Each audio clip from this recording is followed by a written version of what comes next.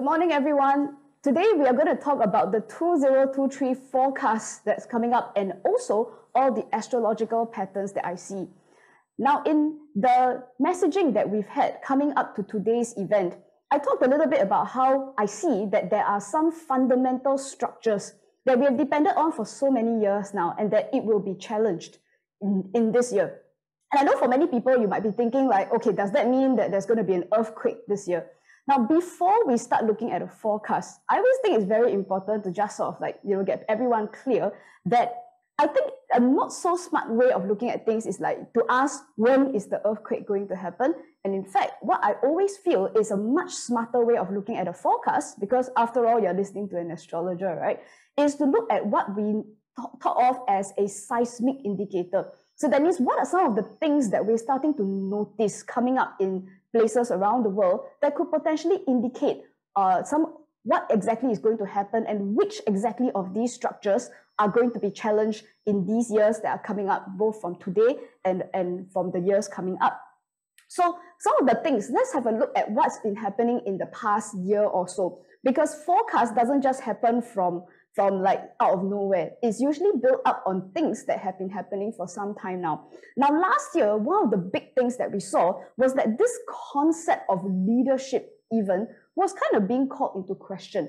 And I think it's a lot of this sense of, from the Earth era, we had a sense of the leaders being a lot more stable, more solid. And this, in last year, what we had seen, first of all, was that in the middle of the year, Boris Johnson had resigned, mainly due to pressure from the fact that he kind of didn't really follow his own COVID rules.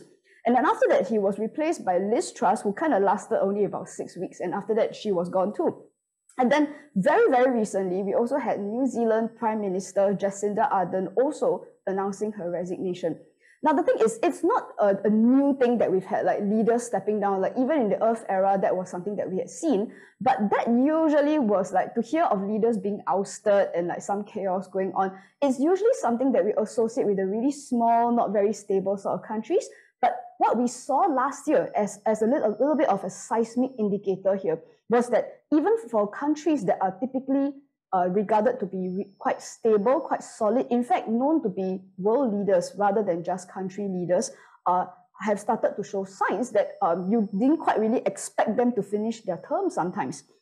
And we also saw that much closer to home, we had in Malaysia that there had been an election that had delivered a hung parliament, that which kind of sort of stopped things in Malaysia for a short period of time while they figured out like who exactly was going to be prime minister and how they were going to organize themselves in this way. And we also saw that there is also kind of like a new phenomenon that if you have an election and then if the results are very, very near, you have two candidates where it's like, 1% sort of difference. And things like that means that, does it make it kind of okay for the losing side to sort of like, go and storm the Bastille, storm the capital, make a lot of noise about how, I think we should have won the election. So there are some of these repeated patterns that just seem to show up, which if you think about it, are not quite things that we used to see during the height of the Earth era.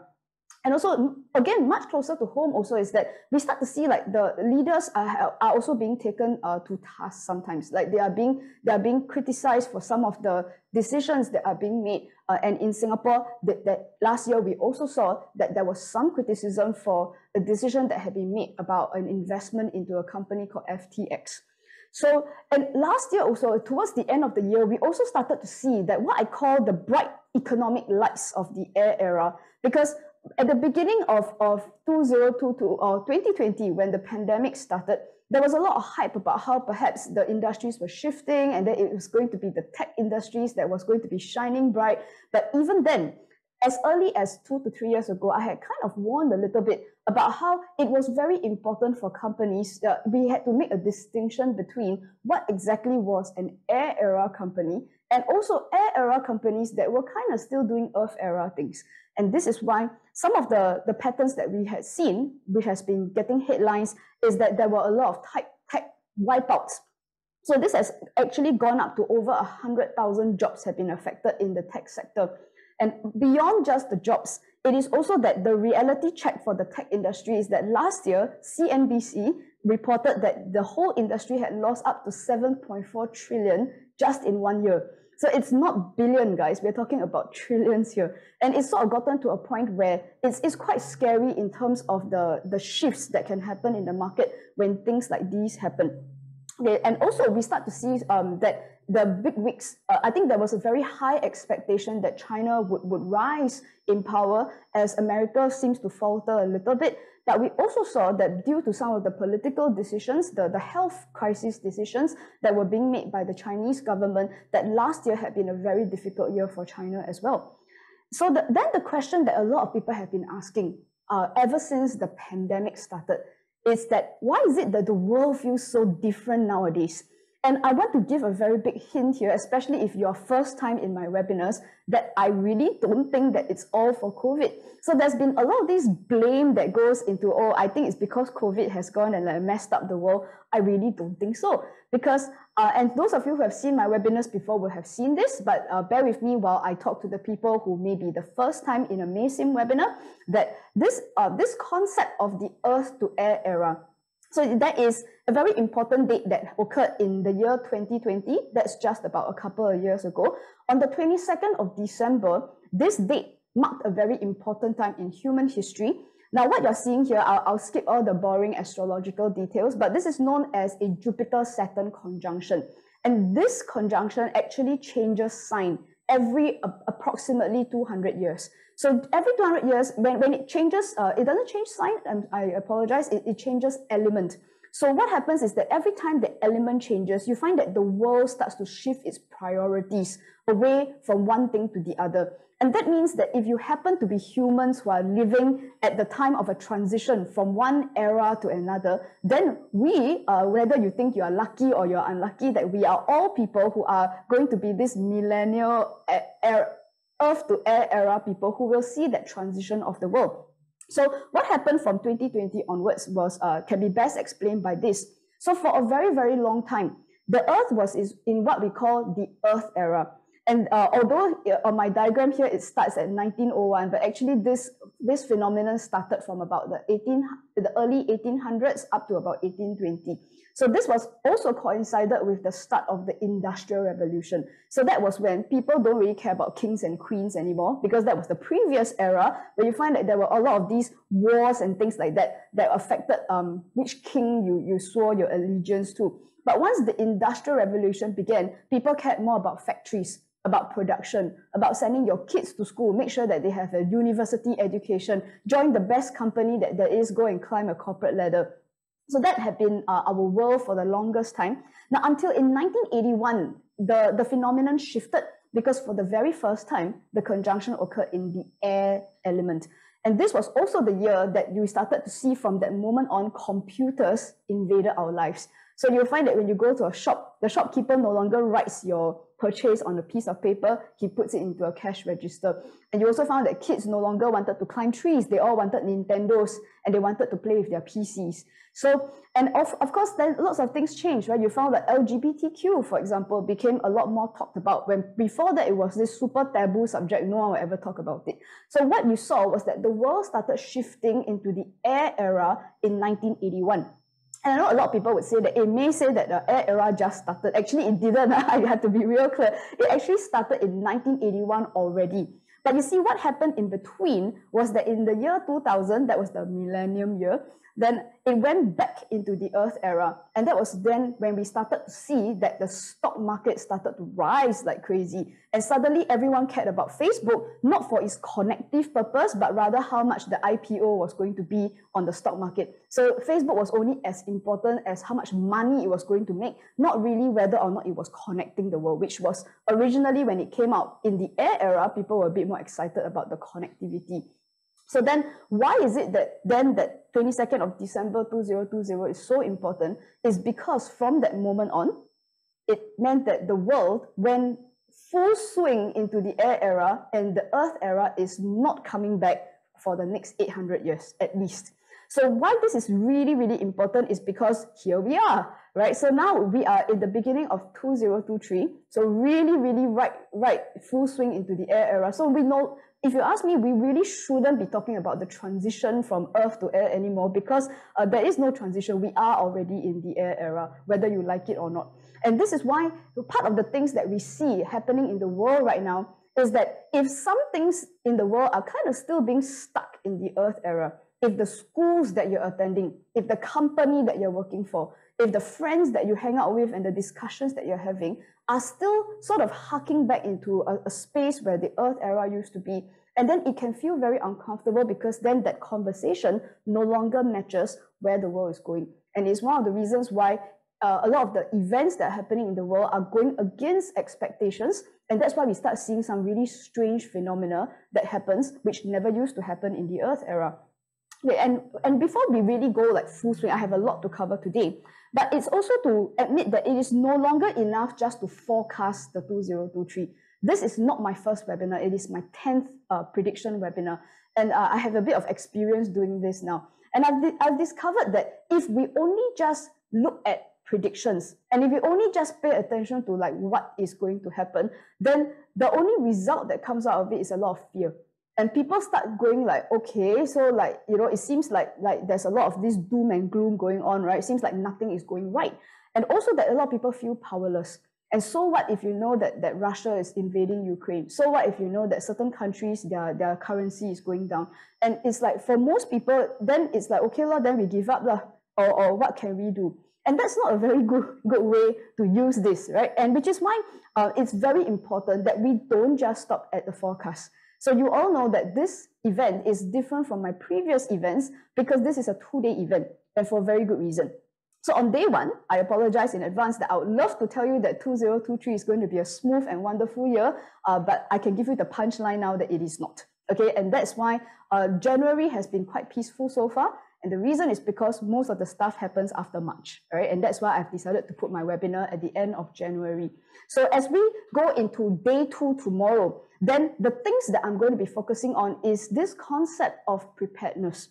That means it is only a bad thing if you don't know what to do. Okay, and that means preparedness is important.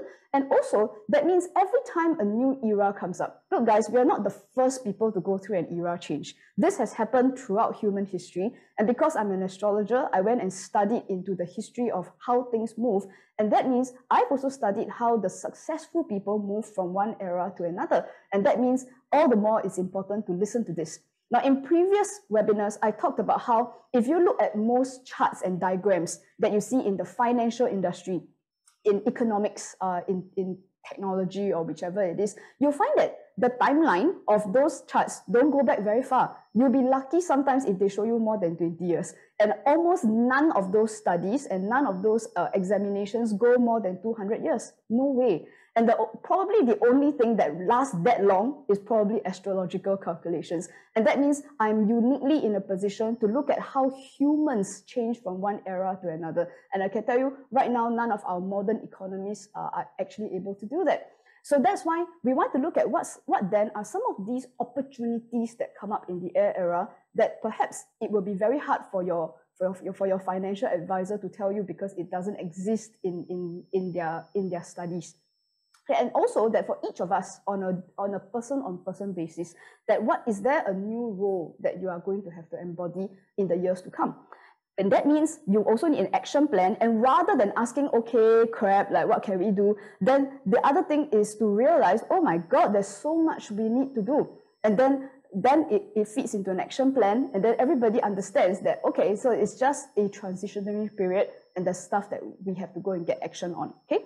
So then again, on day 2, then the big question is, what is your personal strategy and plan? And so what if you know what's going to happen? So what if you know whether this war is going to start or that war is going to end, right? So that means tomorrow you definitely want to make sure that you show up with your 2023 plan, because then you can now look at it from the lens of what are the events that we think are going to happen in 2023. Okay, so then today is day 1, and I'm going to be looking at 9 countries and regions to watch in 2023. So that's where what all this action is going to be. Now, I didn't just study these 9 countries. I studied up to 80 countries and all their transits. And that means this is why I have highlighted these 9 countries, because I think a lot of action is going to happen here. And I've also highlighted 5 very influential men who will have a major impact on 2023, whether they are successful or in some cases not so successful, and that is going to be impactful for regular people like you and me. Now, tomorrow is when we go more into the planning, and throughout this entire summit, I will be covering 4 very specific strategies that I think people are going to use. And so it depends on which strategy is in your 2023 plan, and perhaps you can sort of assess and think about which strategy actually makes the most sense in an era that is no longer the Earth era. Okay, and also the guidelines for refining your plan. I've no doubt that for a lot of people, once you've heard what we have to share here, that you probably are going to be making some tweaks, some changes to your plans. And I also will be covering in as specific detail as I can what is probably best not to do. Okay, so that means, and these are the things that I am anticipating that a lot of people may have on their 2023 plan, and I'm basically suggesting that that's probably not a very good idea. Okay, so let's go into things. There's a lot to cover today. So what I'm going to start first with what's the most big astrological thing that's happening in 2023 is that the planet Pluto is going to change sign from Capricorn to Aquarius. Now, don't panic there if you don't know astrology. I will walk you through this, okay? So what actually happens here is on my timeline, let me show you what has happened in the past when Pluto has changed sign. Typically, it stays in a sign for about 20 years. So then we can look into the recent history and see what happens when the signs change. Now, it was in the sign of Sagittarius in between 1995 to 2008. Now, when it's in Sagittarius, these are some of the astrology keywords that it is associated with. So that means if you see that there's like a emphasis on things like political ideology, things like religious beliefs, right and wrong. So then there's a judgment here on like whether what you're doing is fundamentally correct or fundamentally wrong. Now in 1995, a very important thing happened, and some of you may be old enough to remember this. I was in school when I remember boys all pretending to be Osama bin Laden, right? When the video came out. So 1996 was important because bin Laden actually issued a fatwa. I hope I'm pronouncing it right. It's called the Declaration of War against the Americans occupying the land of the 2 holy places. So what this essentially meant was that, well, it was, although he declared war against USA, but then we regarded it as he declared war against the world. And the thing was, after that, it created a sense of fear that went around people. And there was a lot of this wariness of certain religions and also a sense of judging whether this person did this and whether it was okay or not. And there was a lot of condemnation going on. So, of course, later on, this led to the big event then was 9/11. So then Osama bin Laden has been blamed for this particular incident that happened in 2001. Now, during this entire period, more things happened also because then Saddam Hussein became part of that story too. And if you think about how after that it justified a lot of the wars that went on, of course now on hindsight then people are saying that maybe the wars aren't so fair after all. But if you look at how during this entire period, it's the whole idea of the right and wrong. And I think it started to have a bit of that warfare thing. He was accused of having weapons of mass destruction at the time, but then who actually was destroying who in a mass way, it's something that you have to decide for yourself now. Now, of course, then the next thing that happened was that it moved into Capricorn. This one a bit more in the recent history, happened in 2008. And the keywords for Capricorn tend to be associated with things like mega corporations. That's kind of what happened too, right? And also the high net worth and things like wealth inequalities, things like high finance, high lifestyle, high infrastructure. So things like that occurred. And then if you think about, okay, what actually changed in the year 2008 was that the financial crisis happened. So that was when a lot of people lost money, countries lost money. And in fact, the crash that came afterwards affected everybody for a long time. Now, in case you think that, okay, then this meant that we all abandoned the financial system, right? But that didn't actually happen because right after the financial crisis happened, then we started to see power rising with the high net worth and with companies that are mega corporations. So the obvious one is big tech. So if you look at this diagram, starting from about 2010, so that's just after the financial crisis, started to rise in a very, very major way. And beyond that, we also see that some of the big companies, in terms of the market value, this is not just a rise, this is an exponential rise. And it's like, wow, it just suddenly took over the entire world. All the value of the world is pretty much there, right? And we also start to see that in other industries, besides tech is the obvious one, but then we kind of tend to overlook things like the health industries, like the pharmaceuticals, and then all these industrials, real estate, things like that. But if you look at the percentages, just look at the percentages and look at the timeline that's here. So that means just about the 2008 to 2010 period of time, the kind of increase that we see here is, I think, exponential doesn't quite cover it.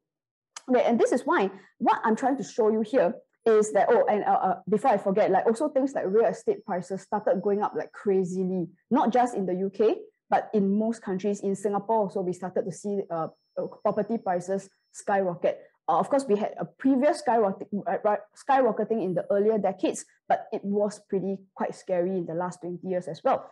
So the thing is, let's look at this pattern here. That means why this is very, very important is because in the year 2023, we are going to see another change.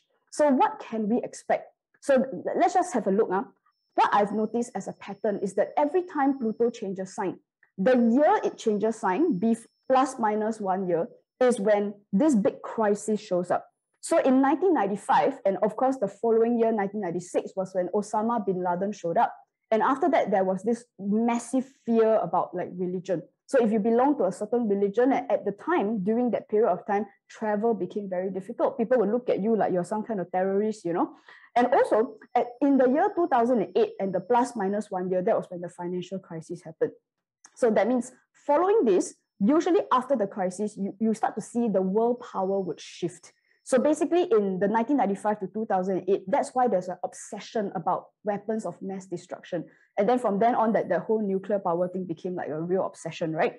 And then again, in the Capricorn era, that was when suddenly it was about having millions and millions and trillions of dollars became the ultimate obsession of just about everybody. Okay, and that means when we look at what's going to happen in Aquarius, you don't need to be an astrologer to really understand. Number one is that either in the year for 2023, plus minus 1 year, is when we should actually see some kind of crisis that is associated with Aquarian words, which I will show you in a moment. But it also means that right after that crisis, you should also see a rise in power and obsession about all these words that are Aquarius. Now, one more important thing is that you realize that once Pluto changes sign, then we a bit don't care about the previous sign already. So you see, after the financial crisis, and then everybody became so obsessed about making millions. Notice how no one cares about Osama bin Laden anymore. No one cares about Saddam Hussein. And what this means is that once we are full swing into Pluto in Aquarius, consider that maybe, I know it's unthinkable right now, but maybe no one will care about the big corporations anymore. No one will care about high luxury and finance. And the thing is, very few people believe me, but history has shown itself, okay? So what then are some of the keywords that give us a hint as to what some of these things are? The first is things like climate change. And we also have things like human rights. And this has already been building up, right, for the past few years. Technology is another. So if you think about what are the possible crises that could come up, like a climate change crisis is what? It could be like a natural disaster, or perhaps not so natural disaster, if you know what I mean. And in fact, this can also mean that people start to really sit up and go like, okay, you really got to take this thing quite seriously, because people are like dying or things are being destroyed. And also things like technology. Now, as the world starts to become very, very dependent on all sorts of technology, a crisis could simply mean an outage. So like it could be. Now, guys, I make very clear, I'm not making a prediction yet. I'm simply looking at the concept of it, and so that everyone understands what could be the scale of it. Because if you look at the Osama 9/11 thing, and then you look at the economic crisis, that's the kind of scale we're looking at. So it could be a technological crisis, it could be a rebellion, because the sign of Aquarius is associated with what we call people power. And that means if some governments or some leaders around the world not doing a great job, and you'll find that the people may rise if they don't really like your face anymore.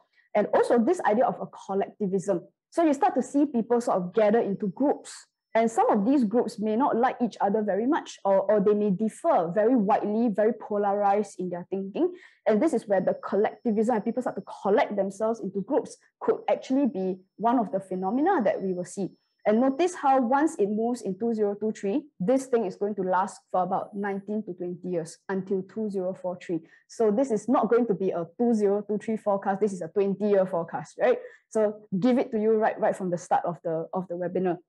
Now this year, what we will see, now we zoom in a bit more into 2023. Now, when Pluto changes sign, it doesn't do it like one shot. Okay, so basically, astrologically, first it will go into Aquarius for a while until about June, March to June. And then it will go back into Capricorn for a bit until the January of next year. And then after that, it will finally move into the air sign, Aquarius, and it will last for 19 years. Now, why this is important is because usually it's at the turning points that you find that the tension becomes very strong.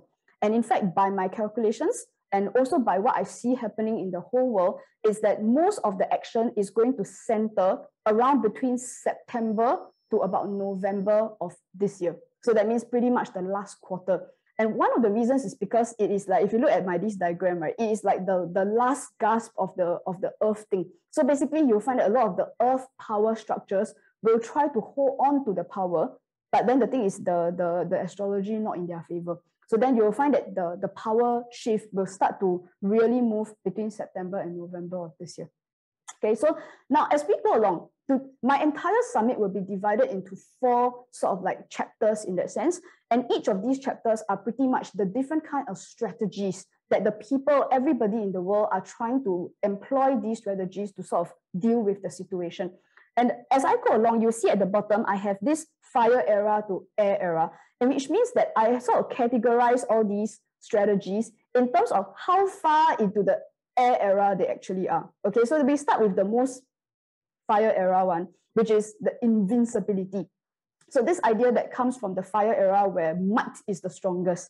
Okay, so of course, invincibility is typically associated. Now, when this invincibility moves into the earth era, all we cared about is that we only care about who is the fastest man on earth, who is the richest man on earth, who is the strongest, who is the biggest, market capitalization.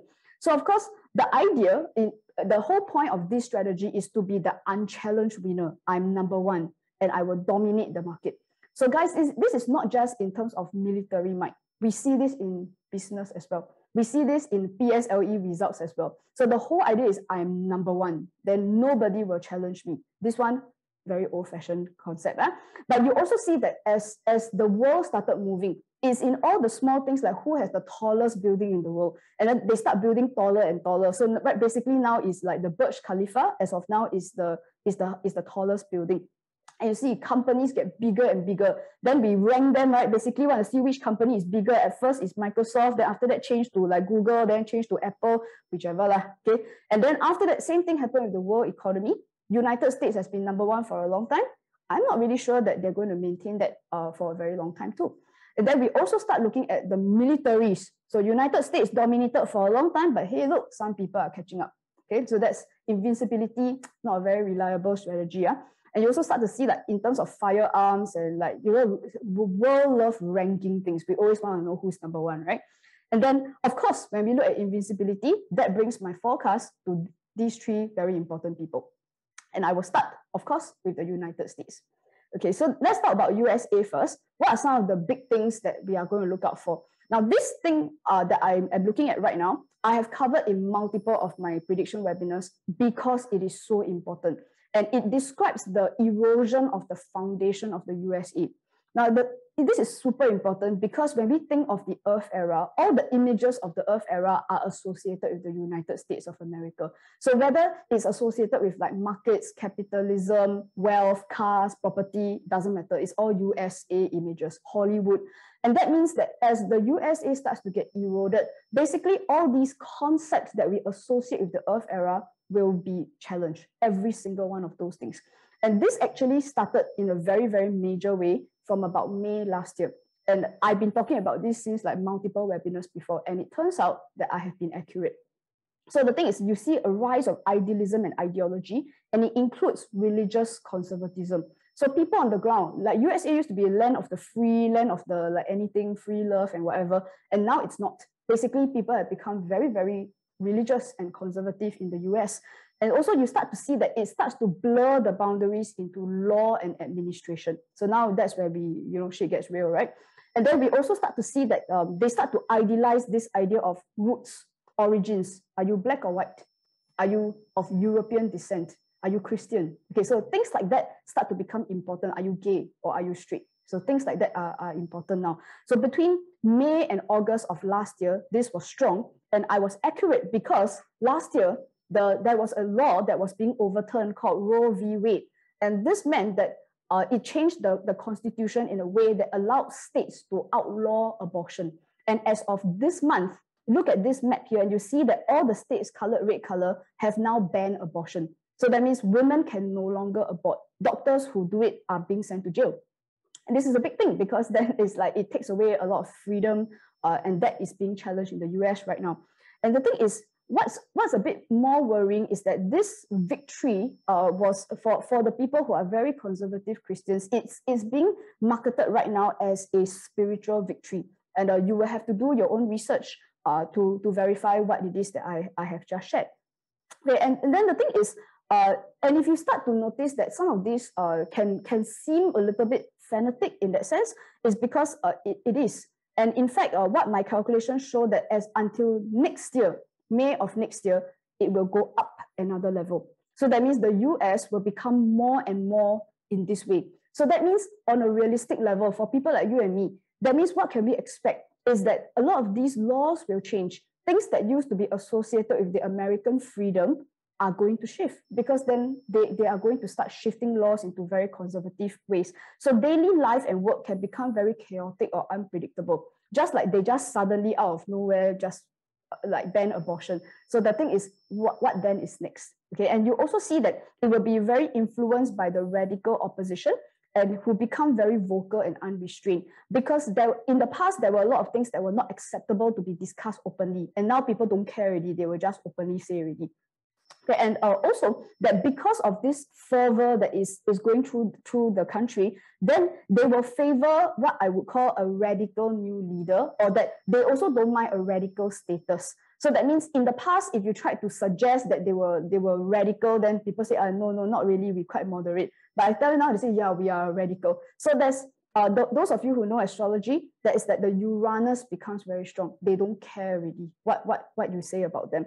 So this is going to be, it could potentially affect women's rights further because a lot of the indicators here are affecting the moon, which in astrology can affect women, things like their role as a mother versus not mother. And so this is what I put on the timeline here, that at least until February of next year, we'll start to see like this kind of downward slide, like it's like American freedom starts to dissolve. And by about May of next year, the fanatism starts to rise. Okay, and this is again something that we've relied on for decades and decades. It will disappear. Okay, and then so the question is then why should you care? Because then maybe you live in Asia and you're very far away from them, and then you may or may not be a Christian. Why should you care, right? And the thing is, the reality is because it starts to separate, it starts to unseparate church and state. So that means one of the pillars of the Earth era was the rise of this thing called the nation state.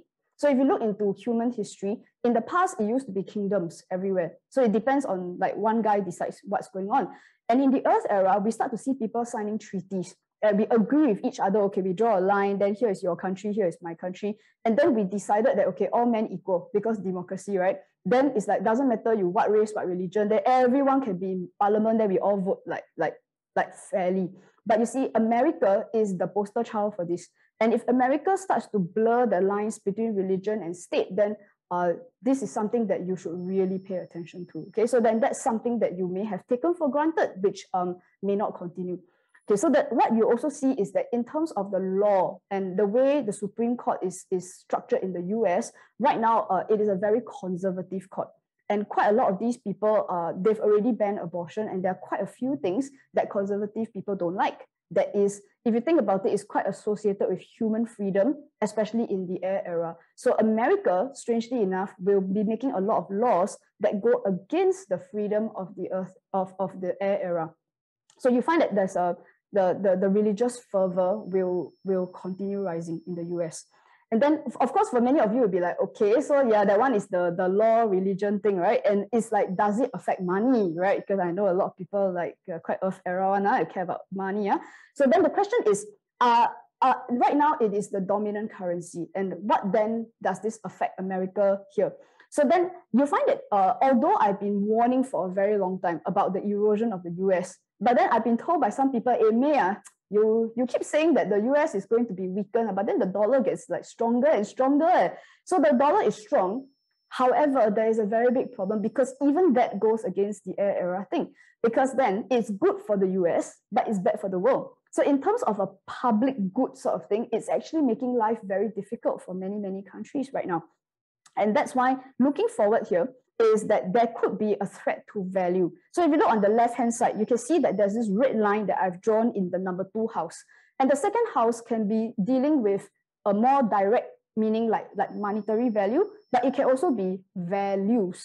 Okay, so it's the same, it occupies the same space in astrology. So this would have started happening since February of last year, and it will continue until November of this year. And it can refer to values, and this could be their money becomes dominating. So that means the American dollar may actually, instead of going down, can actually be strengthened to the point that it dominates other people, like cannot take it already.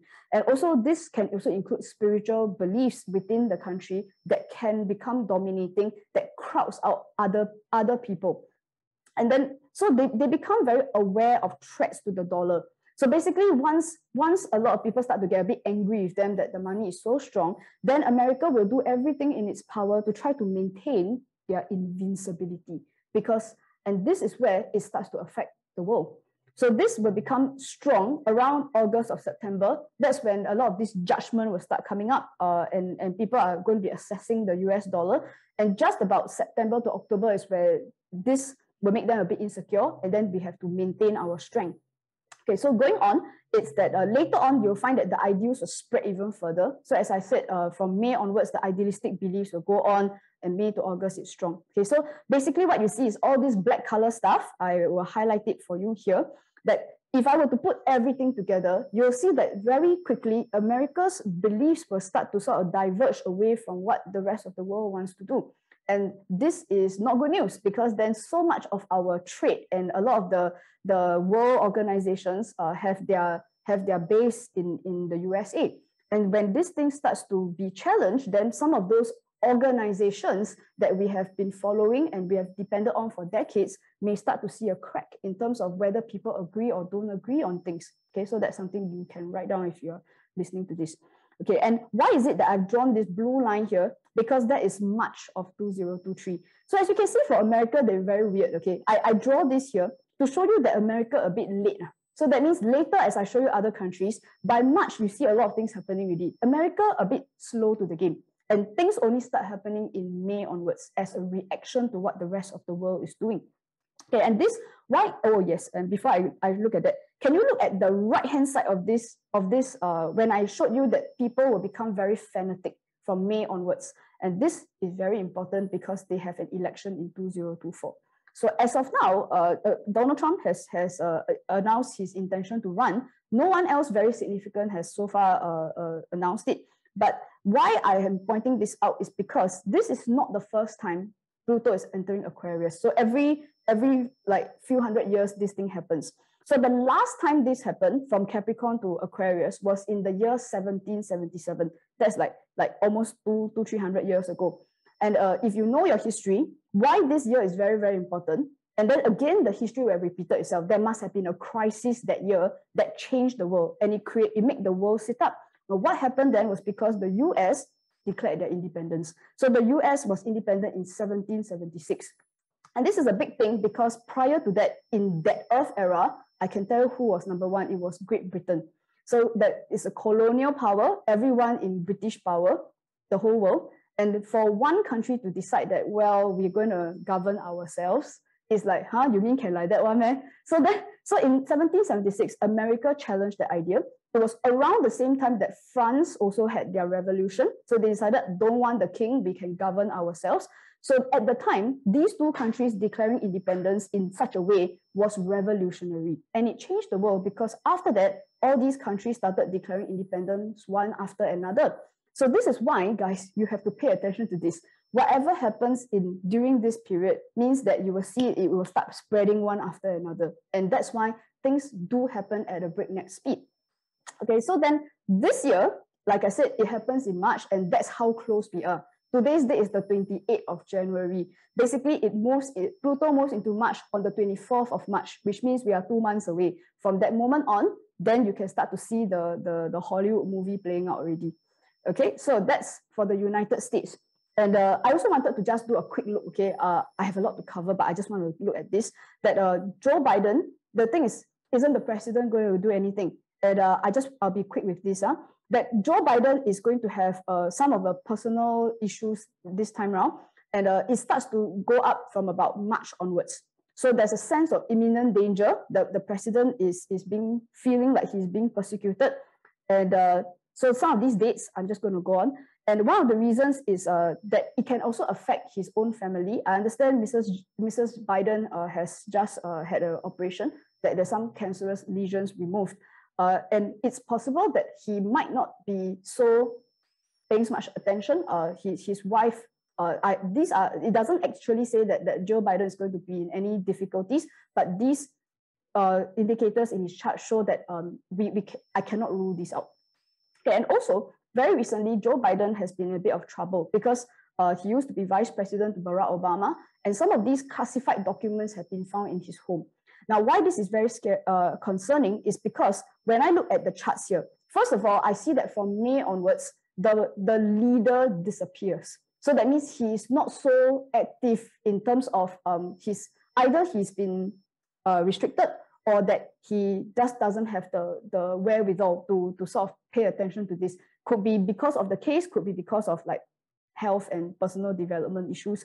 But also at the same time, it's like some of these indicators, and if you look at the dates, it starts from about June onwards. And I would interpret this as being questioned. There are some secrets revealed. They are fighting back. He's basically arguing back with the people who find documents in his house. So the thing is, basically, the main point here is that Joe Biden is going to be very distracted in 2023. And that means he will not be able to be very useful in terms of what's happening in the world. So this will become very strong in July to September. And let me highlight that. Now, guys, at this point, I need to pause you a bit. Why we need to look at the USA is because later, as I show you what's happening in other countries, think about how in the Earth era, we always assume the US will step in. That means that the US will go and like interfere. And then the thing is, I'm basically questioning, you always depended on that. Now this year, looking at what's happening in the country, are you so sure? Okay, so that means it could be that we will from now on not see an America who will respond to things. In fact, quite a lot of the things have been happening in the world that they are not really responding to already because they are very distracted. Okay, so that's that. And of course, then if I talk about Joe Biden, then I have to talk about Xi Jinping as well. Okay, so let's go and look at that. Now, I have to qualify here that for Xi Jinping, I do not have an accurate birth time. So I am working with some approximates here. But what I'm sharing here is what I can tell from his chart. So he started his third term just very recently, and there's been a lot of criticism about his performance so far. So what I see from the charts is that he will then, during this period, it's quite important for him that he will need to consolidate some power. And okay, I'll just click through these first. And I also see that at least for this year, I don't actually see him being very aggressive. A lot of it is passive aggressive. So that means he may seem dangerous, but he doesn't actually do anything. So he will step up like a demonstration of dominance. A lot of it is spoken, a lot of it is things that he will say, but not with actual violence yet. Okay, so, and he will practice restraint at least until December of 2023. I don't actually see any kind of like real violence. Okay, then, and also, but by December of 2023, a lot of tension and anger is going to build. So that means he's going to need to show a bit more of where he stands by around that time. Basically, he angry already lah. Okay, and so that it would become at its strongest at around the turn of the year. Okay, so from December to about January. Okay, and this is a period of time between May to June where I think that some people are going to try to test his patience. And if you look at the charts here, he doesn't actually do anything. So at least not until towards the end of the year where he's a little bit more angry lah. Okay, but beginning of the year, not really. So the problem is that right now, there's very little patience running out for Xi Jinping because China has a lot of problems that they are facing, which I'll cover later. But what's important is that towards from October onwards, I can see that his patience has run out and that he also is feeling a little bit criticized in the sense that he kind of needs to up his game. So that's what I do see. Now in October, there is a solar eclipse. That's the very last one that occurs somewhere in October. I don't know what event that will be, but that is an event that will make him feel that maybe I don't want to be so patient already. Okay, so that's what I see that. Okay, so that's for Xi Jinping. And then, of course, if we do Xi Jinping, we have to look at the charts for China as well. And I know a lot of people are waiting for this. Okay, so China's facing a few quite major problems that their population has fallen for the first time. So they are no longer the most populous country in the world. And this is not a secret that basically their housing market has been in trouble for a number of years now. And being on lockdown for like massive periods over the last two years has not helped their economy. So in fact, some of the bigger things is that not only are the developers going bust, but now you've got millions and millions of Chinese people, some of them young people who want to settle down and have families, who are unable to get their houses because the houses are not being built, or basically the banks are in trouble now because people don't want to pay their installments. If I'm not going to get my house, I'm not going to pay. So the thing is, this has a ripple effect across the Chinese economy that it doesn't seem right now that anyone has a real solution to such a massive problem. And so that's why the first thing that I want to point out here is that this red indicator that I have on the chart actually shows that the weakness of the government is actually being attacked this year.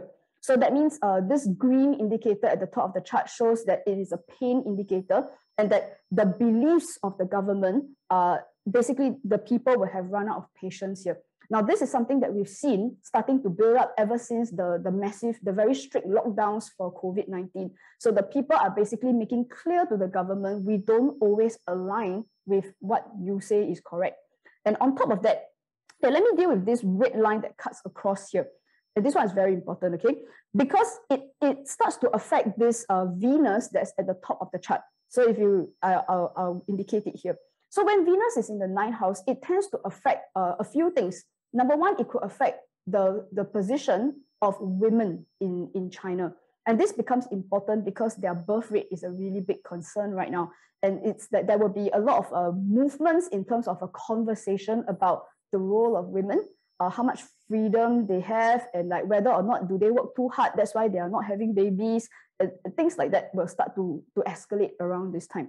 And you also see that Venus, when it's in the number 9 house, can also involve things like money that is international. So this can involve things like foreign exchange. It can involve the value of money on an international level. So that means, will China then be very involved in how money is moved or how money is being valued in the world? So that's another thing that will affect all of us in terms of the economy.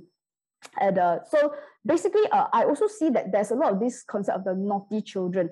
And I have to explain why. Okay, in astrology, children can mean a few things. It can mean young people. So basically all your millennials and Gen Z in China who are very clearly making their displeasure known to the government. So even things like their ideology. Some of you may have heard of Kangping or Bailan. So basically the young people are basically saying, we're not going to play your game. So that becomes a big problem now.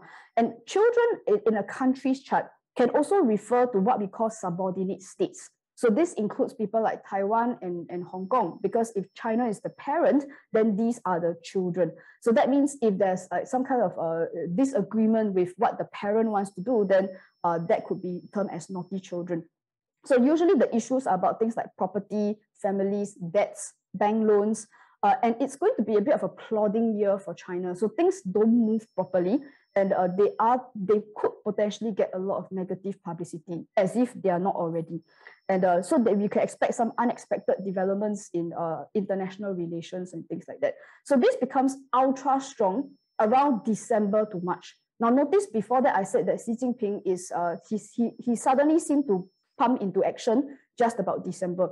So that means at least for this year, are you going to expect like a lot of major things happening? May not be, but the thing is, the fact that there's no major things happening can also be a problem because everyone's expecting China to step up. And if China doesn't actually step up this year, then you have to decide for yourself how then does this affect you and your business and your careers. Okay, so this is basically between December to March is when things pop into more activity. So you basically have all these young people and they are like protesting now. And there's really a bit of a warning to the leadership that this generation is not as pliant and compliant as their parents and their grandparents. So as I said, there's a lot of pessimism among the young people post-COVID. And also that the women are basically making very clear that we are not going to have kids because we can't afford it. It's way too expensive. And this one is a side thing. In my research, I actually discovered quite interestingly that apparently in China, you're going to tell me whether it's true or not. Huh?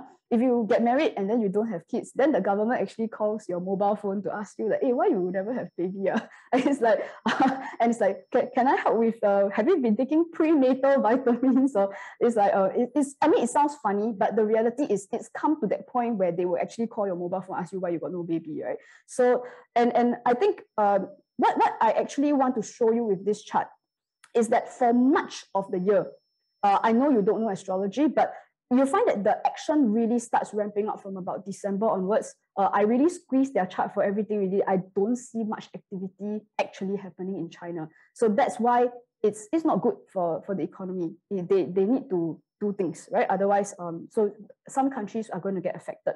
Now, I also extended my timeline a bit to show you a bit of a sneak preview of what to expect in 2024. And it does look like next year, if you see this section here, let me move my cursor. So you can see from here, this is from March of next year onwards. It does seem like the ideology of China becomes very, very obvious. And China may feel like they are on a mission to make clear what their ideology is. And this is very important because Xi Jinping has been linked to a lot of the ideology of the original Mao Zedong sort of philosophy. And you will need to do your own research. But it also means that China has moved away from its original political ideology for a while because China needed to make some money. And I think it's also interesting that as we move into the air era, that when we used to expect certain countries to be very money-faced, that they will do things because money is more important than anything else. But you see, we're not Earth era anymore. And which means that sometimes some things, such as concepts and ideas, become a bit more important than money already. And China could very well be playing into that game from 2024 onwards. And they will feel a strong need to emphasize their ideology. Okay, so that's something I see. And if I draw my Pluto line, and then you can see that from about March onwards, things do start to shift in China. Okay, so then the next country that I want to cover, okay, here is Ukraine. And this one, everybody will be wondering, right? So let's start with the easiest question first. Okay, will the Ukraine war end? So here's what an astrologer does. So Ukraine, right? So I do the transits. And if you were me, if I want to know whether the war will end or not, I'm looking for like endings. Like I need to see all the bars got clear ending one. Then I know that it will end and on what terms it will end. Now you look at this thing and do you see any ending? I'm not sure about you, like I don't see any ending. So then basically, short answer is, will the Ukraine war end this year? No, it will not. And it doesn't actually look like, even far into 2024, I don't see a clear indicator, at least in the short term. I didn't do like every year, yeah, but I don't see in the short term that this is going to end. Now, the interesting thing though, as I'm looking at this chart, is the two black sections here. Now, what I see here, these are not actual indicators of threat to the Ukraine. This does not mean that Ukraine is not being bombed or that they are not suffering. I fully believe that to be the case. But the indicators actually show that the leader, now in this case, it would be Zelensky.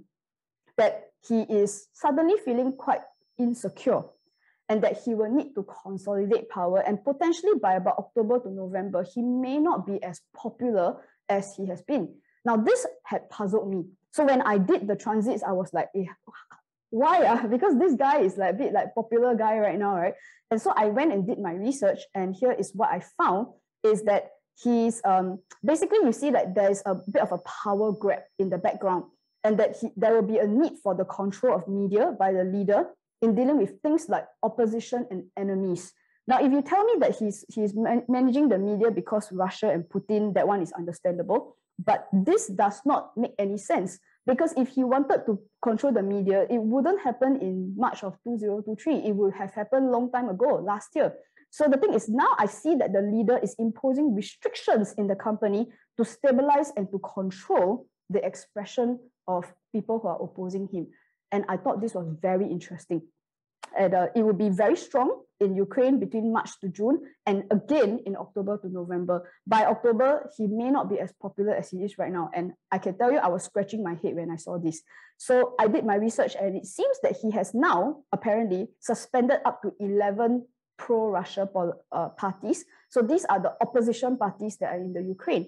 And the funny thing is, I took out this paragraph from the article. It says that this suspension is actually completely meaningless for Ukraine's security. It's not like these parties are actively helping Russia. They are not. So apparently, for all of these parties, they immediately condemned the Russian invasion.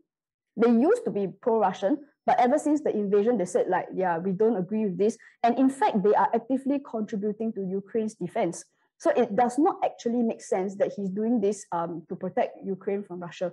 So I am pretty much suggesting that he is doing this. So he's consolidating all the Ukraine TV outlets and the media, and he's starting to dissolve his rivals in politics. So it's like basically the world news on the Ukraine, you might see a bit of a sea change this year, that the poster boy Zelensky might be portrayed in quite a different light this year. Okay, so that's what my prediction says.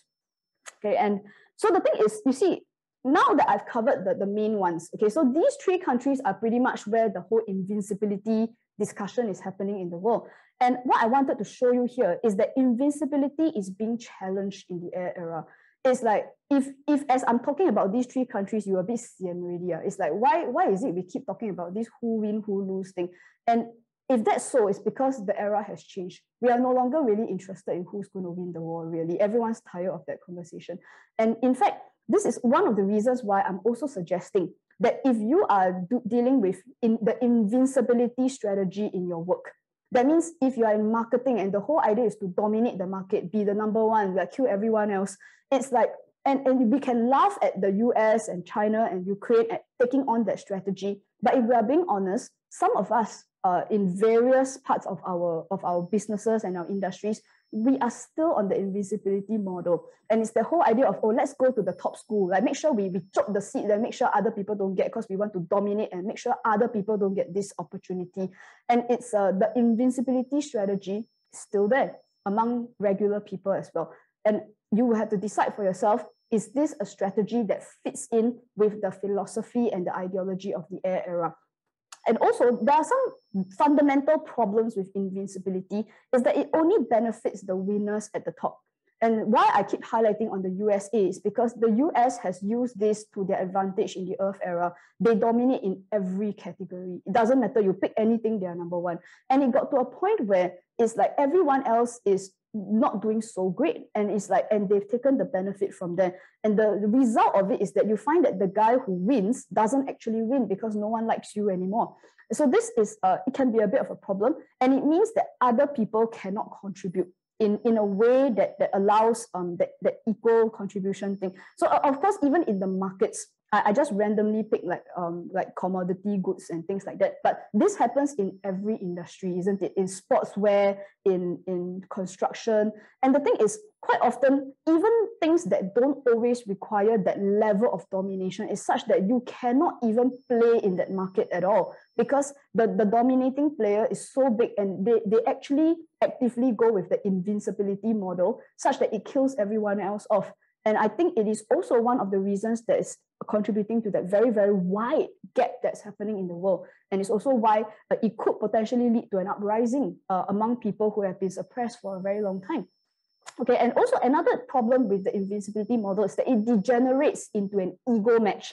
Then it's more about appearing strong than actually being strong, right? Is China really that strong?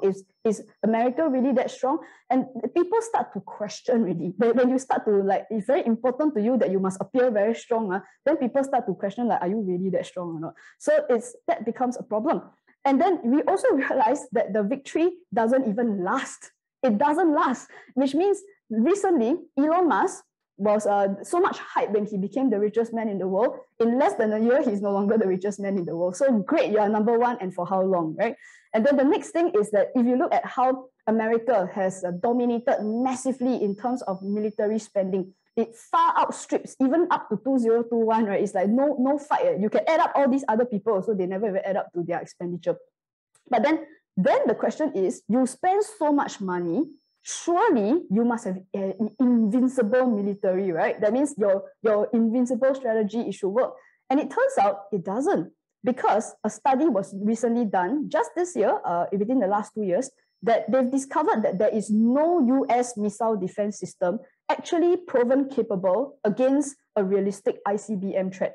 So let me show you, after 70 years and 350 billion into this investment, it's the result of the study is that they were unlikely to do the job of defending the country in the next 15 years at least, and even from a small number of North Korean missiles. So they ran tests, they've done simulations, and the missile system, CMI, cannot make it. And so the thing is, and the US hypersonic missile has already failed for a second time. And that means, that's why I said I am challenging this idea, something that everyone has held on to for years and years and years, that if something happens, the US will step in. And the thing is, even if they do, is it effective? Like, can we get the same results as we used to last time? Quick answer is no lah. Okay, and you also see that right now, they are, again, just like Elon Musk, they are no longer number one. So when it comes to things like the Navy, China outstripped them already. And it's not even recent, it's like quite a number of years ago already. So in terms of the other parts of the military, China is catching up to the US. And not to mention that quite a few other countries are also actively catching up. And that's another problem with the invincibility model, is that everybody target you, right? Basically, you are now the new benchmark and everybody wants to beat you. And I'm not sure, is everyone tired of this thing already or not? Like this, you're number one, then I fight you, you fight me, then see who number one. It's not a fun thing, right? Okay, and then like even population used to be in the Earth era. Who got more population means more people buy things, right? Which means that your economy will be the best. That's why they panic when China has so many people. And the thing is, China, for all the panic, no longer number one. Now India is number one. So the thing is, okay, we want to play this musical chairs game, right? And then again, going back to our backstory of like buildings that are being built higher and higher and higher, and apparently we haven't learned our lesson, because then the idea is still Earth era style. Who can build a higher building? So right now, there are lots of buildings being built. There's Merdeka Tower in Malaysia. China has got a few financial buildings being built, and plenty of them in the Middle East. And in fact, let me show you this. This is a new building that is being built right now. It's called the Jeddah Tower, and it's in Saudi Arabia. It's not built yet, still under construction, got some problems.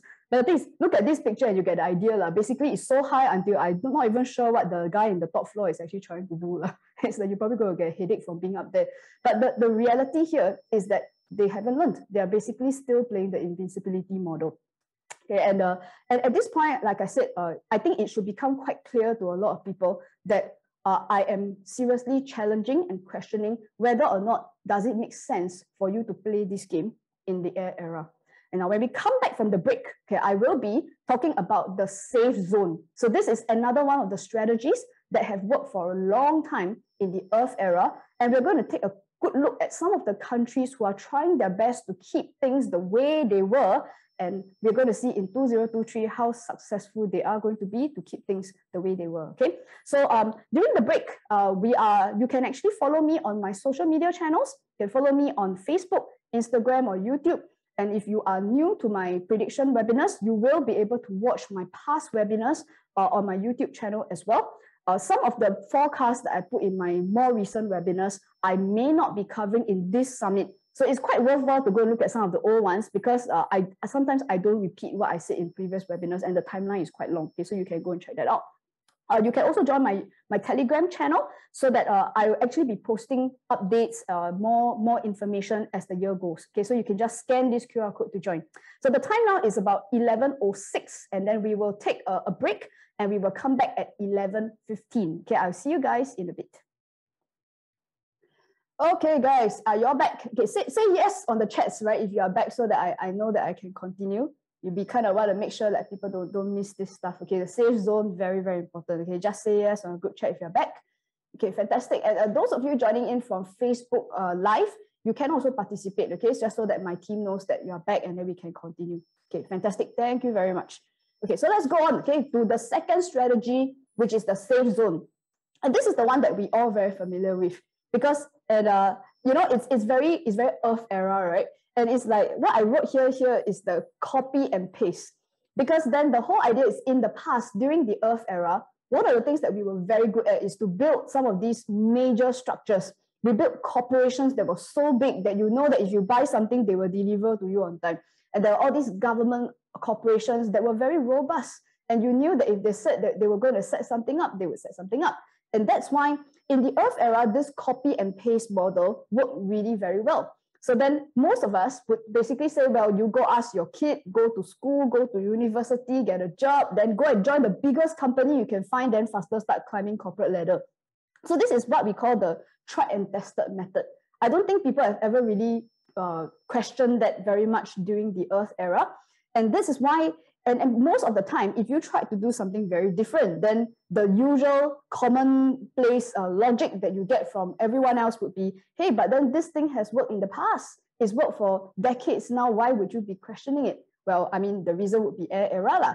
Okay, so the thing is, with this copy and paste model, it means that we actually want things to stay the same.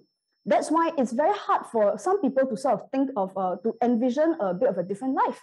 And if you think about how psychologically, if we are in safe zone, right, and you open your newspaper and you see that, wow, Jacinda Ardern has just resigned, it strikes something in your heart. It's like, it feels weird, right? Like you thought it would be stable, and then it's not that it is unstable, it's just that funny thing that hits you psychologically.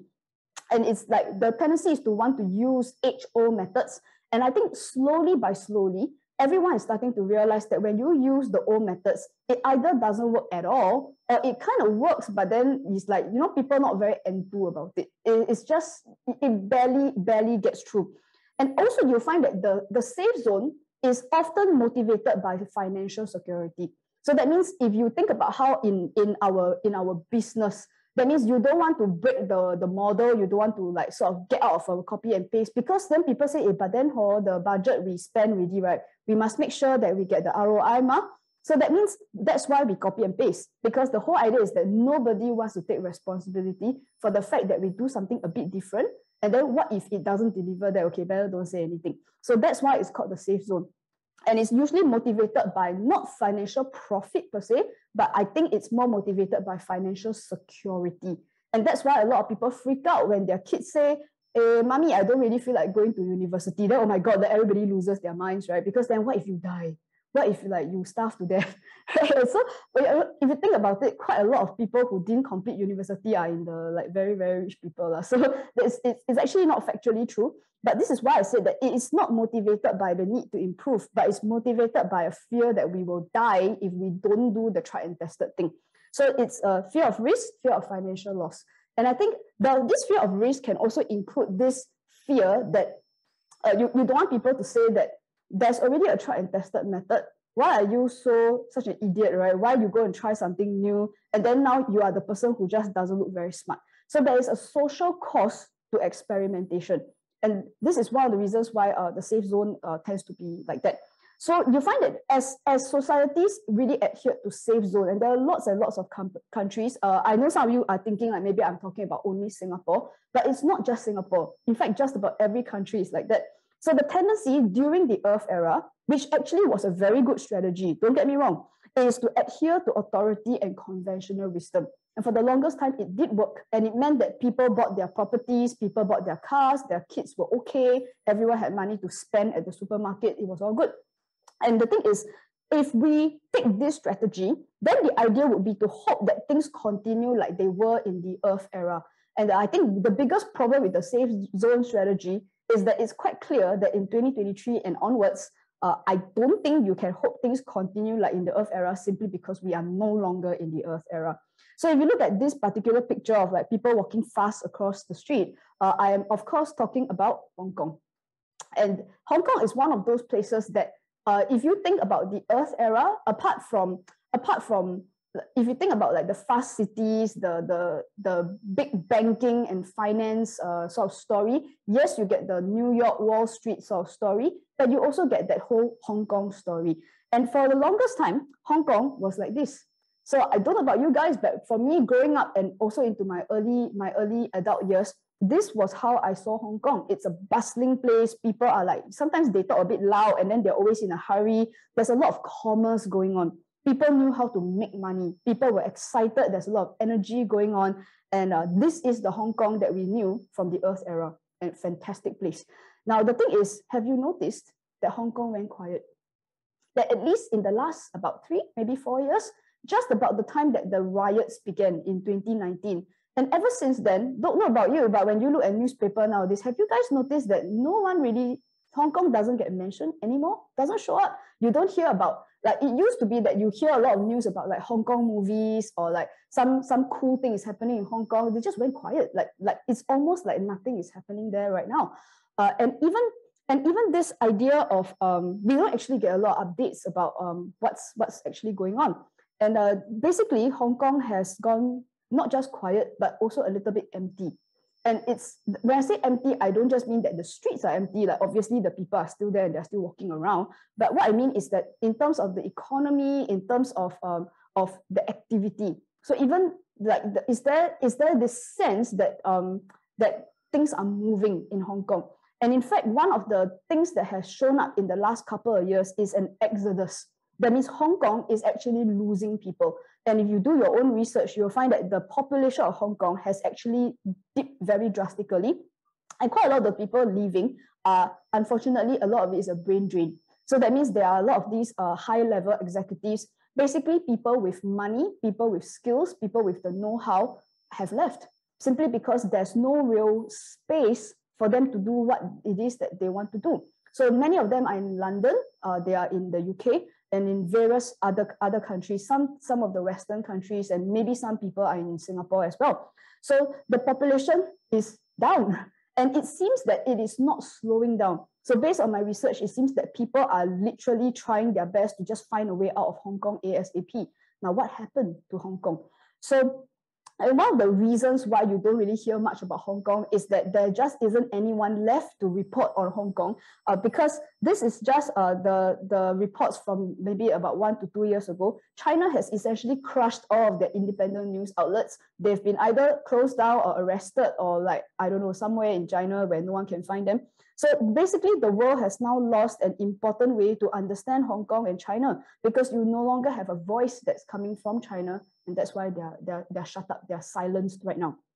And guys, why should you care? Because it's actually quite scary, isn't it, that you can just see a bustling, active place like that disappear like that in about 2 to 3 years. Okay, so it's something that if we don't talk about it, and then the media isn't talking about it because there's no one to report, right? And that means it's important to pay attention to the patterns that happen around us. We can't say that it's not happening here, then like we don't care, right? So let's look at some of these patterns here.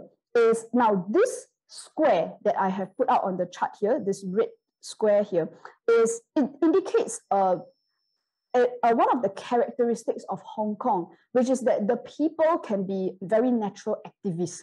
So of course, when we talk about activism, it's not always just about save the dolphins or that kind of activism, but in general, it means that the people can be very conscious of things like injustice, especially if it's injustice by authority figures to the people. Now, long before when Hong Kong was still like the bustling place, you know that you wouldn't generally want to go and anger a Hong Konger because they will make it known to you. It's not they're just not people that you would just bully and then get away with, you know. So it's a very vocal sort of a community. And it means that in the last 2 to 3 years that they've been silenced this way means that the tension is building up. So what we've got here is there are a few indicators that the activism will start to swell back again. Basically, when you try to suppress something, it will come back up. So that means, and you can see from February of 2023, so they're a bit ahead of the game. And what I see here is a mixture of fear and the need for protection to rally people with the ideology. So that means people are still afraid because of what suddenly happened in Hong Kong. And I did so much research that I actually saw a lot of comments from Hong Kong people who say that I just cannot believe what just happened to my country. It's like it just disappeared. So, and you find that people can be very roused and they're rallying to fight for things like their roots, their rights, their home, and also for the next generation. So then the charts also indicated that they will lose more people, especially as things sort of tighten a little bit. And it doesn't necessarily result in actual activist protests and outcomes. So that means it doesn't necessarily mean that people are really out there like fighting on the streets. But in this particular placement also potentially suggests that a lot of this activism can happen in other countries. So that means it may not happen in Hong Kong because a bit hard to do this in Hong Kong now, but you will start to see that the Hong Konger communities that are sort of being set up in other countries will become very, very activist indeed. And it's quite possible that they are also, because with this indicator here, if you see like a lot of it is centered here in the 11th house, it's to do with a community. And it happens that in Hong Kong, there's quite a bit of this Aquarius signs that is here in the chart. So you can see the Aquarius that's here. And I think that part of this rallying may also involve people who are not Hong Kongers. That means there's a real call here for other people to sort of step in and be part of the movement, because it's what is being challenged in the world. And they're basically saying it's not just us, right? That this is going to affect a lot of people. And I suspect that they are probably correct. And this becomes really strong in between December to March. Now, if you've been following some of these important dates that I put out, then of course the big player here will be China. And I also mentioned that around December to March in China, there seems to be quite a bit more of that activity sort of rising also. China is sleeping dragon until around this time. So that means it really depends on how this activism plays out this year. Now, there are also a few other patterns here that Hong Kong itself will start to change the way they communicate. And I think for maybe the last 10, 20 years, the tendency is to want to talk in a more rational manner. That means it's more like diplomatic. It's like, okay, can we discuss this? Can we be reasonable? And I think that just about this timing, let me put the dates out, by the time we get to about August of this year, and you find that the criticism level goes way higher. And we all know that the Hong Kongers do have it in themselves to be extremely vocal. And it does seem like they've kind of had it with the nice conversation, no more nice conversation. So they're no longer interested in just making noise. They actually want to have the conversation where they have results. And that means they will engage. And if you look at this red line that cuts across the chart this way, that if Mars is here in the 7th house, then they want to see an actual one-on-one sort of course, Mars tends to be a bit of a fight, but I don't see this as a fight per se, but they definitely will engage and they are not taking no for an answer this time around. So they may actively try to partner a lot of authorities, communities, and that's why I see that there's a lot of active gathering of people who may or may not be Hong Kongers. So they don't just want to talk workable solutions. And again, I would say that it doesn't necessarily mean that it results in actual outcomes. Okay, so I would say that this comes up as what I call an early thrust that comes out around August to September. So you should see a lot more activity in that space. So if I were to show you again my Pluto line there, that it starts to rise. And if you recall, I also said that when Pluto changes sign, one of the things on the list is that people will start to speak up. So that means if they had been somewhat silent for a while, that you should see this start to build up. And as you can see, my bars start to build up more and more until it gets to about August, September, where the black bits start to begin and the movement starts going. So just about December to March is when the action is highest. The people are really feel like they need to stand up as a community. Okay, then, so basically, right now, you find that the Hong Kong activists in the UK are still worried And in my research, I see that they are still quite careful about what they're saying in case there are repercussions for themselves. Okay, so one lady I saw, she said if she shows up at a activism event, she always makes sure that she wears a mask to hide her face, because she feels that there are people looking at like whose face is like there, like facial recognition and things like that. So they are still very, very cautious at this point. Okay, so and of course, if we are talking about Hong Kong, then obviously I have to talk about Taiwan also. Okay, so Taiwan is next on my list.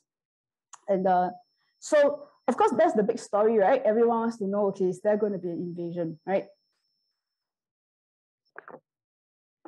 And of course, for Taiwan, I think this picture says it all. When I found this picture, I was like, bingo, right? It really conveys it. That if you look at it, the irony here is that it's not really about Taiwan, is it? This looks like a fight between two powers, and it just happens that Taiwan is where it converges. And so one of the stories that I see here is that if you look at this red line, what it indicates is that there is a sense of fear, and that people in Taiwan will start to feel on the ground that it is not super safe. And sometimes this not super safe does not actually mean anything is actually happening. So that in my research, it seems that if you ask an average Taiwanese, they would say that not much actually has changed on the ground, but a lot of it comes from things like the broadcast media. And it comes from a lot of the politicians and bigwigs sort of discussing Taiwan with nothing actually happening in Taiwan yet at the moment. So another pattern that we see here is that I think when this Neptune is here in the 6th house, that once this thing starts kicking in, you'll find that daily life will start to shift for people in Taiwan. So that means up to now, it's just a feeling. But I think some things will start to move already. I believe that they've recently started to extend some of the national service for the young men in Taiwan. So these are some of the early seismic indicators that things will be heating up. There's reason to think it will heat up. And I also don't really like this square here, because it also indicates that another thing that starts ramping up is the political discussion that goes on in Taiwan. And this doesn't necessarily mean that the Taiwanese people are the ones engaging. It can also mean that other people who are not Taiwanese people are engaging in that conversation, which increases the sense of fear. And so that's why I say it's the looming threats. I know that Taiwan has had looming threats for like since forever, right? But in 2023, it really starts to feel tighter. Okay, and that's why a sense of imminent danger on the home ground, and also that they start to become very wary of foreign influences. And I suppose one of the things that I could interpret from here is that if I see this Pluto here in the 9th house in the chart of Taiwan, sometimes it doesn't guarantee it, but it can also describe some kind of polarization among the Taiwanese people, as in maybe not everyone is going to be aligned about what they want and what they don't want. And that means that even among the people, like you could see some differing opinions here. At a time like this, unity is a bit more important. Okay, and also that daily life becomes very uncertain, and it can be dictated by political threat. So that means if somebody says something and then we have to go and change something, and it starts to affect things like work. That means do people, I imagine if you work there and you wanted to launch a work project, and everyone sitting at the meeting table will be like, so this project is launching when? February next year. Then it's like, everybody is like, okay, so we do or we don't do, So it's like the problem with uncertainty is that sometimes uncertainty is worse than a real threat. Because when a real threat occurs, this is psychological, right? If there's a real threat and if someone is coming at you, at least you can see the guy coming at you and you know what weapon he has in his hand, right? But if the threat is there, you can't see the threat. You don't know what you're dealing with.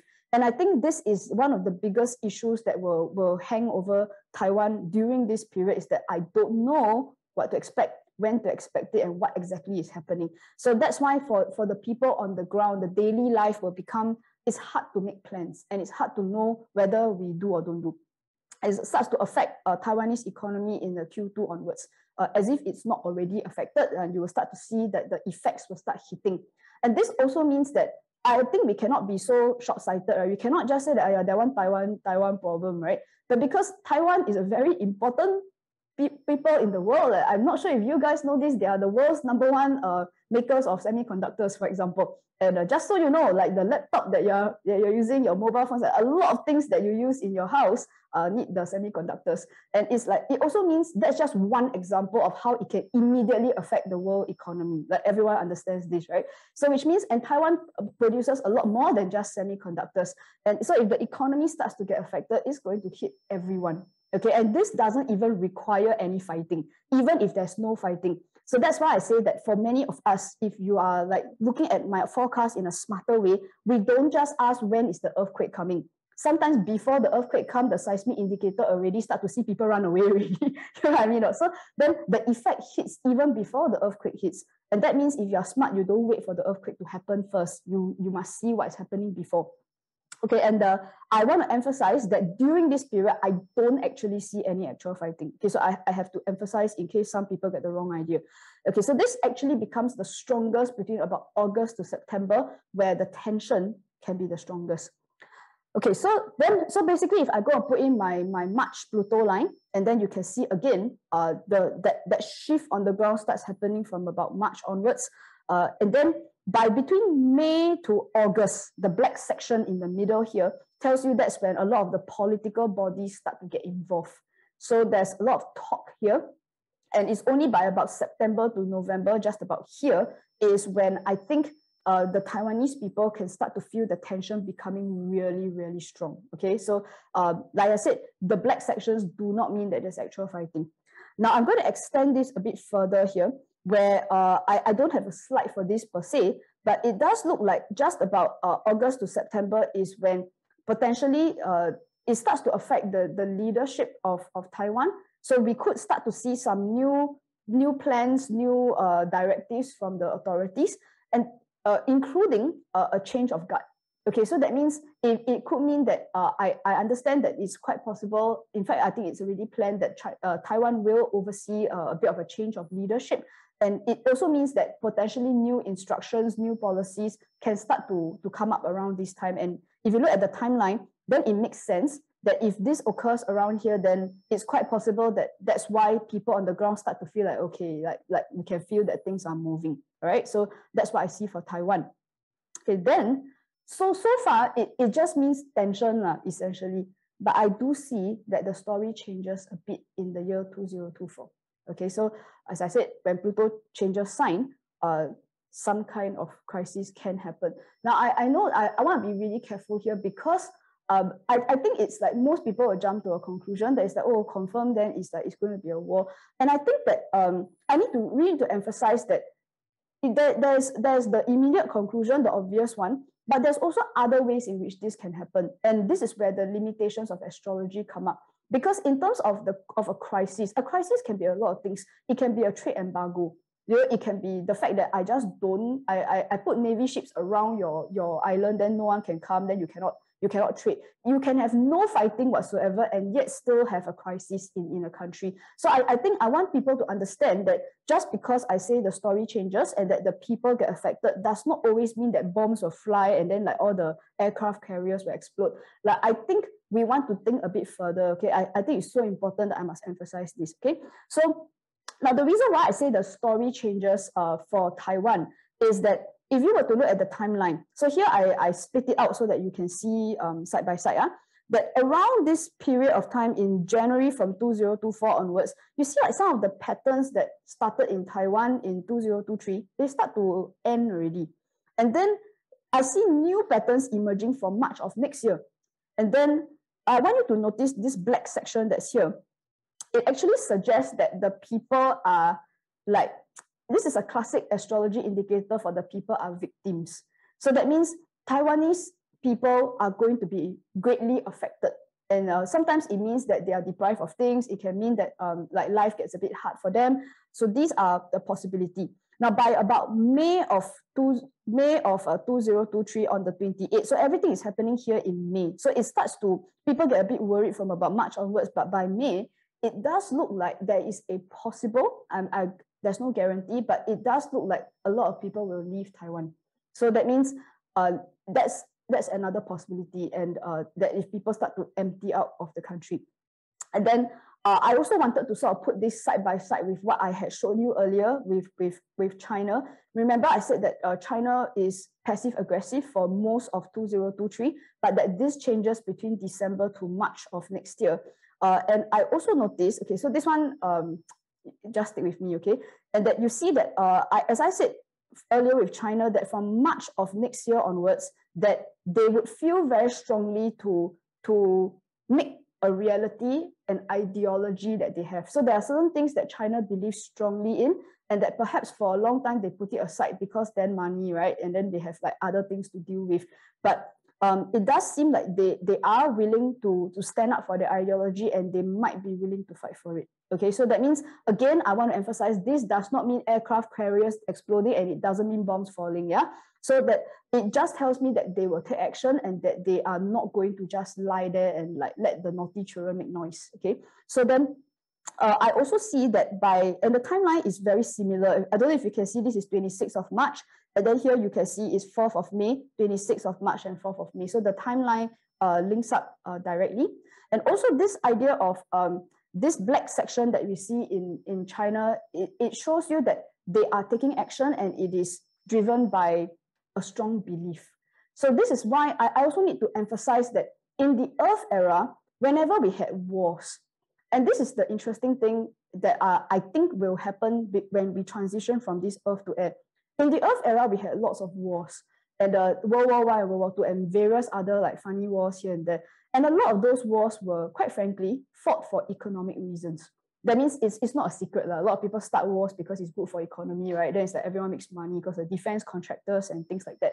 But in the air era, you're going to see that a lot of this kind of fighting may not actually be motivated by financial goals at all. And that means one of the more interesting things and important things that people need to understand is that in the past, a lot of the calculations as to whether someone will fight or will not fight, they say, yeah, they won't want because then not financially viable. So that used to be quite a reliable indicator for whether people will fight or not, because then you fight, then you lose money, then no one will do it, correct? But the thing is, air era, the criteria a bit different. So that means even if lose money, maybe there's other things that's more important than money already. And that could be something important that everyone must remember if you are making your calculations in that sense, okay? So then, of course, that is the big Taiwan question, is the China's invasion imminent? So it seems that in my research, what other experts are saying is that Xi Jinping will probably have something else in mind, that a lot of people have pointed out quite correctly that there is a lot of distractions in China right now, a lot of problems to solve. And it is right now, based on what I see, I don't actually see any possibility for like a big fight in 2023. Again, I cannot rule it out from about March to May of next year onwards. Okay, so okay, next. Whew, I just said that, didn't I? Okay, so now next one is next on my list is Malaysia. So our neighbors. So Malaysia, of course, the big story that came from last year was the hung parliament. And I was actually watching the elections very closely.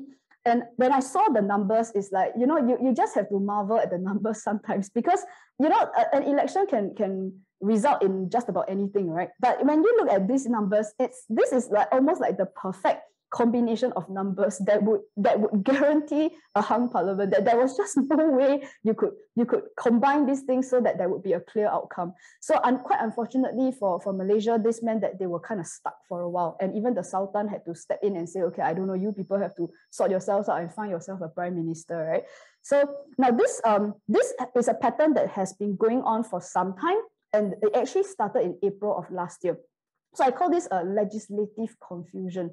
And maybe some of you listening, I know a lot of you listening are Malaysian, or you work in Malaysia, and perhaps you may be thinking, this is like not very new, it's like it's been the case.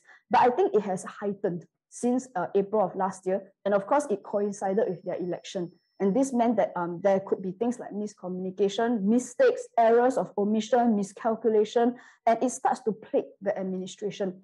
I've been watching the news, and I understand that they have had some ministerial changes very recently. And for the Malaysians who are watching it, I don't think this is going to be the last of the sudden ministerial changes. There will be a lot of these movements, and it could even be that at some point people are not really sure who in charge of what. So that is what I kind of see. Now, a lot of the red lines that cut across 6 and 12 here start to indicate a bit of an administrative chaos. And it's not chaos in the sense that it's sudden change. It's the chaos that people are not very sure what's going on. And this is not good news, obviously, in terms of for people on the ground. And why I'm bringing this up so important is that perhaps the people on the ground need to really pay attention to how we want to operate with each other. Because in the past, it's always been easier to just wait for administration to sort of give you guidelines as to, oh, if you want to do this, then this is the correct way. And again, like I said, this is a fundamental structure that people have not questioned in the Earth era for many decades. And I think from this year onwards, a lot of people, perhaps not so much in Singapore, where it really is quite well done, but in most other countries, you will see that people may have to start to negotiate their own ways of doing things, because then the old legislative administration may not be quite as reliable as it used to be, even if you think that your country wasn't that great to begin with. And also, by July, you'll find that public attention is going to be drawn to the fact that there are a lot of miscalculations and mistakes that are happening in the administration. So by November, a lot of facts will come to light. And if there's any attempt to sort of cover and pretend like, oh, this mistake didn't happen, the fact is now it's era, information age, that it will come out. And that means that when the people do find out about whatever mistake there is, unfortunately, I can't tell from the charts exactly what error it will be, but I do know it will be a bit messy. So by about November, December, then I think there will be quite some anger that not only that there was a mistake, but potentially that there was an attempt to cover it up. Okay, so and then we have here by about November, December. Okay, that's the black color section. And of course, further from this is that I also think that when Pluto is down here in the number 4th house, similarly to a lot of countries, and I don't know if you notice, I pick a lot of countries where the number 4 house is being affected. And it means that people on the ground will start to feel this sense of like, the word I use is danger. But when I say danger, I don't mean someone going to bomb you. But when I say danger, it's like you just don't feel like things are the way it is. Like you just don't really know what's going to happen next. And it starts to affect this part of Malaysia where this is a little bit similar to the American story, where a bit of idealism starts to rise. And I think it's especially when things are not going well. This is human nature. When things are not going well with a current system, the tendency is to start looking around and see, like, is there a better system? It is human nature. And then, so what we see here is that, first of all, there will be extreme sensitivity. So this danger comes out of not the fact that you think someone's going to shoot you in the head, but rather it's like you want to be very careful about what you say, who you be with. So there's a lot of extreme sensitivity, and certain incidents will start to make people a bit upset. So it starts to involve the way that people do things, the way people present things, the way people display things. And the sensitivity is like, is it considered insulting or unacceptable to certain communities? And that's why ultra sensitivity. And I think that it could be triggered by some inappropriate comments, whether it is intended or not intended. So this can sort of show up between March to June of this year. Okay, so then now further from that is that I've mentioned a few times that Mr. Anwar Ibrahim was always going to have a hard time because his administration and his government are not fully made up of people who are his camp. And that means that governing a country is hard, but governing it with a bunch of people who may not intrinsically agree with you is always going to be a hard thing for Anwar. So he will find it very difficult to govern Malaysia during this period. And it starts to ramp up from about March onwards. So you will start to see, first of all, in the media, there will be like an indicator of like a rise of a bit of conservatism. And so things like some things will be deemed unacceptable, and it contributes to that feeling of like that people have to be careful about what they say and what they do. But on top of that is also that the administration itself is not getting a lot of support. Not from the parliament that they're in, and also from the media can be very critical of the government around this time. And understandably, it will make it very hard for them to do things. So this is where I think on the ground for a lot of the Malaysians is to understand that a lot of people want the solution, but the thing is also to create an environment where we can have a conducive way to create a solution. Because it's easy to point to somebody and say, hey, you are not helping, but sometimes the environment does not allow that person to make the solution. Okay, so then they want to rise of new cultural elements. And also, like I said, the powers of the country leader will start to get restricted. And the excuse that will be used is that, okay, I think the leader cannot do this because of like our roots or culture on the ground. So that seems to be the story. He may also experience some restriction to his access to funds. So that means it's possible that even if you have a good leader who wants to solve the problem, but solving problem need money. And if it means that there's enough criticism such that he cannot access funds or resources, then it is quite possible that the people who do pay the price eventually are going to be the people. So, and I see that some of these patterns start to rise a bit more in June to about October, November, okay? And yeah, so basically from about March onwards, and there we have the Pluto line again. Okay, then let me just add a couple more, okay? And I also see that the people start to move. As I said, that sensitivity will rise. And on top of that, you also start to see that there are some authority figures who may be playing a little bit on the pain of the people. And these may not be the existing authorities. You may also see new authority figures taking advantage of the fact that some things don't work, and then they can basically try to make use of that. So what I do see is that there could be rise of charismatic leaders, sometimes from the ground. And it's also possible that if things don't work, human nature, right, then they tend to be very open to more radical or more eccentric influences. And it also means that it can be very attractive leadership message, especially to the people who feel broken or disadvantaged by the current system. And yeah, so it also means that somebody who talks about like a sweeping change can be very attractive if you, and it won't be difficult to convince people that, see, this thing doesn't work, what? So then we should have a new thing, brave new world, right? And it can be very attractive to people. So, and the beliefs that come out around this time can be a bit regressive. So that means the message will be like going back to the roots, going back to the past, going back to the future, not back to the future, but doing what used to work in the past. And this becomes stronger around about July to September, and then it will build again from December to March. Okay, so that, I know this is a lot, but in fact, what I wanted to sort of draw your attention to is in August to September is when, let me get my cursor out, okay? So that from about August to September here is where I think the people are most open to a new idea here. And especially later on, like I said, in November, December, if the administration has made a mistake of some sort and if they try to cover it up, then it becomes like a validation, right? So if someone says that, hey, this is bad, that we need a new thing, then some people may say, okay, never mind, we keep the old thing. But it turns out that the old thing not very effective, then this will come up even further. So that means it's very important to keep a voice of reason at times like this. Okay, and it also, of course, it will impact the people on the ground, whether you do your businesses or to go about your daily lives. And it's important to keep communication lines open. The big problem with Malaysia's chart in this entire space here is the lack of open and transparent communication. And in the air era, this is so important because it is the information age. And that means if you want to play with this air energy, people have to talk to each other. So that for the Malaysians who are listening, then what becomes really helpful around this time is that if you start to notice a lot of this sensitivity going on, it's quite useful to have people really talk to each other, okay? And that to understand, okay, why is this happening, or what happened here? And this is the best way in which the people on the ground can potentially sort of help with the situation. Okay, so now the thing is, I talked a little bit about this safe zone. And I honestly feel that the safe zone is also being challenged in the air era.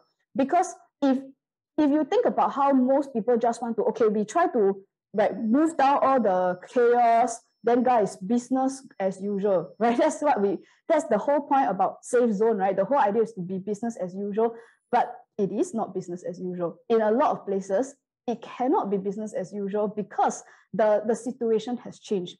And it really used to be that if you really go and join an organization that is very stable and you go to a place that seems stable, that you can just sort of set down roots and just be there. But the thing is, so right now I've highlighted a few countries, but that does not mean that I don't have the time to cover every country in the world. And because of the way that Pluto is moving into Aquarius, remember what I said earlier about what happened with democracy. That means one or two influential countries start the democracy conversation, and after that, everybody declares democracy and freedom and independence after that. So which means that if you start to look at some of these patterns, one of the clear things is that if the systems of governance, if the systems of how people talk to each other and how we communicate with each other starts to get challenged in this air era, it doesn't always mean it's a bad thing. And I realized that when every time I talk about this, then people get really upset. And then they start to feel like, wow, this is like a really bad thing. What can we do? Can you see like the doom and gloom and like powerless things starts to come up? And this is why it's important that I fully emphasize that the safe zone is a strategy that worked really well in the Earth era. And the only thing that really starts to bother a lot of people is that we try to use the same strategies to operate in the air era, and obviously it doesn't work. Okay, so this is why I think some fundamental things will shift so that people can understand that the new system has to work. And I think at this point, I think it's quite important it's a story I told in some of my previous webinars, that when the world moved from the fire to the earth era, now we just visualize, right? But in the past, it used to be like everybody will bow to the king or bow to the queen. Nobody questioned this, like we are a kingdom, like where was such thing as you don't bow to the king, right? But when the Industrial Revolution came up, and it could be that you had a relative who was very kind and got you a position in the palace, right? But let's just say if you were the millennial of the time, and then your auntie or uncle who got you a job there, then you find it not very attractive, like what time and age really, then still ask me go and like be in the palace, right? Then the fellow says, oh, I'm not interested. I want to go to London and I want to be part of this new space. And you can imagine all the old people going like, yeah, this naughty kid, right? Ask him to go and join palace. Isn't that the correct way? You should do it. And then the young person say, no need. I go London and make my fortunes there. And you know, it's like sometimes it's if we can't see the rise of a new ideology, the people who remain with the old ideology will constantly feel that this world that's coming out is bad. London, bad. Start business. How dare they? You know, we must follow the queen, right? Hasn't it always been the case? So the thing is, if you are feeling strongly like, how come the world's so bad? That's like, we are all of us, Earth era people, acting like, hey, why are all these kids running off to the city? Of course, now we understand it because we grew up with that. And that means now we are holding on to the city and the business thing and then lamenting like, hey, why all these things are changing? Okay, so that's why it is being challenged. You can't deny that. Okay, so safe zone is being challenged here. And you see, the safe zone works if there are a few criteria here. Let's be voice of reason, right? Safe zone works if your leaders are stable and secure. So that means if you know for a fact that things aren't going to be screwed up, if you go to this place and you want to get this thing done and it is done, then your safe zone works. Okay, but the thing is, that is not the case now. So even if we don't talk about countries that are traditionally a bit unstable, let's look at really, really stable countries. I talked about the UK earlier already. So these are like opinion polls, right? And you can see that there's Boris, and then there's Liz, who clearly Liz Truss is like the lowest there. And then Rishi Sunak, which is the new prime minister, is doing slightly better than Boris right now. But you see, here's what the newspapers don't always tell you if you don't do your research. It is that there is a man here, I hope I pronounced his name correctly, Keir Starmer, who is right now the leader of the opposition, that he's been sort of doing this ding-dong thing with Boris so far. And it means that right now, if you notice, since the October of 2021, he's been rising in popularity. And I'm not suggesting here that there will be any change in the immediate future, but what I'm trying to tell you is that the opinion on the ground, that what people actually think and feel on the ground, often right now is starting to become so clear that it doesn't always reflect what is the actual leadership of the country. And of course, this can make the job of the leader very difficult if he's trying to introduce something and then the people being a bit naughty, right? And then they are basically saying that, yeah, you know what, we kind of preferred the other guy.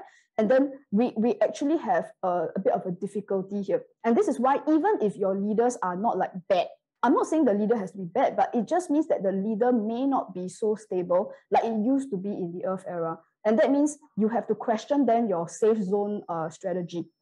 Then we also see that, like I said earlier, in Brazil, the fact that you have people who are very, very close in terms of like things like presidential polls and elections means that a lot of people are now questioning the legitimacy of that system.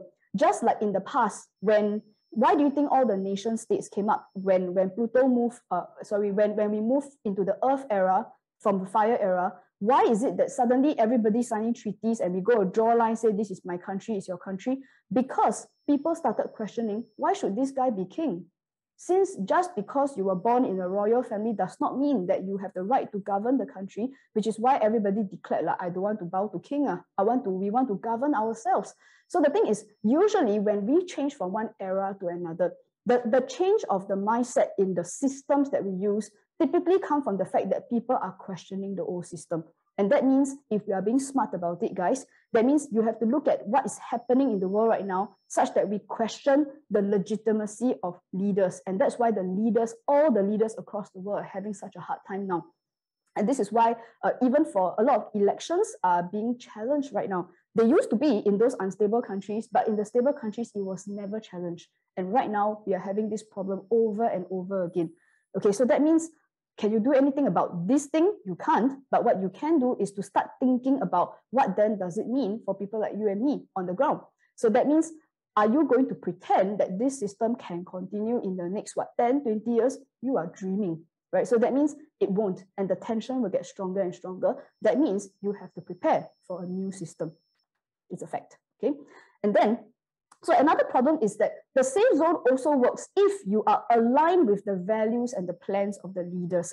And as I said, it starts to become a bit of an issue now because in many, many countries, this alignment is not always there. And I showed you in the UK, it's like that. Possibly in Malaysia, it's like that because Anwar's party did not get a clear majority. And that means it's not his fault, but the fact is that's the fact of the matter. Okay, and also that the safe zone strategy works if your situation can be trusted and predictable. But as I showed you with Hong Kong and with Taiwan, you can't be sure that when you set a plan like the way we did for the Earth era, is that, oh, in 5 years' time, we sell our HDB flat. Then in how many years' time, we are going to like buy back and then earn how many % profit. And just think about how Earth era that is, and it is the assumption that the situation is trusted and predictable. And this is where a lot of those plans had worked. And especially if you start looking at like financial data or like political data, and people show you past data for the last how many years. I've always said in my prediction webinars, I think your data doesn't go far back enough. Their data is 20, 30 years maybe. My data goes back hundreds of years and history repeats itself over and over again. So that means unless we think we are very special, right, and things are different, history will repeat itself. And that means the safe zone strategy, I would challenge it if I were you. Okay, and you also see that, can you see that people don't align really? Macron has won the presidential election against France, one of the more stable countries in the past, but the far right is now upping its game. The conservatism is rising. And also in America, most of the Republicans impose over and over again, they support declaring the United States as a Christian nation. So which means Christian nationalism is on the rise. It's a fact. And even for the Hong Kongers, it's shocking how quickly Hong Kong went from free and liberal to simply authoritarian. It's a fact now. Okay, so that means, and also things that we have taken for granted. This idea that you join a spanking, bright new tech company, this has been challenged. A lot of people talk about, oh, actually it's because after COVID, then they like happily hire. That could be the truth. But there are also other things. And it's like, that's why I say, if a company operates in a very Earth era sort of mentality, there can be a lot of problems with transiting into the air era. So Amazon cut jobs, Meta cut jobs, Alphabet cut jobs, Microsoft cut jobs, SEA in Asia also cut jobs. So the thing is, it's not something that you can depend on nowadays. And another thing is also that I also want to challenge one more thing, which is that, but then there are some places where all these boxes are ticked. Basically, the leader is stable and secure. It is granted. And that in general, that people are aligned with the plans and the values of the leaders. That one, tick the box. Okay, granted. Okay, then after that, the situation can be more or less, that one I'm not so sure. That one, the tick you take halfway, I'm not so sure about that. Okay, but that staying in safe zone, let's just say even if we can maintain your strategy, does the safe zone actually make people happy? Is another thing that we want to look at, because I showed this before, that workers are going into this great resignation. You talk about job security, but these people are quitting their jobs, right? And then also, even like we talk about the iron rice bowl. At least from my country where I'm from, the iron rice bowl is the public sector, be a civil servant, right? And the thing is, even right now, they are starting to see that employee happiness is a very big problem now, right? Because you can see even other sectors, of course, we all know that the medical sector, healthcare sector has lost a lot of civil servants, but even in education and the military, I have contacts in teaching, and also some of the people I know in the military are telling me that it's really hard to keep people nowadays. And in fact, in a speech in 2022, like Mr. Chan Chun-Sing actually said that the resignation rate for the management executive scheme, the people listening here who are Singaporeans, that's a really good scheme. It's what your mother would want you to be on, right? Because it's very good. And the Chinese New Year, everyone says it's very good, right? Yeah, it's now, there's a resignation rate of about almost 10%. 1 in 10 people are leaving your very, very good job. So the thing is, even if your safe zone continues, it seems that people are not happy and they're not fully aligned with it. There are also indicators that lawyers, that's another thing that your mother say very good, right? Because your mother from the Earth era, that lawyer very good. But the thing is, lawyers are leaving. And it seems that the majority of them are junior lawyers, young people who have served less than 5 years. And in fact, right now, they're already admitting that there are a lot of factors coming together. It's a perfect storm of potentially the legal profession. When young people don't want to stay, then it's a question that you have to ask already. And in the UK, you find that doctor, another one, your mother say very good, right? Doctor also don't want to stay already. So in fact, 1 in 2, that's 50%. Half of all the doctors, they want to leave and they want to pursue non-medical careers. They might zo liao, And it's like, and also that most of them say that they would like to have a career change. Of course, it says here more female doctors than male, but the fact is it's a large number of people in good jobs, safe zone jobs, who do not want those jobs.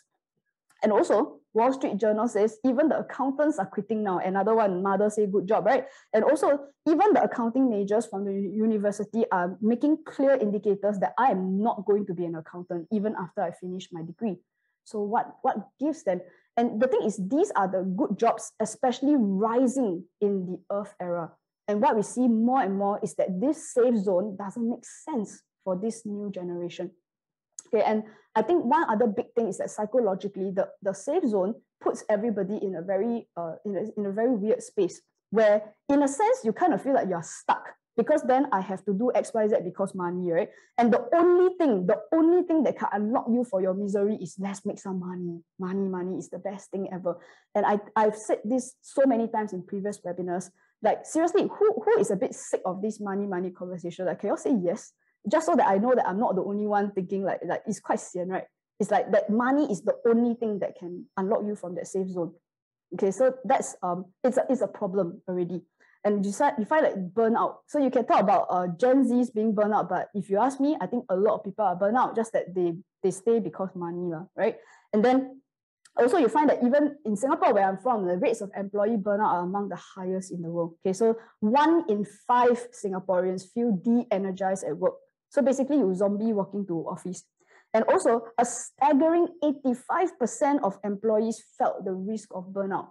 That's just about everybody, And so if you are feeling that way, you're not alone, right?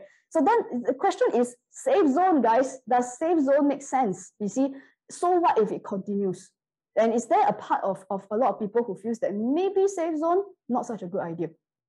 Okay, so guys, I'm not going to give another break. I will go on into the next strategy. Okay, so stick with me until 1 p.m. Yeah.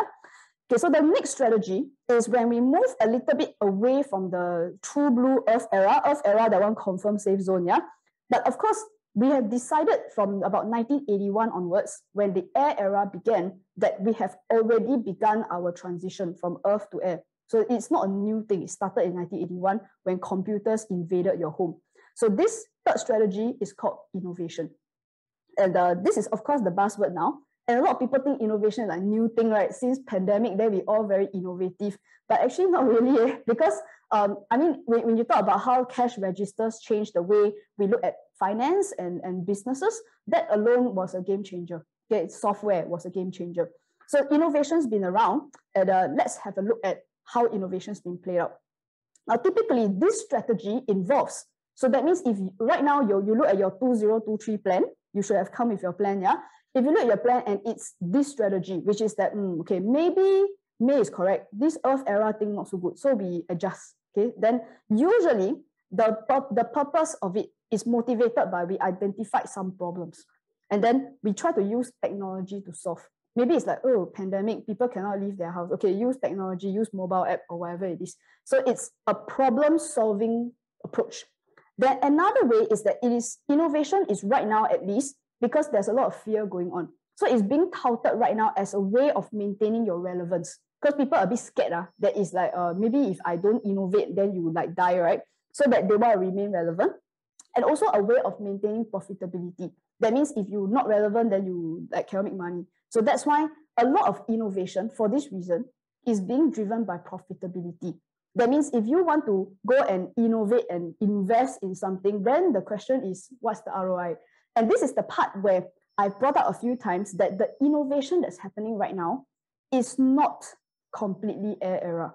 Because before they do any innovation, the first question they ask is, what's the financial ROI? And that's the part that I think is making the innovation thing a little bit plodding along. It's not quite the speed that we think it can be. So when we look at innovation, the first country on my list is Indonesia. Okay, and so for Indonesia, what then is the biggest story that's coming from Indon now is that the capital city, Jakarta, is sinking, like literally sinking down. And can the government's plan save it? So of course, if you've been following the news, one of the big things that's happening is that Indonesia is moving their capital and it will replace Jakarta as the administrative capital. So this new capital is going to be really far away. So moving from where Jakarta is to Kalimantan, near to Balikpapan there, where there's a new capital called Nusantara. And this here is a nice image of what Nusantara is expected to look like. So this is the architectural design thing, right? Looks good, very, very air era, a lot of greens, and it's like looks like no cars, and looks like nice environment, very green, you know, and very high tech. So this is the plan as it looks like for now. Okay, and then, but the thing is, what then does the forecast say? Is that similarly, again, I have this planet here. So Pluto in the fourth house means that people are not feeling so safe. It's that same thing as we saw in Malaysia, where it's that feeling of maybe we can't be free to do whatever it is that we wanted. And then on top of that, there's also some indicators here, again, similar to Malaysia, that the leaders or the people who are running things can be quite limited in terms of being criticized by the media. And this can also mean a limitation to their access to funds. So there are some similarities between what I see happening in Malaysia and in Indonesia also. So that you can see there's some control of the press, and also to try and control the conversation. This starts from March onwards. So fear and control on the ground, but it can also go the opposite. So sometimes people can feel that sense of something is up, right? Because then you see there's a lot of propaganda. Then they start to tell you, it shapes the narrative. It also encourages support for the projects that they want to do, and sometimes to raise funds. That means we need the money to do things. And I also see some small indicators that there could be a discussion in April or May that may have a bit of financial repercussions. So this is strong in the middle of the year, April to June.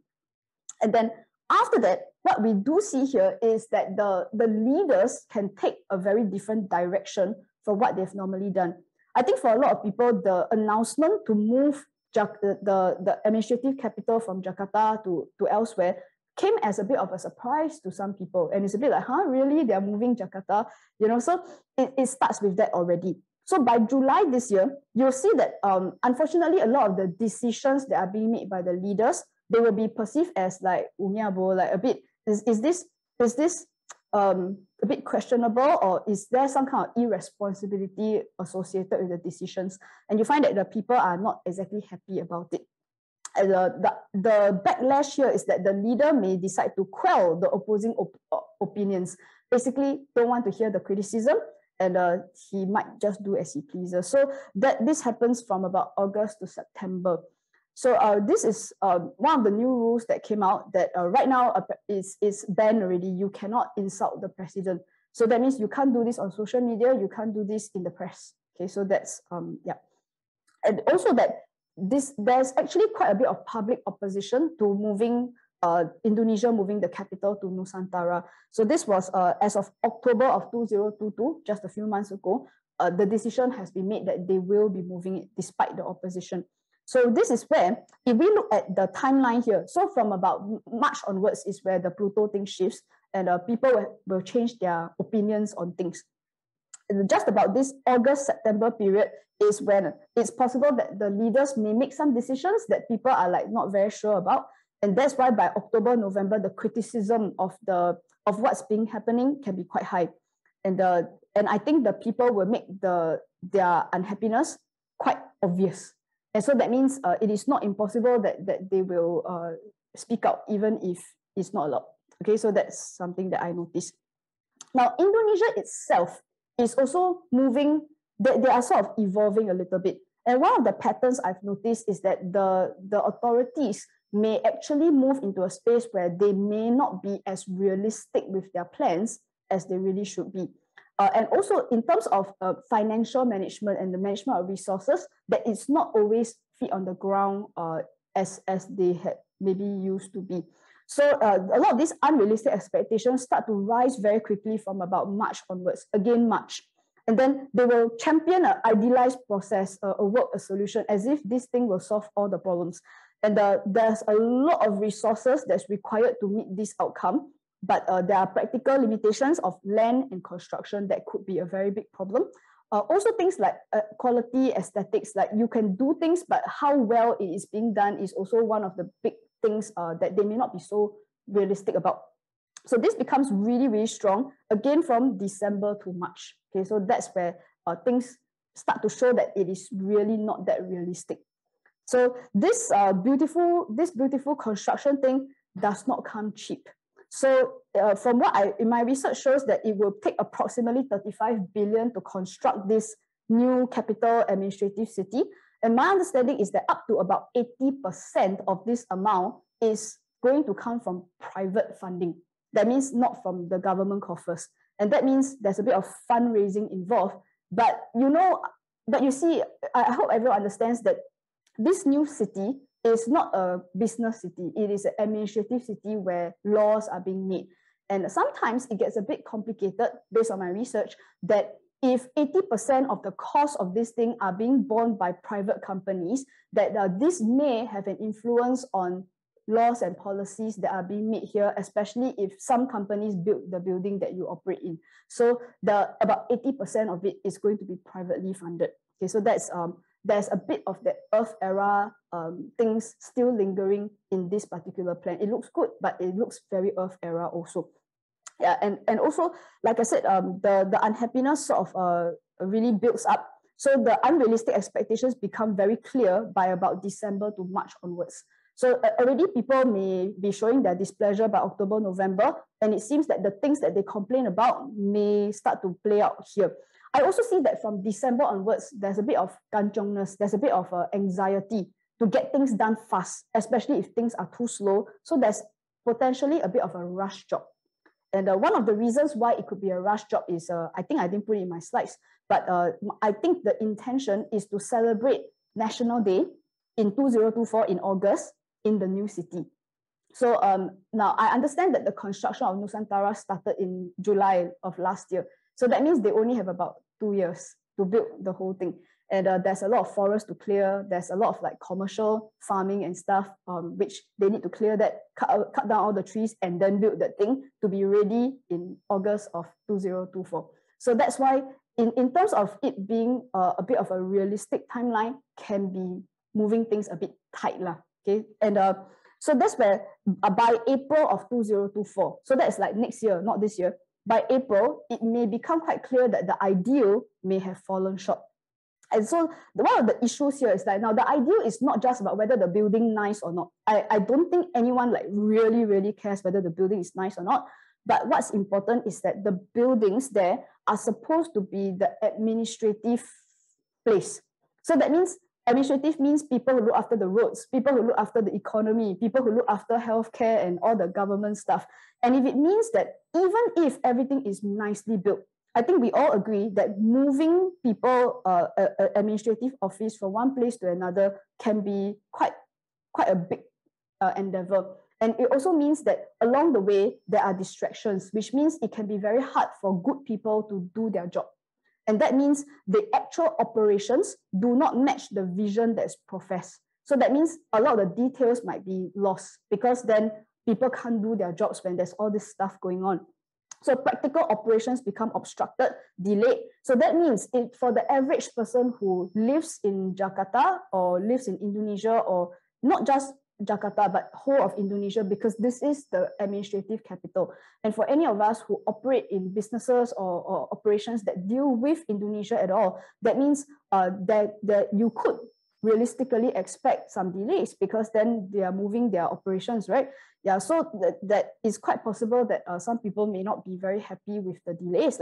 So then you'll find that by about the middle part of 2024, that some of these delays might affect people enough so that they want to say something about it. Okay, so that's where by about April onwards, you can see some of these things start to shift a little bit. And again, this is important because they intend to open the place officially, celebrate National Day in here. This line here in August of 2024. So here we are, and that's how much time is left to move everything there and be operational. Okay, so now there are obviously some potential problems here. Is that the cost of building is high and they're seeking investors. So that's the one big one. And what's important now, this one everyone needs to pay attention to because it's not just Indonesia. There are many cities in the world that have this exact same problem. It's just that right now, Indonesia is one of the one on the spotlight, but they are not the only one. So it doesn't solve a problem called subsidence or subsidence. And let me show you what this means, okay? So when a city is built like that, okay, I do a lot of research, so when a city is built like that, and you know in the Earth era, cities are, at a basic level, they are very heavy. Guys, it's concrete, The building is a skyscraper and the city is very heavy. So that means just from that alone, it is putting a stress on the land. Now, on top of that, there's something called groundwater underneath. And when you have a lot of people in the city, they need to drink water. And it also means that the industries, they need water.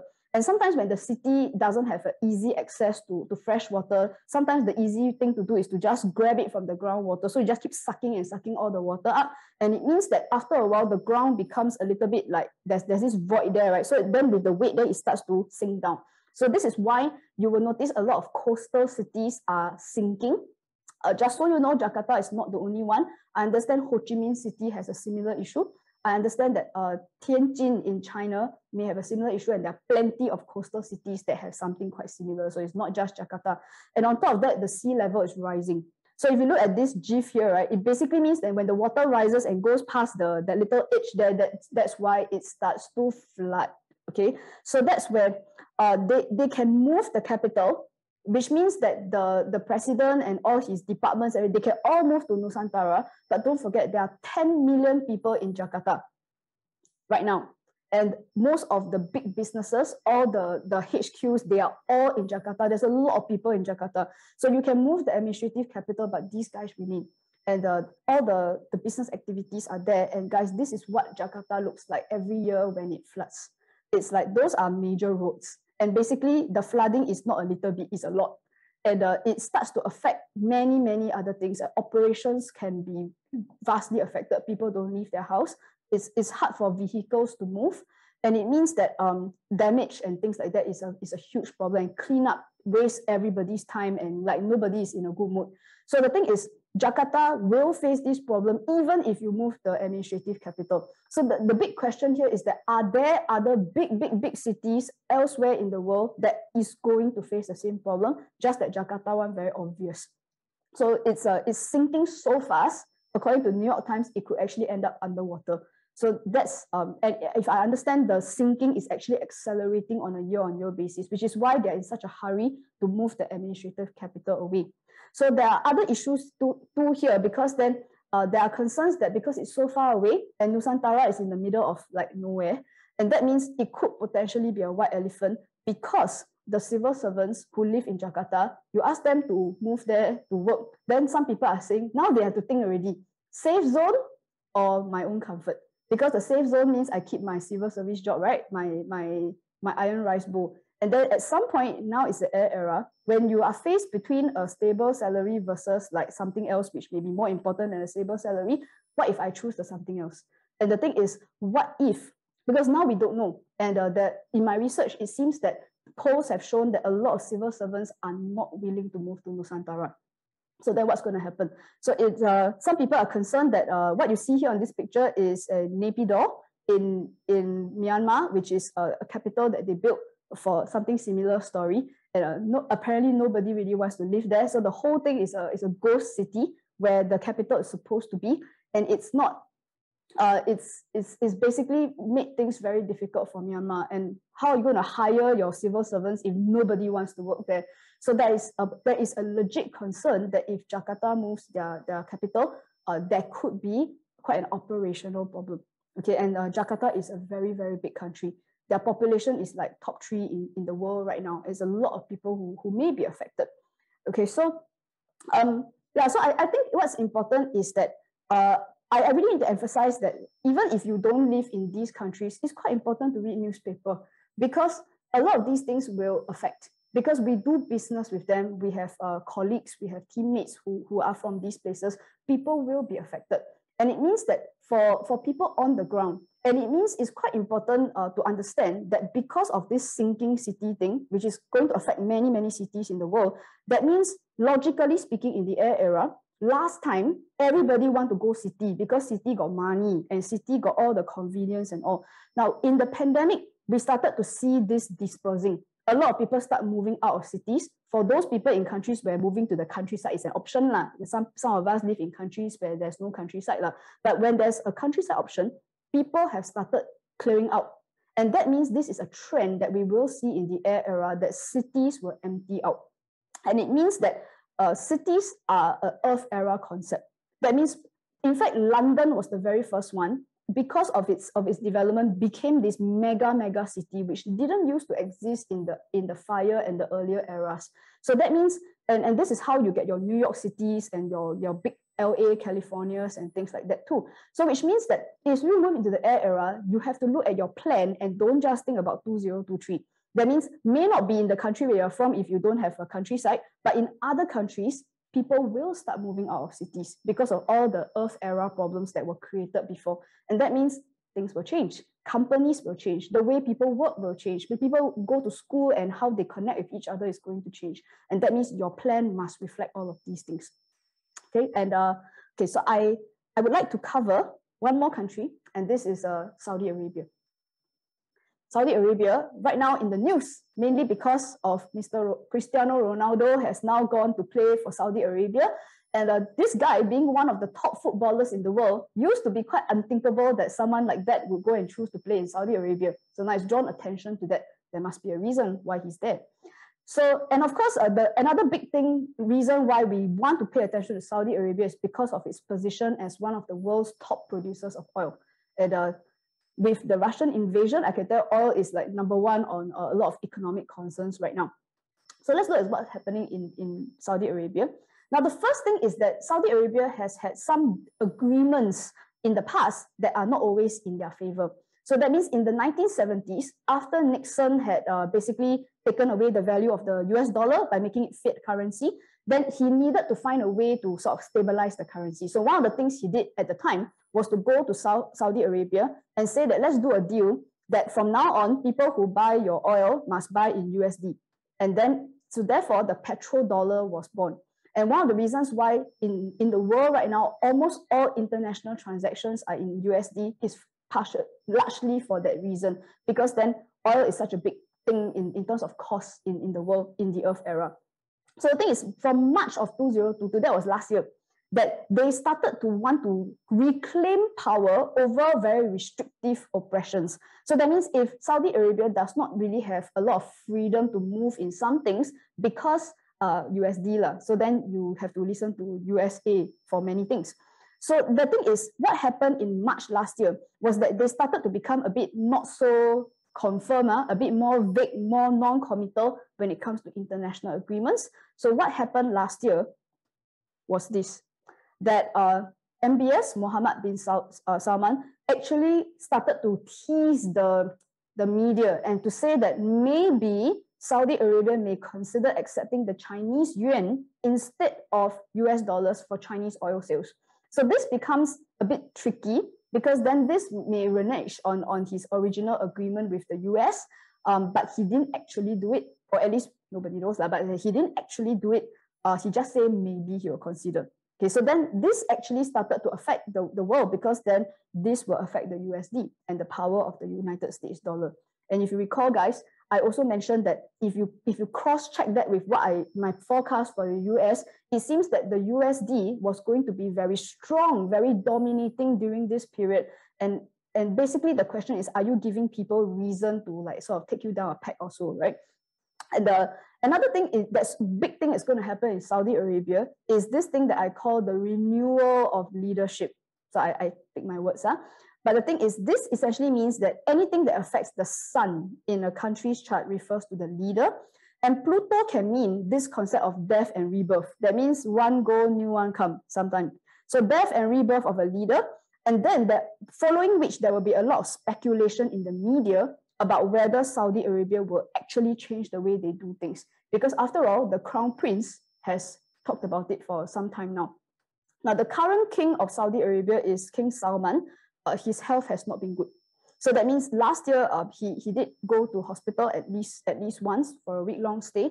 And a lot of people agree that MBS, his crown prince, is effectively running Saudi Arabia right now. Now, the chart suggests that if there's a transfer of power, it is relatively smooth. So there will not be, it will go as people expect.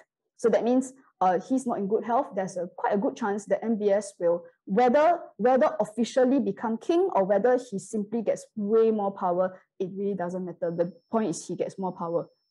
Okay, and so the thing is, this occurs somewhere here in this April-May period. Quite likely, we are going to see that possibly even as early as March, the transfer of power may happen. Okay, then the next year is that he may be considering a lot of new alliances because Saudi Arabia needs some new friends. Okay, and this happens from about June onwards.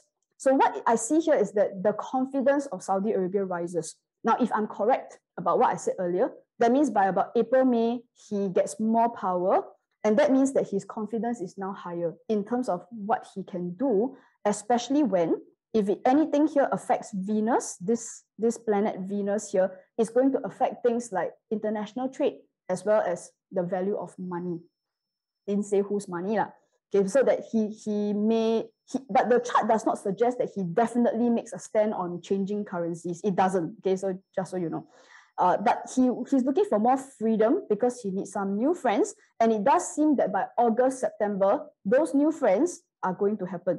Now, why is this important? Because let's talk a bit about oil thing. Very important, yeah? And you can see that the US is at number 6. Okay, and if you look the whole list there, don't see China on the list, right? Just saying. So in 2021, here's how it stands. But you see, in 2022, that was last year, a very major thing happened, which was the invasion of Russia, or invasion of Ukraine by Russia. And this meant that it created an oil problem, I'm sure you all know, right? And this means that the US started to feel very, very insecure. And that means that because then Russia was starting to play some games with the price of oil, and because they are the second biggest producer at the time, and which means USA decided that, okay, we can't screw around with this, right? So they started to produce their own oil. And so the thing was, suddenly the US became a very big player. Last time, in 2021, they were number 6. By last year, in 1 year's time, US became number 1. So that they surpassed the Saudi Arabia as being the number 1 producer. As of November last year, USA is number 1. And you can see Saudi Arabia is number 2. And interestingly, look at who's number 5. right? So if you thought that USA quite power, right, from number 6 can go to number 1, got some people even more power from not on the list become number 5. So the thing is, this is where the state of oil production and fuel production in the world stands. And this is important because I can tell you the dynamics are going to shift here a bit. Because quite frankly, if America is producing their own oil, it's another way to protect the USD. Remember, I said that they will do everything in their power to protect the value of the USD, which means the moment MBS starts playing with the idea that maybe I will accept renminbi and Chinese yuan, right, for the sale of oil, then potentially if the US surpasses Saudi Arabia, then the world will still buy oil from US, and that means they can still protect their USD. Very important to understand. Which means that if MBS is going to sort of like continue playing the game, because now the USA could just cut them out completely. It's like, now I produce more than you. So that becomes a problem. So as you can see, this is also a bit of the invincibility game, if everyone can see here. So which means if right now the invincibility game doesn't quite work. Now MBS happens to be a millennial. He only 30-something years old. So now he played a different game. He played innovation game. And that means he decided I need some new friends. Now, last year, if we talk about world organizations, a lot of attention was put on NATO because of the Ukraine war. A lot of attention on, as usual, the United Nations and also the European Union. A lot of attention there. Now, here's an organization that doesn't get a lot of attention. That media don't always report about this. But if you ask me, guys, please pay attention to this organization. It's called BRICS. And BRICS stands for Brazil, Russia, India, China, and South Africa. And very soon, possibly with Saudi Arabia on the list. So BRICS is going to expand soon. Saudi Arabia is very keen to join. Guess why, right? So, and the thing is, look at this team. Now, if Saudi Arabia joins, look at how the dynamics will shift. Number one, in terms of the population, even now without Saudi Arabia, China and India are on the list. So is Russia. So that these are all the very, very populous countries. And BRICS actually represents more than 40% of the global population, i.e. half of the world's population are going to be controlled by BRICS. And then on top of that, if you add Saudi Arabia to the list, then we also add in the oil factor into BRICS. So that means forget about European Union, forget about NATO, BRICS is the organization to watch in 2023. And it means that right now, if you ask me, does BRICS want Saudi Arabia to join? Yes, of course, they want Saudi Arabia to join. Right? It makes a lot of difference here with regard to, especially for China and Russia and India, to have Saudi Arabia there. Now, another reason why this organization is so important is that apart from North America and Antarctica, all the big players of all the other continents are here. And this is why, in terms of, I also see here's another dynamic that will shift as MBS does this little innovation thing. And as this thing shifts also the invincibility story, because then we start to see here, not just a US versus China. Okay, so that's why it's so important to pay attention to BRICS, because it's not US versus China. It's all these guys versus the US. Okay, so that means in terms of whether this is going to play out, I don't know. Media doesn't really talk about this, but I've done a lot of research. Okay, so this is what I think is very interesting. Okay, and like I said, by about August, September, so as you can see, power shifts here in April to May. By August, September, MBS gets some new friends, and after that, things get interesting. Okay, so then I will just leave it at there for Saudi Arabia. Okay, so I think it's important to realize that the innovation is a lot more interesting than just technology. I think when we think of innovation, you have to think about how people are playing the chess game in very new ways that we didn't use to think of before. And that's why the air era requires you to think outside of the earth era box. Because notice that the people who used to be very strong, organizations strong in earth era, a bit tababom already, then what you get here is a new set of organizations that will take power in the air era. So the next thing on my list is not a politician, it's a businessman, and it is Mark Zuckerberg, and the CEO of Meta, Facebook. And the reason why I'm bringing him up, okay, so I need to disclaimer a bit first. Now, the reason why I'm bringing Mark Zuckerberg up is that he hasn't actually had a very good year last year. We all know that the stock price for Facebook fell so strongly that people were like, it was headline news, right? And Mark Zuckerberg is generally not having a very good time in terms of how a lot of his projects are not quite going his way. So even as I do a forecast for him this year, it's quite clear that it's very unlikely that I will give a shining forecast for him. So that one is quite obvious, right? But at the same time, I want to make clear that this is not Zuckerberg bashing. But I think even as I'm showing you what's about to happen, I want to be really clear that the purpose of me putting him on my summit here is not to tell people, oh, like here's how to buy and sell shares. If that's what you're thinking, I think you've missed the point of this Earth to Air era thing already. But more importantly is to think about how whether a person succeeds or not is going to affect all of us during this Air era. Okay, so let's look at Mark Zuckerberg. So big thing for Meta during this period is that there is a new VR headset that is going to be released in 2023. This VR headset is very, very important because it is something that Zuckerberg has been banking his I don't want to use this word, but it's banking his company survival on also, because there's been a lot of things. The stakes are very high for this new release. But having said that, a lot of things are not really working in his favor because this man here is John Cormack. And John Cormack is known as the virtual reality titan. He's essentially the biggest player, the biggest knowledge person in this realm.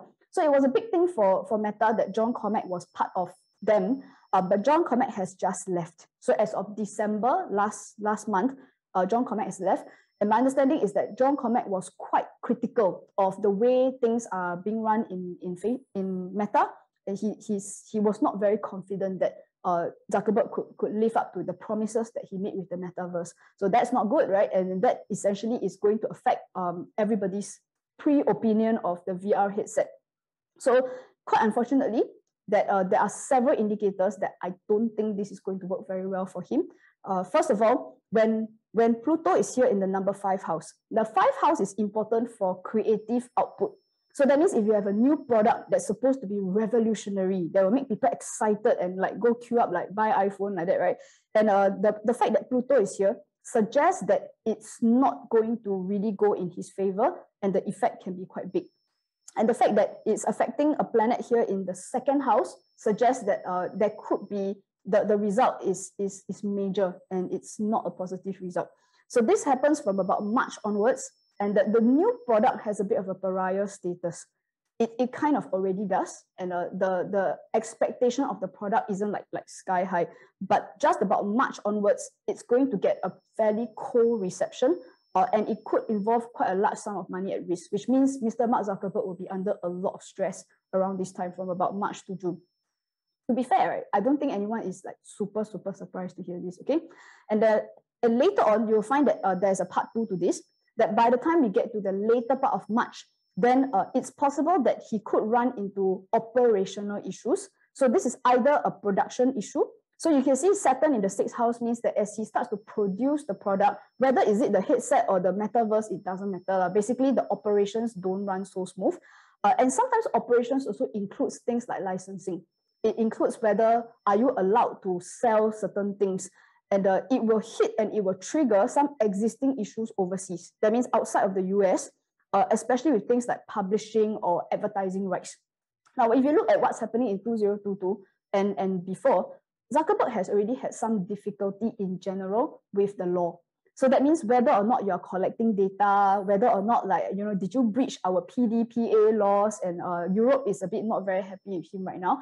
It doesn't specifically say Europe, but I think that the delays could be especially serious in Europe. And of course, this may affect things like revenue stream. Because why? If people think that your product I cannot use in my country, then I buy for what, yeah? Right? So that's why revenue logically will be affected. And there's a part 3 to this. So that means, and on top of that, by about April. And notice that, if I'm not wrong, all these things are happening before the product is actually launched. That's another problem with the Air era, is that so much news is being available that before this thing come out, then you find that a lot of talk happens before the product is ready. So and it suggests here that around this time is that the new product is not exciting to the young users. So the nature of such a product is not designed for people in their 60s. Obviously, it's designed for the gamers who are younger, and they are not enthused about it. So it's possible that the product comes across as it's incomplete, it's not fun, And this becomes super strong around May of in a few months' time. So this is a report from Forbes earlier last year, that even Meta's own employees are not very enthused about the metaverse. And it was leaked that basically a memo came out where internally the authorities inside tried to get their own people to, hey, can you all please go and use the metaverse? And it got to that point. So, and among the gamers, I don't know how many of you here are gamers, like say yes if you're a gamer, like you all know what I'm talking about. Like, so the metaverse from Meta is not like really looked forward to right now.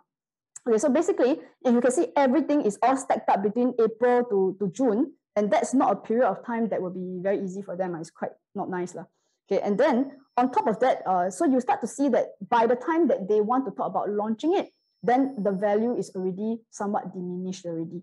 So what I see here is that there's a lot of harsh judgment of the company value, and we all know what that means. So that means he's already lost quite a bit of that stock value, and this can affect other things like investments and other Earth era things. Okay, so you'll find that public assessment can be quite polarized. Maybe some people try to be supportive, but it doesn't look very positive for him. So between August to September, which I understand is the original launch date for the VR headset, basically the events leading up to the launch is already not great to begin with.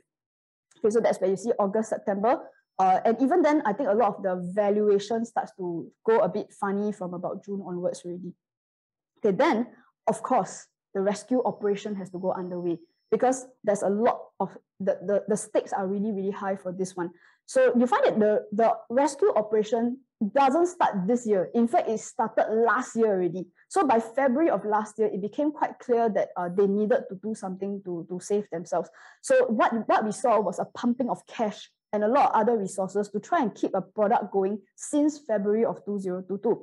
But by the time we get to about this year, around this August, September period, which is the original launch thing, I think it's possible that they may need to have some kind of official statement about whether this product will be continued, discontinued, something along those lines. And I also think that it is possible that the product may transition into something else. Maybe it's possible they may say that this product is maybe not so viable. We're going to need some time to sort of like improve it, make it better. But you see, a postponement is also a destabilizing of the value. And it's possible that this could result in employees leaving, or like employees get recycled into a different project. Now, I want to be quite clear here is that I don't really have any personal problems with this product. I think it's more of an understanding here that this particular product, why am I focusing on this, is because I have reason to believe that this product can have quite a major impact on what happens with the world during this air era thing. Because even the concept of the metaverse is an important thing in this transition story. So in any case, what I see here is that by September, October here, there's a lot of trying to save the situation. And I also want to qualify that I don't entirely, I can tell you 2023 is not going to be a good year for Mr. Zuckerberg, but what I do see is that it's not a complete gone case. It's like sometimes people need to hit a bit of rock bottom before we can try to find something that is better. And I really hope that based on what I see in the chart, that this is exactly what happens. That means a product may tank, but from learning that lesson is to actually realize, and this thing can be saved if everyone, not just Meta, that everyone actually understands that an innovation can truly work if it is truly air era. That means once this innovation still has a lot of the Earth era thing around it, which is why it doesn't work in this new period of time. So it's you can see this black section here that goes between December to March. And if this realization comes true, it's quite possible that it's still possible to recycle and to rechannel things into a different project. And if that actually happens, then there's a good chance that such a new project could be very powerful indeed. Okay, then I will like, so basically for Mark Zuckerberg, why is it important? It's because if he fails, and if he does, it will be a failure that, if I'm accurate, it will be a failure that will hit the headlines. It will be a failure that will be a massive, massive amount, at least from an Earth era perspective. And what's important here is, why does it affect us? is because this idea of you want to encourage that innovation, smart people to come and like find the solutions to problems. And I think that there's a possibility that this can have an impact large enough such that the optimism for investing in innovation can be affected. Because the thing is, if something like that can fail very spectacularly, then after that, for every other person who's trying to do an innovative thing, does this affect the optimism in the world? And that's for that reason, I don't know I don't know exactly what's going to happen, but it's quite possible that you might not want to like make the failure worse than it actually is, because it's actually not good that the world starts to sort of laugh at people who actually are kind of trying to make an effort to do that transition thing. Okay, that's what I'll say about it. So the thing about innovation is that I know it's a really big buzzword right now, and it's because of the changes happening that everybody is putting a lot of attention on innovation. Now, if everyone looks at your own 2023 plan, it's quite a good chance that it involves a lot of the innovation type, the strategy that's there. So that means you identify what the problems are, and then you try to solve it. It's possible that you try to solve it with technology or with adopting some of these, try to combine the earth and air elements into it. That's if you are using the innovation strategy, you may want to pay attention to this, which is that actually in the world right now, most of the innovation is quite reactive. So that means the world created a lot of problems in the earth era, like Jakarta sinking. Like the fact that some of these, during the pandemic, a lot of businesses were not online, and that meant that they scrambled. So you find that the innovation started to move faster because they're like, oh shit, I think we're not ready for the air era. So the problem is it's reactive, but then, and also you find that a lot of this innovation is like, if the earth era created a lot of like plastic bottles, and we made a lot of plastic things, and then the big buzzword was like recycling, right? And some people ask me, oh, then is recycling and this kind of like save the earth sort of thing, is that the new to watch industry in the air era? The problem is that recycling, by and large, doesn't actually work. That very, very few of all these plastics are actually recycled. Some of you have done your research and you know what I say to be the truth. And a lot of this is lobbied by the people who make plastics to kind of convince you that, yeah, never mind, can recycle, and so basically you can go ahead and use. So it's even small things like what my research has produced is that if you've ever seen this logo, that means this like recycle logo with the number inside, right? The funny thing is the purpose of this logo is to inform what kind of resins are in the plastic, basically what kind of plastic it is. Just because you see this logo on your plastic products does not mean that this product will be recycled. It's that it's a bit designed to be deliberately misleading to sort of take away the guilt from the fact that we are using a lot of plastic. But actually, most of the plastics that you see with this logo, the vast majority, in fact, only about 10% or less of plastics can actually be recycled. And that means most of it just goes into a landfill. And then we just keep producing more and more and more of it. And in fact, I don't know about you, but this is my personal experience that after the COVID period, if I go out to eat, if I go to a hawker center, or if I tapao something that's delivered to my home, quite a lot of times I've realized that even if you eat in, quite often they don't actually give you the kind of cutlery that you actually wash at the end of the day.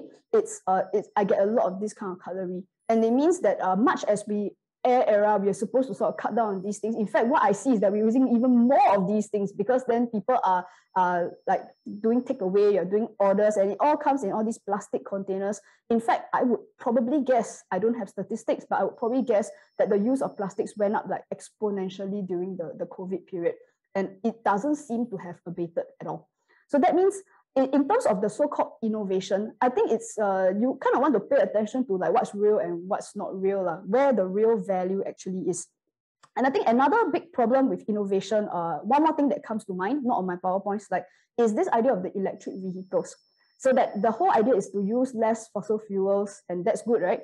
But unfortunately, the EV thing, in the short run, is going to cause even more problems for the world. So that means mining of lithium, mining of other things like nickel and other stuff in order to make batteries.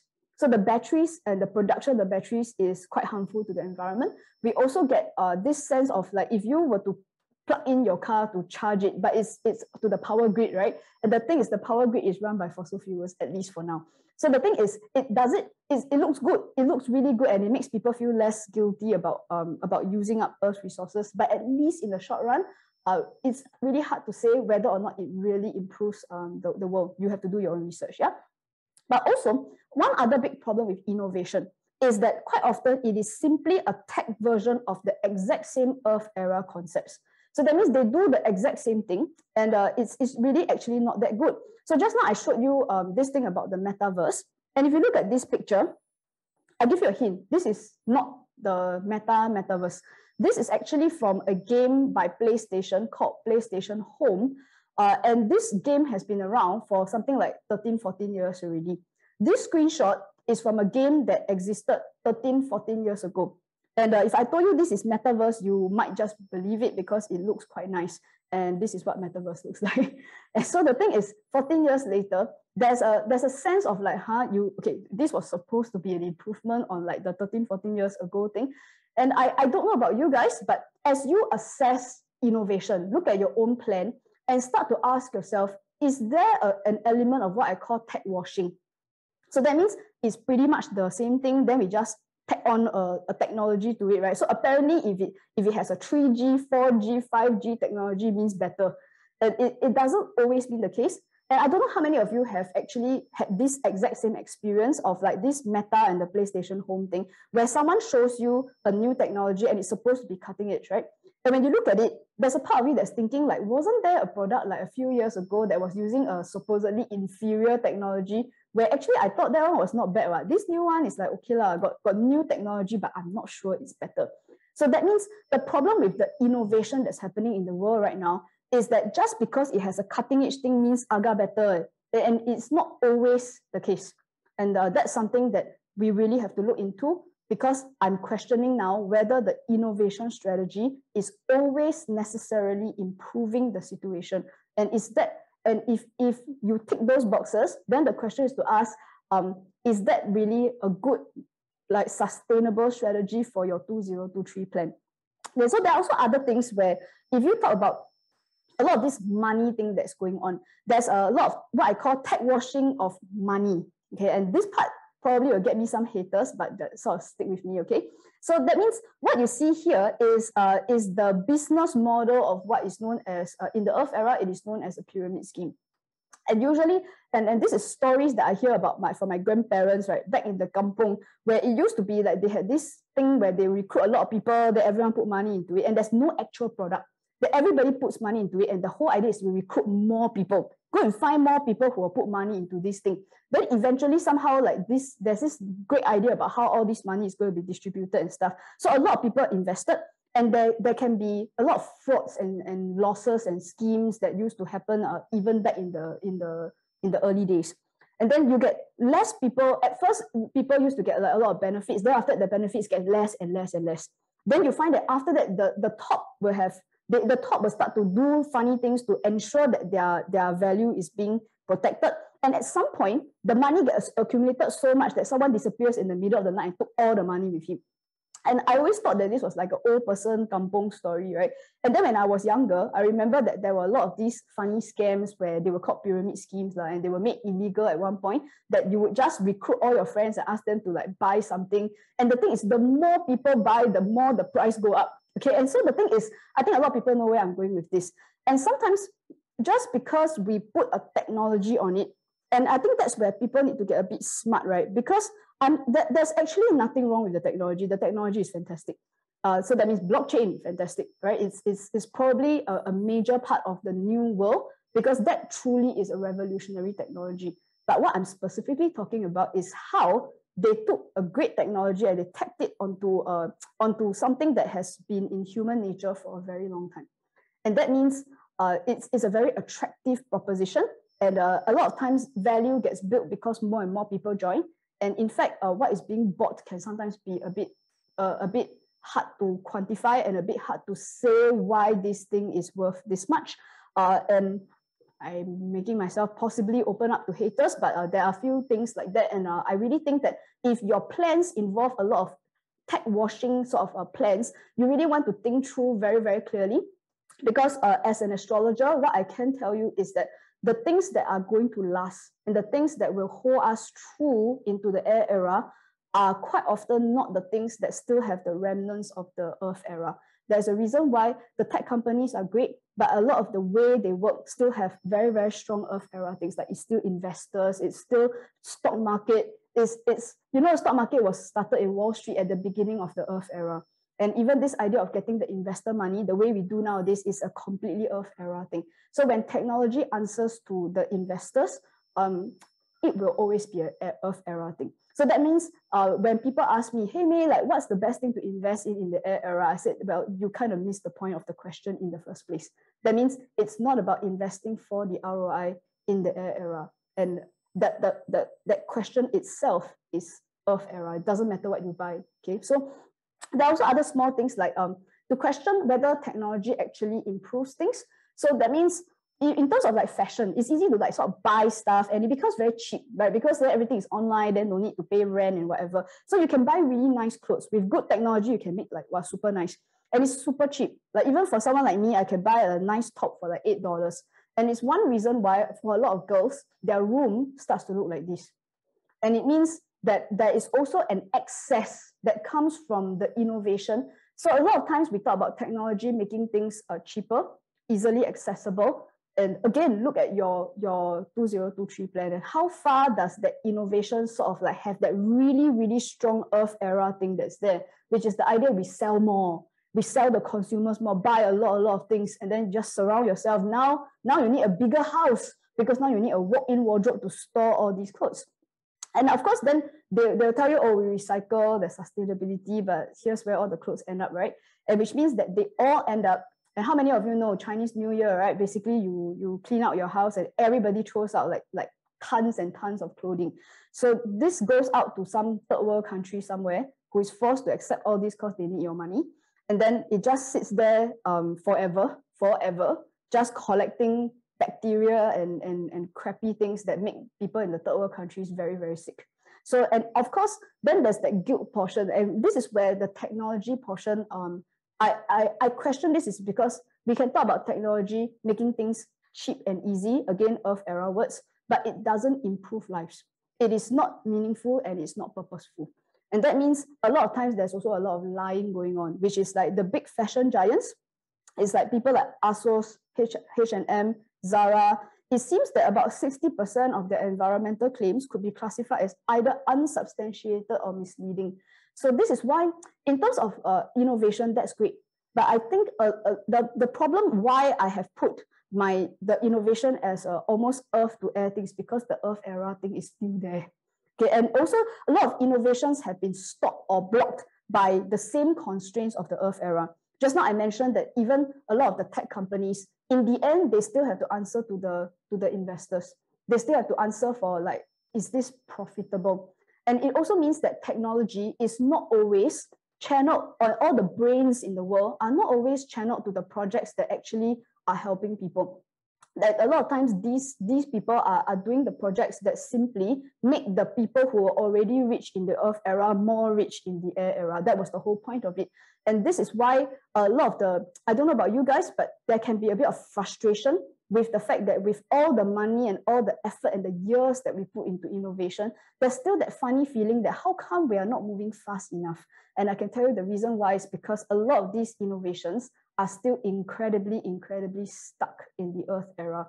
And this is why, as you look into your 2023 plan, then some people will start to look at it and say that maybe you have plans to do like a mobile app thingy. Maybe you have plans to sort of include technology and stuff in it. And it becomes a bit difficult sometimes when, especially if you watch somebody like Mark Zuckerberg's plan fall in 2023, what then does it say for the rest of us who are not multi-billionaires and who are trying to do this tech thing? It's a question that a lot of people want to ask. It's like, we thought this tech thing was going to improve people's lives, but does it still in the end sort of revolve around, can it help people like make more money? Which is exactly the same thing as the earth era thing, just that you tech wash the thing. So that's a very uncomfortable question that a lot of us will be asking at this point. Okay, so then even technology, to argue whether or not it improves lives, So even things like remote working is a remnant, or is a product of our air era, which is that people don't actually go to an office to work anymore. They're working remotely. But however, it's great, and productivity is up. And you find that most people feel that it's easier, costs go down. But you listen to that, costs go down, productivity goes up. Again, the benefits of remote working seem to be a lot more Earth era than it is air era. So that means in terms of being able to sort of like solve problems, and then we create social problems like isolation, or some people feeling like, oh, I work for this company for like 2 years, but actually I don't know anyone in the company because we have never actually met. So things like that are becoming more and more real. So which means the air stuff, which is social relationships, mental health, those things are down, while the earth things are up, productivity and costs go down. So it's like there's this, now you understand what I mean by, it's like you wanted to say it was good, remote working is good, most people will say it's good, I like it too. But the thing is, like there's that funny feeling that it doesn't feel like this, yes, this is the revolution, this is the future. Like it starts to have that half-half thing, right? Who knows what I'm talking about, right? So that means innovation has a 50-50 sort of feeling. There's something missing there, right? And also things like spell check. How many people realize that nowadays young people, the spelling cannot make it because then they never hold pencil and write. They never go and write, then after that gonna whacked by the teacher because you spell wrongly, right? Now don't have really, now all typing. And best part, got auto check. So the thing is, that's why people can't spell anymore, they can't write anymore. Okay, and also ChatGPT is the next big one, isn't it? So in case you all don't know what this is, you go check it out. Okay, ChatGPT is amazing, and for everyone who's seen it, and if you've ever seen it in operation, the first thing that everyone says is, okay, I think jobs are gone, right? It's the automatic reaction from anybody who has seen it in action. And that this thing writes better than lots and lots of people I know. It thinks better than lots of people. This headline here is from a CEO who was doing a presentation to a lot of bigwigs and to a lot of leaders. And he was thinking to himself, what can I say to be of value to my audience? So he thought about it, and he didn't really have an answer. So he decided to check out ChatGPT. And this is a CEO of a tech company. So he asked ChatGPT, what do you think I should talk about with them?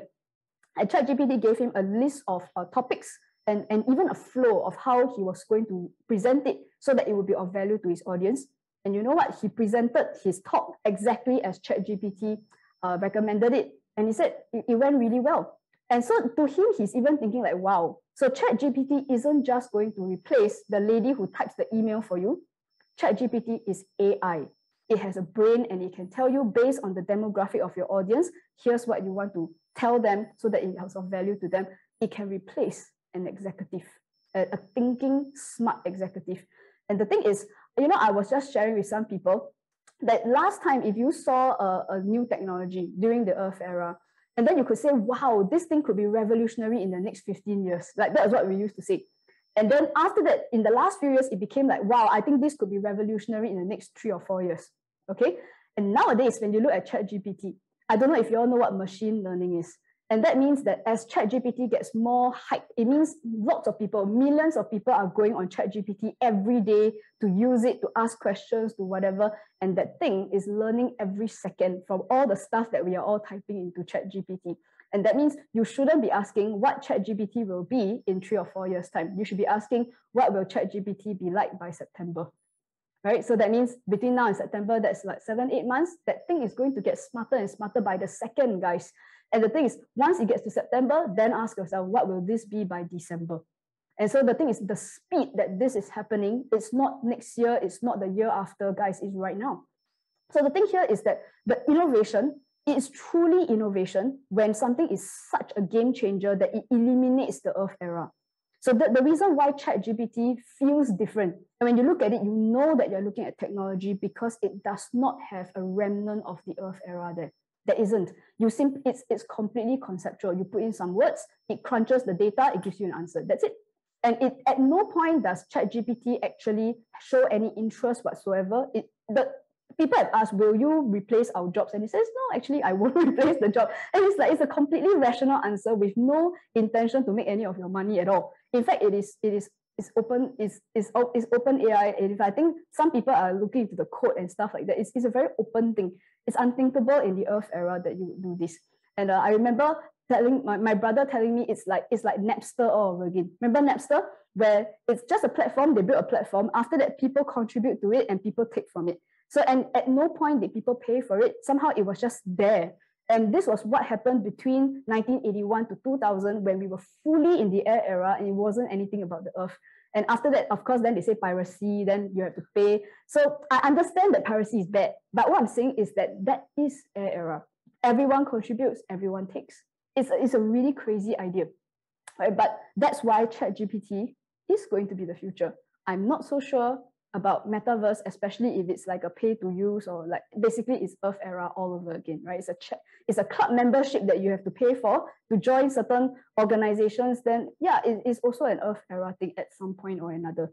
Okay, so this is basically, yeah, you use ChatGPT, you write love letter, and it's pretty good, right? It writes better than most people I know. Okay, so I'm just going to wrap up here. I know I've overrun by a bit. And so far, I've covered 3 strategies. Okay, and I talked about how invincibility is essentially a remnant from the fire era. That means I'm not even sure why in the earth era we kept using that, because it was repackaged as economic competition, right? So it worked for a while. Safe zone, it worked in the olden days where there was a mountain that you could lean on. And you knew that if you had a kid right now who was 5 years old, that if you put money into a college fund, that don't worry, by the time he's 18 years old, that we will use this money and he will go to university. Now I'm not so sure. Okay, and the thing is, that's why it starts to question a lot of your plans. Are you still putting a lot of your money into what is known as a college fund for your kid who is now not even in primary school?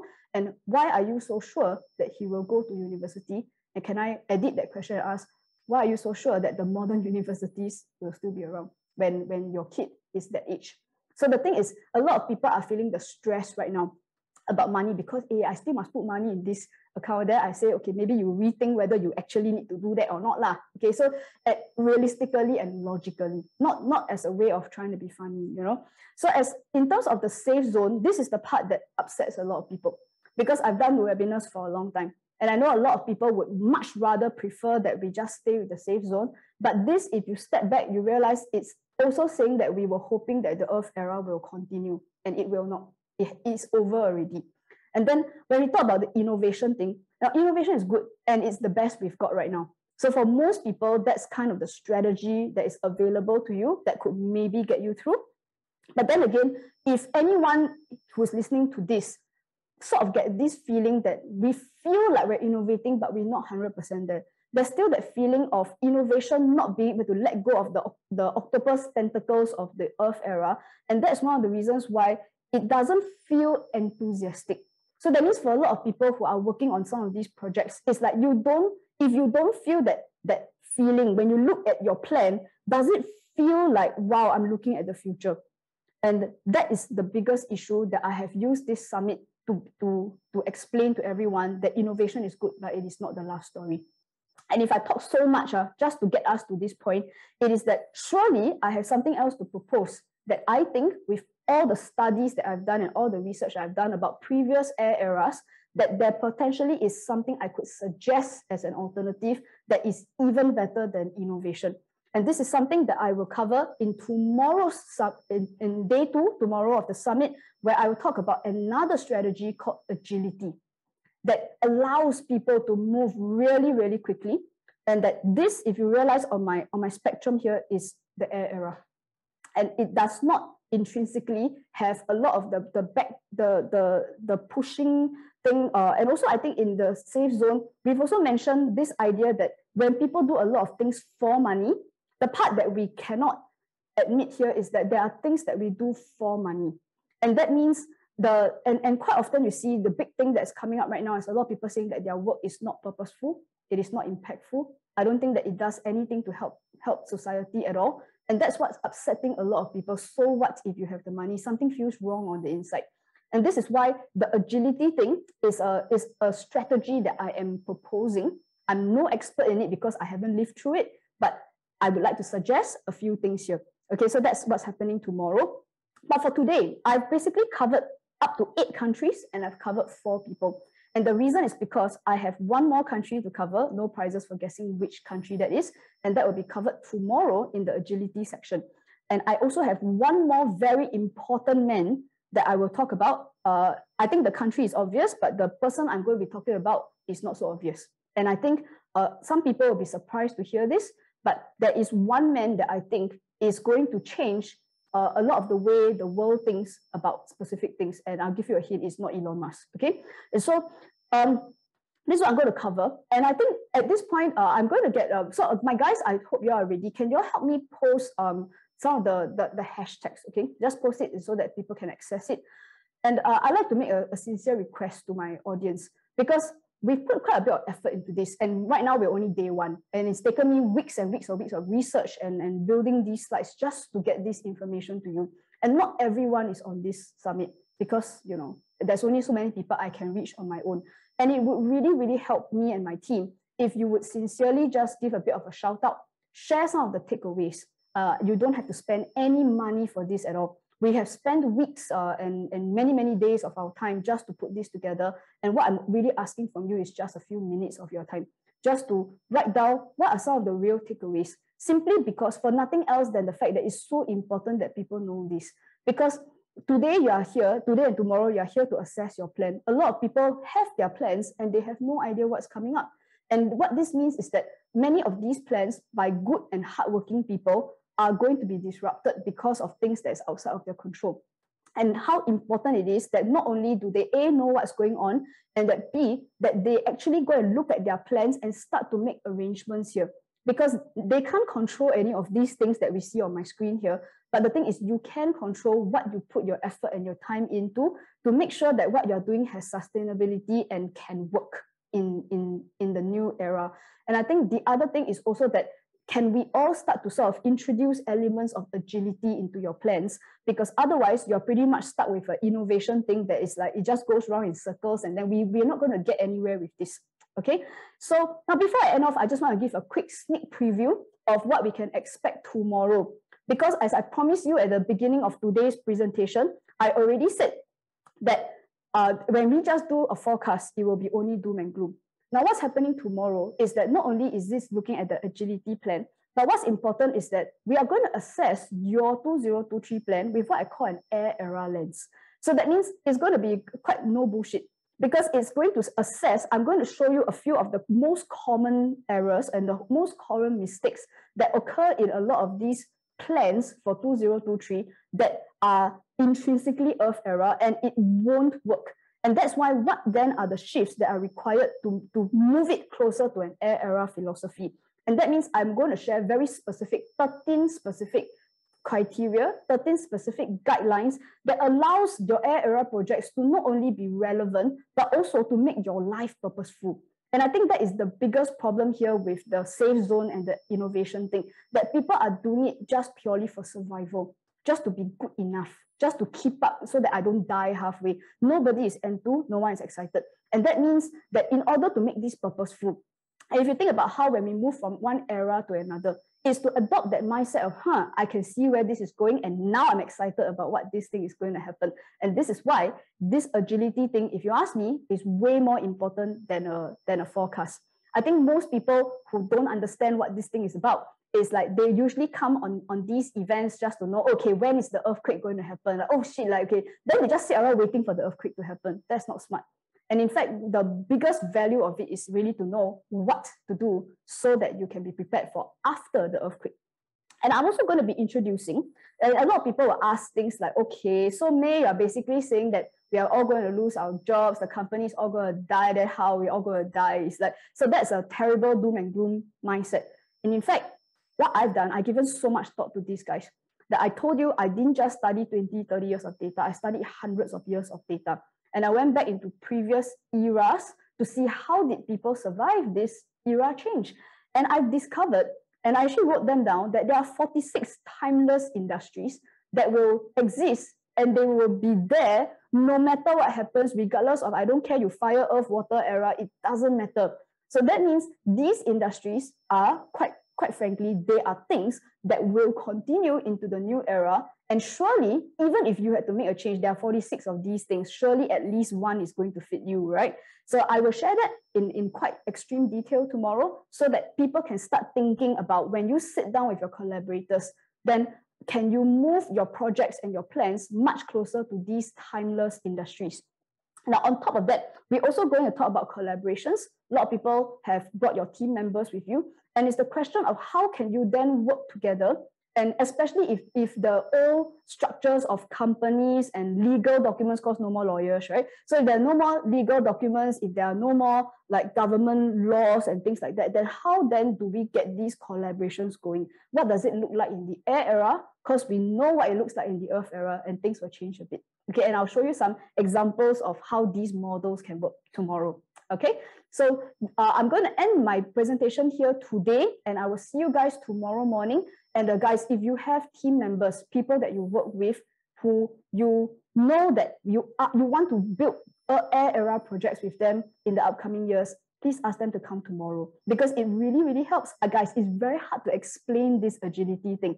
And it's hard to tell people, and maybe you have changed your mindset, but it's hard to convince other people to change their mindset too. And since I'm doing tomorrow's session for free, you might as well ask your team members to come. It will be much easier when everyone can see, okay, this is what it's going to look like.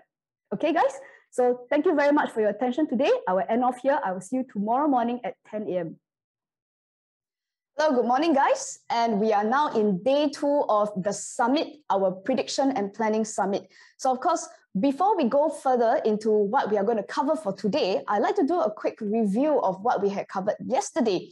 So I thought what most people found very interesting, we've gotten some feedback from the people who were here yesterday. What most people found most interesting was the 4 strategies that I proposed in terms of how people are sort of preparing for the air era that is onto us. So of course, yesterday we looked at the invincibility model, and we saw how some countries are trying to play the old game of like trying to be the best, try to dominate others, and how some of the results that we get are not always as we expected. It doesn't always mean that we are number 1 all the time. And also the fact that we are number 1 just sort of leaves that really strange feeling that goes a bit against the air era idea of a collective identity, that people are collaborating with each other and that they're helping each other, because then it becomes a very win-lose sort of situation. And we also looked at the safe zone strategy, when most people tried to sort of keep things the way they were, try to sort of like keep the systems in place, and realizing very quickly that some of these systems, it's not really up to us. The situations have changed so quickly, whether you're talking about geographical changes, weather changes, climate changes, or even the fact that people have changed their criteria. And also, I think in terms of how things are being seen, the way we look at our leaders, the way we look at the systems and the people that we work for, the way in which we work with each other has started to change so drastically in the last 2 to 3 years that I think a lot of people are questioning what then is the wisdom behind trying to keep the safe zone going. And for most of you, you probably start questioning, if not already in the last 2 to 3 years, by now, you should start questioning the wisdom of trying to remain in the safe zone. And also yesterday, we looked at the idea of the innovation, because this was something that became not just a desire, but I think it became more of a necessity when the COVID pandemic happened. And it meant that a lot of people who were basically dragging their feet and saying that, oh, one day we will go digital. One day we will allow people to work from home. And, it's like, and a lot of people gave a lot of excuses about why, or I don't think it will work. I think it's like, things is going to fall flat on our face if we try to do something different. And I think what happened during the COVID pandemic was that a lot of people found, to their surprise, that when we basically sort of loosen things up and allow things to be done in a different way, it worked. And in some cases, it worked much better than they expected. And I think what was the biggest realization for a lot of people is that a lot of these changes can happen in a very short time if you allow it to happen. And this is where I think the safe zone and the innovation part sort of like they sort of fight with each other, because the safe zone goes like, cannot, like, this is how we've always done things, and I don't think we will survive if we do things in a different way. And then the innovation people pretty much say, why cannot, right? Why can't we just go and try something else? So of course, then innovation was basically the buzzword for some time now. And I think in the mass media, among most people who sort of discuss things among themselves, the innovation is still the buzzword in terms of how we are going forward. But yesterday, I also proposed that if you are going to be following an astrologer, And the whole idea is to see ahead of time, that we're not just looking at 2022 and 2023, but rather we are looking ahead to what's happening in 2025, 2026. And I think it's very silly of us to sort of wait until the earthquake comes before we decide that, oh shit, like, you know, I think we need to have a more robust, more agile kind of system. And that perhaps we have all these big buildings, big skyscrapers, and all these, like, you know, purchase process. You know how you want to buy something and then you put in a purchase order and the whole thing takes 6 months. And for a lot of people, it's like, wow, this is like so 1980 something sort of process that is really starting to bother a lot of people. But yet, you know, the safe zone still is very rampant in people's lives. And it's hard to see how we can get past that.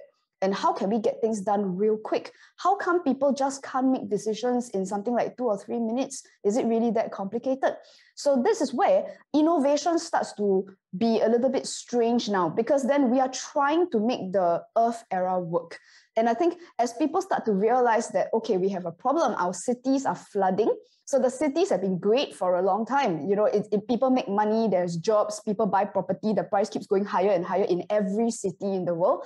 And it becomes so that the next generation has pretty much decided that, you know, I'm not really sure I even want to buy a property. And then the parents lose their mind saying, how can you not own your property? You know, and it's this idea of that is really, really shifting whether you like it or not, because the circumstances have been such that you cannot hold on to the old ideas.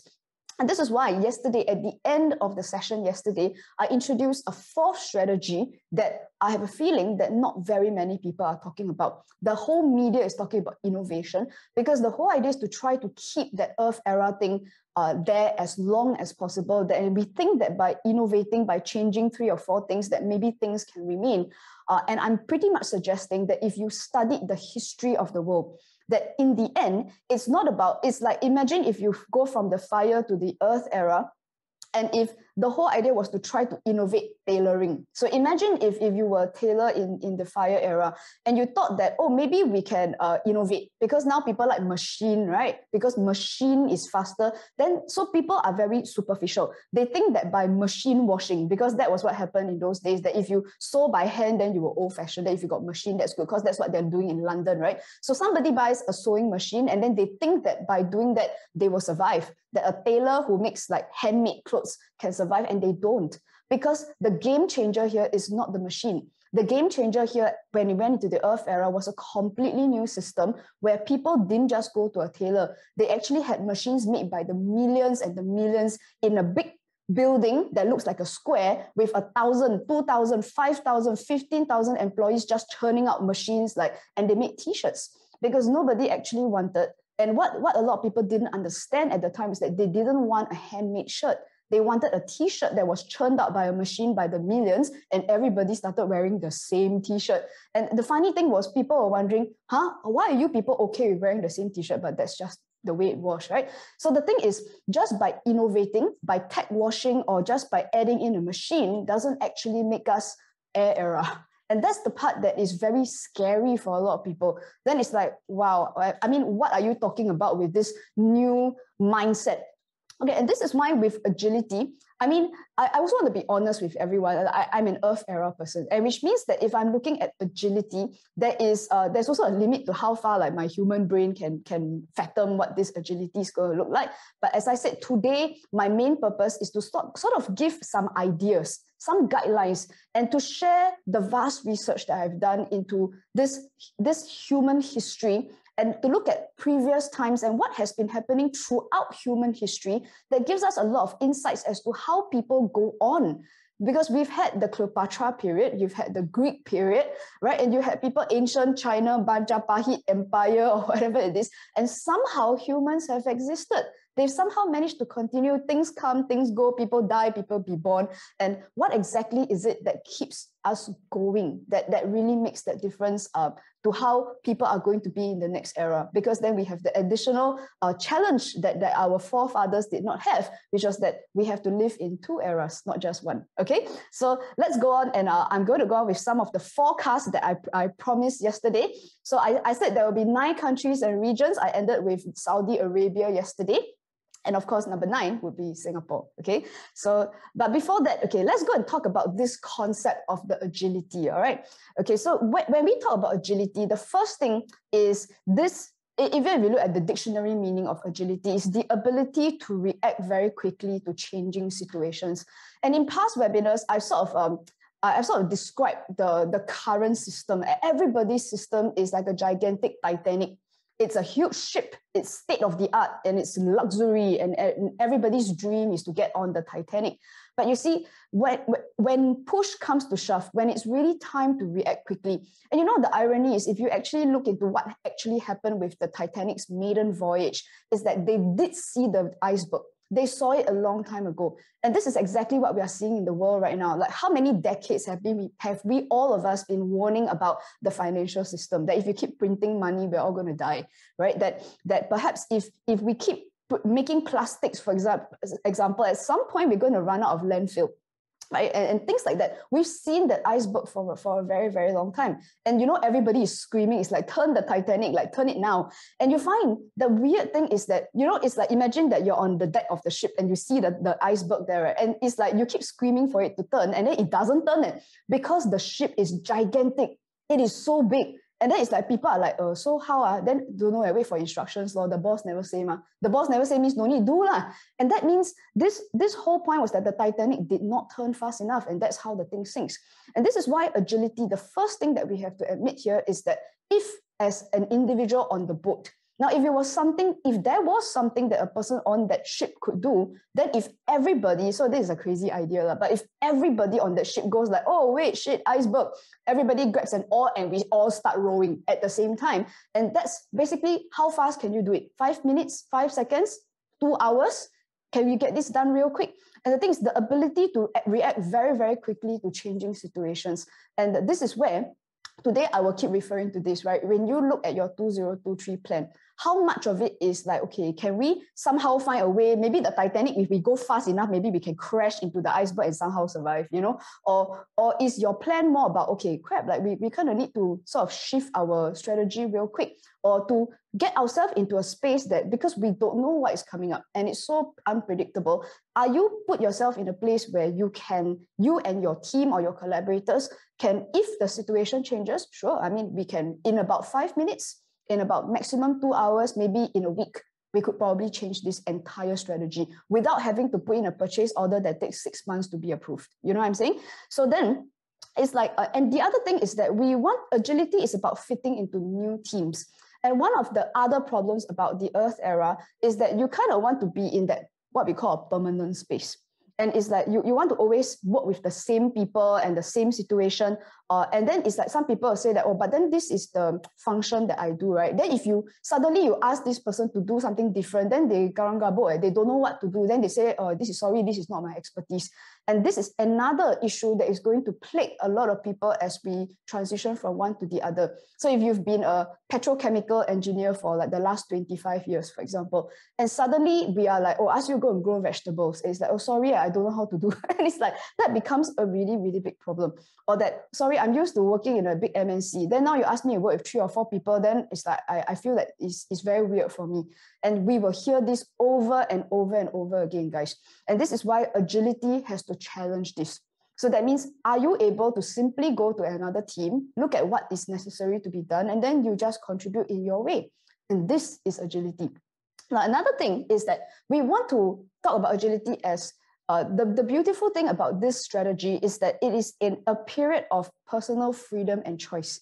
So which means you can change teams. You can change the way in which we do things. We don't have to follow an SOP that had been set in 1986, if you know what I'm saying. That is like, does that mean that SOPs don't exist, or it's like exchange systems don't exist? But no, we can still have those things, but perhaps right now it is possible that people individually and teams individually can start deciding that, oh, that's just not how we do things. We have an SOP, it's just different from what normally people do. And the reason why we have a different SOP is because we serve a different market, or we would like to maintain the agility, and so that we have a choice that we can change things very quickly.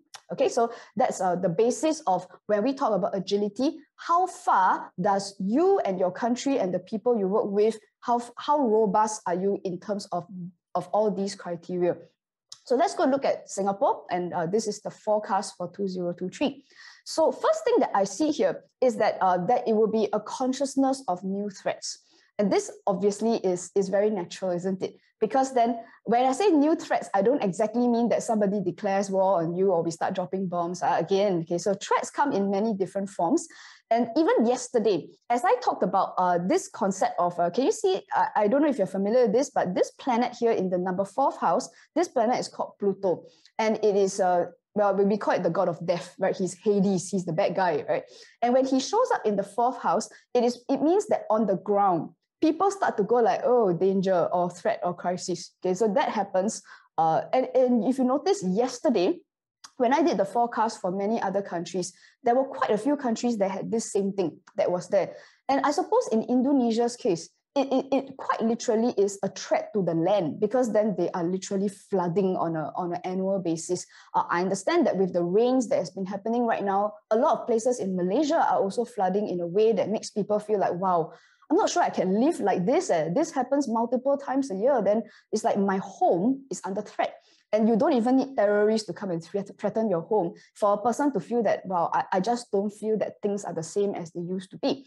So even for Singapore, now I don't honestly think that there's going to be a threat or like, you know, there's going to be like massive flooding or the same level, but threat can be. So I've written here that the security of the country becomes a very top priority, mainly because even if you do nothing, but just observe what is happening around in the world, and especially as Singapore is a really small country.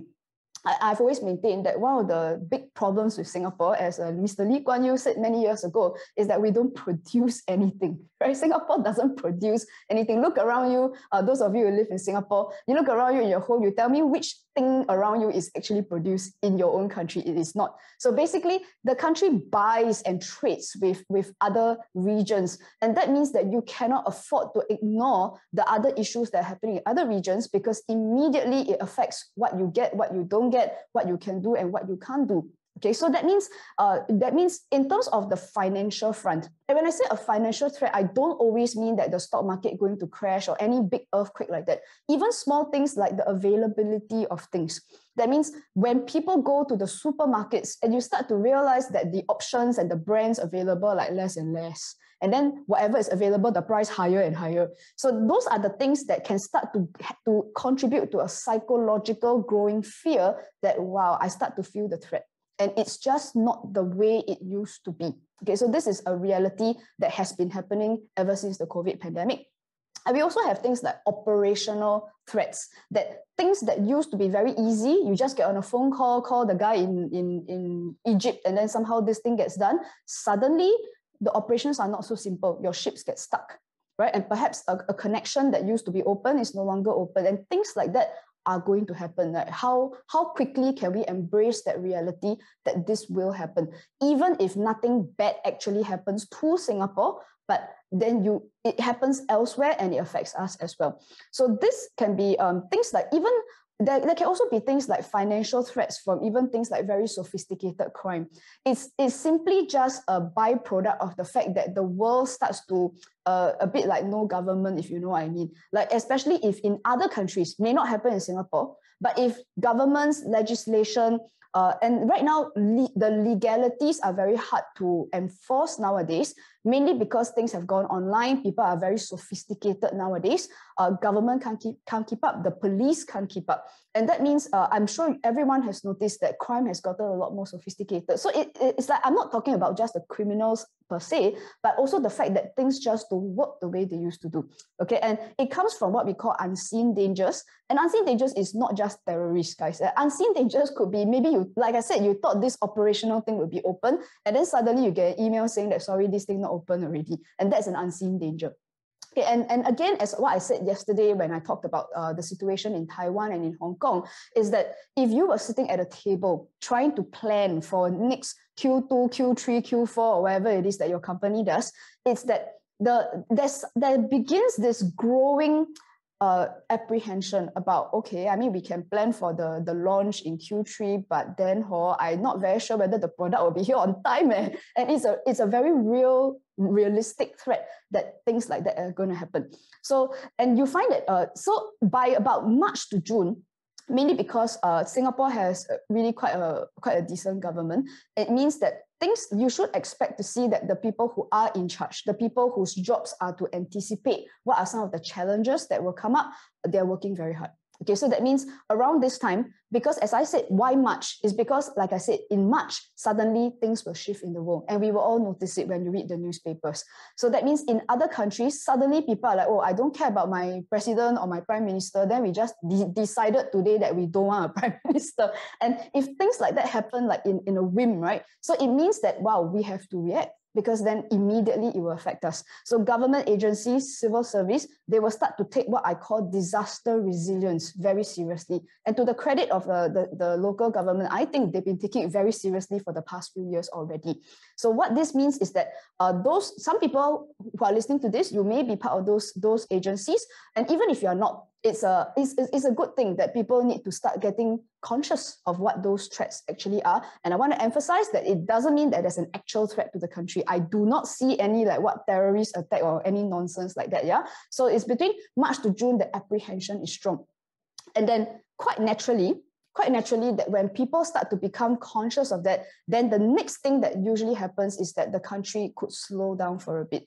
So those of us who are very used to the fact that things in Singapore move real quick, and then you might find that between June to July, actually this will last all the way until February of next year, but it is strongest in June, July, because we are going to feel it. And that means that as the apprehension starts growing, and it means it's hard to predict what other countries will do. So which means sometimes we tend to slow projects down, we tend to delay it because, okay, let's just wait and see how this plays out. So that means activity will seem to slow down. And naturally, this could then also lead to a bit of an economy slowdown, because then things don't move so quickly. It's logic, isn't it? So that a lot of people are in a waiting and in a planning stage. So that means for all of us here, like if you are doing some kind of business, if you are doing things like that, then what then is a smart thing for you to do in Singapore is that, let me tell you what most people will do. They'll sit around and complain. Then they'll just say, yeah, last time can do this, then now cannot. I mean, sure, we can complain, but not very good use of your time. Yeah. So astrologically, what we see here is a Saturn-Mars connection. And I would suggest that actually, instead of like sort of lamenting what has changed, and if you are going to be on my summit, the whole point of agility is to realize that we need to adjust to a changing situation. So what then is a smarter thing to do is start looking at your systems. And then since there's not much activity going on, you might as well start thinking about how you can eliminate processes. Like try to make things fast so that, okay, look at all the scenarios that's available. And then you basically you want to be kiasu, right? Be absolutely kiasu and think about, okay, if this scenario happens, here's what we're going to do. If this scenario happens, here's what we're going to do. And that is the best use of time and effort.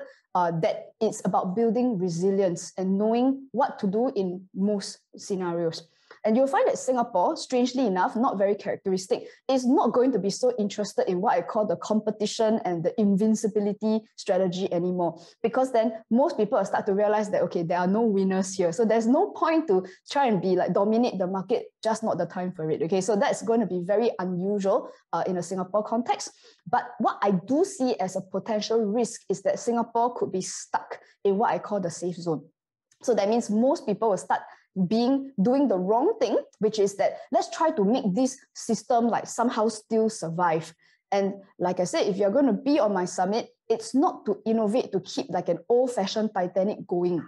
It is really to start thinking, how can we start moving people into sampans so that you can start rowing quickly and get away from the iceberg? Does that make sense, guys? Okay, so then this is the smart thing to do. Most people, listen to this, most people, maybe 90% of people will do what the Earth era thing is to try and keep the Titanic going. Okay, a smart thing to do is get on sampans. Okay, so then you'll find that work patterns are going to change for obvious reasons. And I think also people are going to start taking the opportunity to look at where balance has not been there. So obviously things like work-life balance, and there are people who are going to go like, oh, it's kind of nice that things have slowed down because then it means that I have more time to do X, Y, Z, whatever it is that you typically don't have time to do. And in a sense, that's a bit of the air era thing sort of creeping in, where suddenly people go like, I don't really need to make that same amount of money. It's just not worth the stress and that feeling of like I'm just not good enough, and you just keep going on the invincibility model. So in a sense, I see the silver lining in this. So in June, July, that means, guys, if you're looking at your 2023 plan, now if I'm accurate about this, and it means that you don't panic when June, July shows up, and then start finding more useful things to do, start building your agility activities, right? So basically you get on a sampan, right? And if you get on a sampan and if you show people that, hey, I got on a sampan and I didn't die, we don't all have to be on the Titanic. And that means that it's easier for you to show people that, hey, you can join in this movement, so that things continue moving, just not, basically the ships are still rowing, people are still on the water, it's just that they are just not on the Titanic. Okay, so that's on my timeline. Here's where, like I said, by March, world changes. There's a lot of these different criteria. Some countries go a bit crazy. So then that's why the black areas are there. Okay, so let's go on.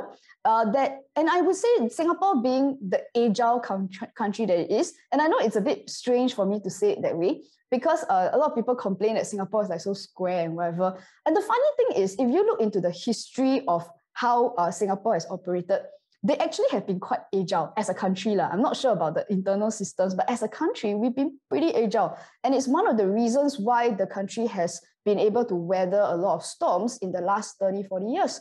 And I would like to suggest that the reaction is actually pretty good, mainly because the anticipation is good. And one of the advantages of being in Singapore is that a lot of the difficulties and the worst case scenarios have been anticipated long before. And this means that if you live or you work here in Singapore, a smart thing to do is to adopt that, because there's already a very good culture of anticipating problems and making sure you do everything in your power to have this going. The show goes on no matter what happens.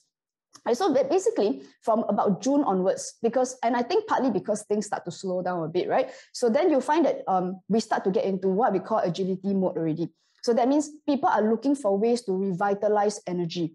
And like I said, the energy, if you're smart, don't channel it to making Titanic go get on sampan. But what you want to do is you can see a lot of increased investment in things like tech or economic activity.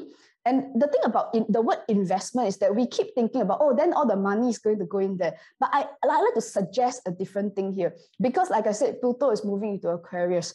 And that means the next time you see the word investment, just consider that it's not always just an investment of money. It's an investment of time and effort and manpower. That means more people are investing themselves into different new types of technology or even economic activity that contributes to that resilience. And that means the optimism will rise with the people on the ground. I see that happening around between August to September. It will basically, people get sick and tired of like not much going on. Then people are bored already, right? So then they start to find useful things that you can do. And you also see that in general, this period, there's a bit of favorable opinion from the people. And quite frankly, this being Singapore, it's not impossible that then everybody might be receiving some financial assistance around this time. But having said that, I also want to emphasize, I mentioned yesterday that a lot of the things that you depend on in the Earth era, you cannot depend on it in the Air era. And while it's been really nice in general, that it's like, every time crisis, then it's like, you get handouts. But I think that it's also very silly to sort of depend on those handouts. And logically speaking, how long can you receive handouts? You see, and it's not sustainable. It's not the way that people want to continue living into the Air era. And this is why I think that if something like this happens, and if I'm correct, and if by August you see that there's more people are very open to investing not just money but time and effort, then you want to be on the forefront of people who are really sitting down and saying, what can we do? And then go invest yourself into those things. And I think if you were looking for a more purposeful life, I think that makes more sense than just sitting around and cowpaying about how many things are not available in NTUC anymore, right?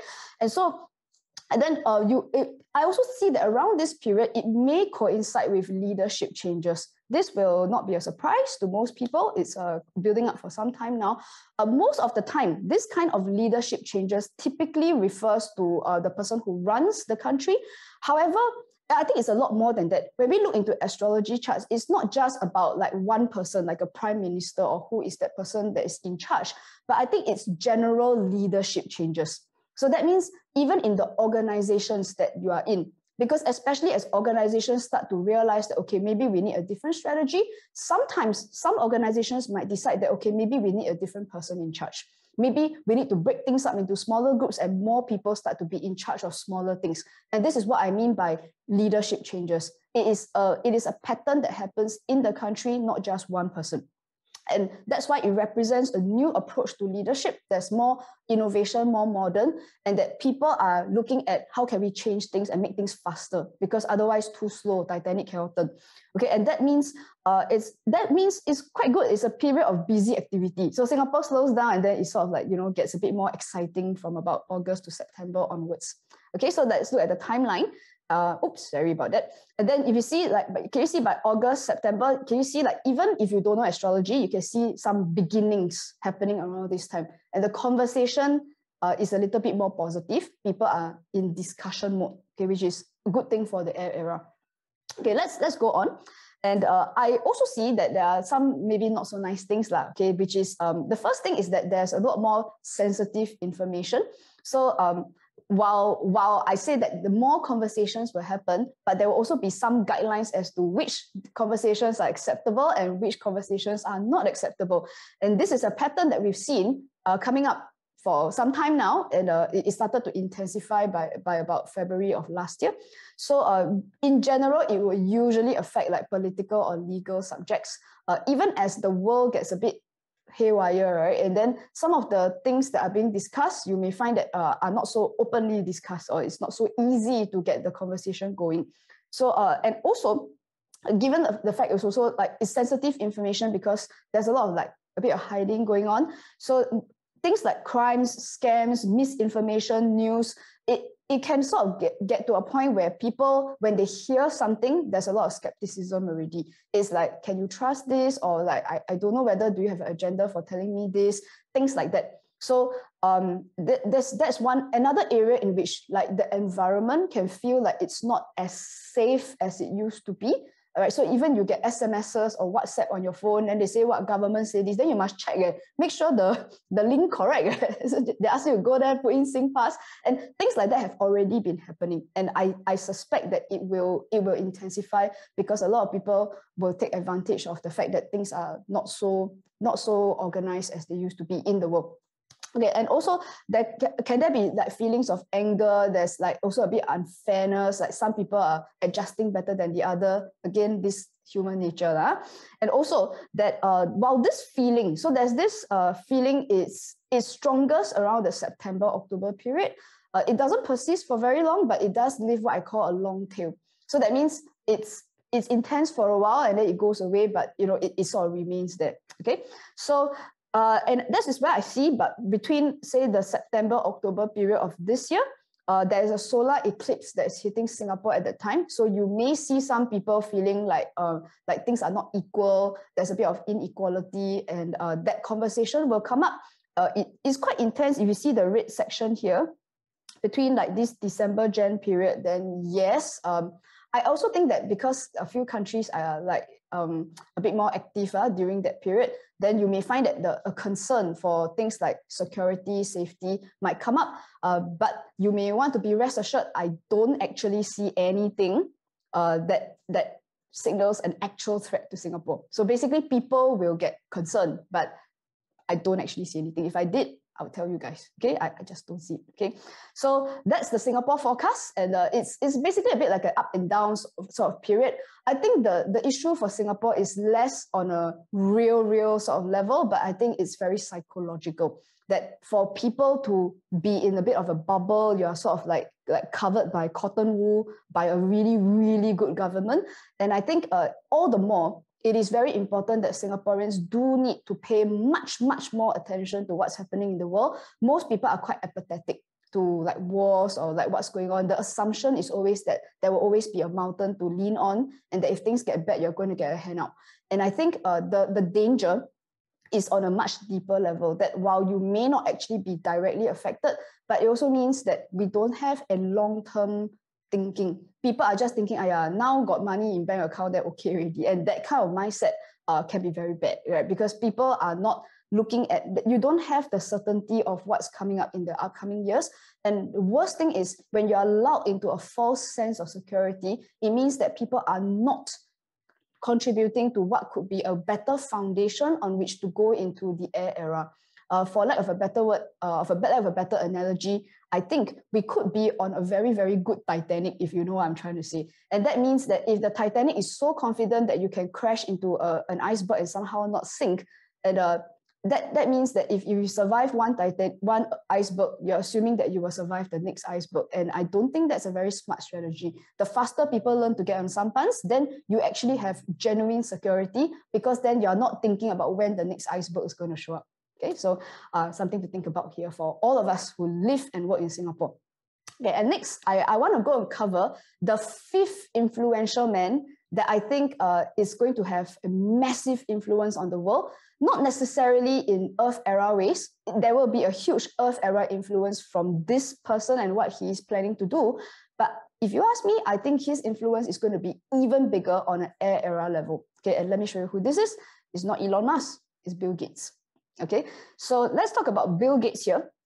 Now, of course, known as a person who used to be one of the richest men in the world, he still is. As of now, he is ranked number 5 behind all the big wigs like Elon Musk and Jeff Bezos and all those guys, right? So Bill Gates. Okay, so one of the patterns that I see happening in Bill Gates' chart is that on a bigger level, I think for many years, Bill Gates didn't always have like the best reputation. Like he was known to be a bit of a shark in terms of business. His Microsoft took over the world. A lot of people are still using Microsoft software, and it's still developing more and more things. So it's his influence undoubted.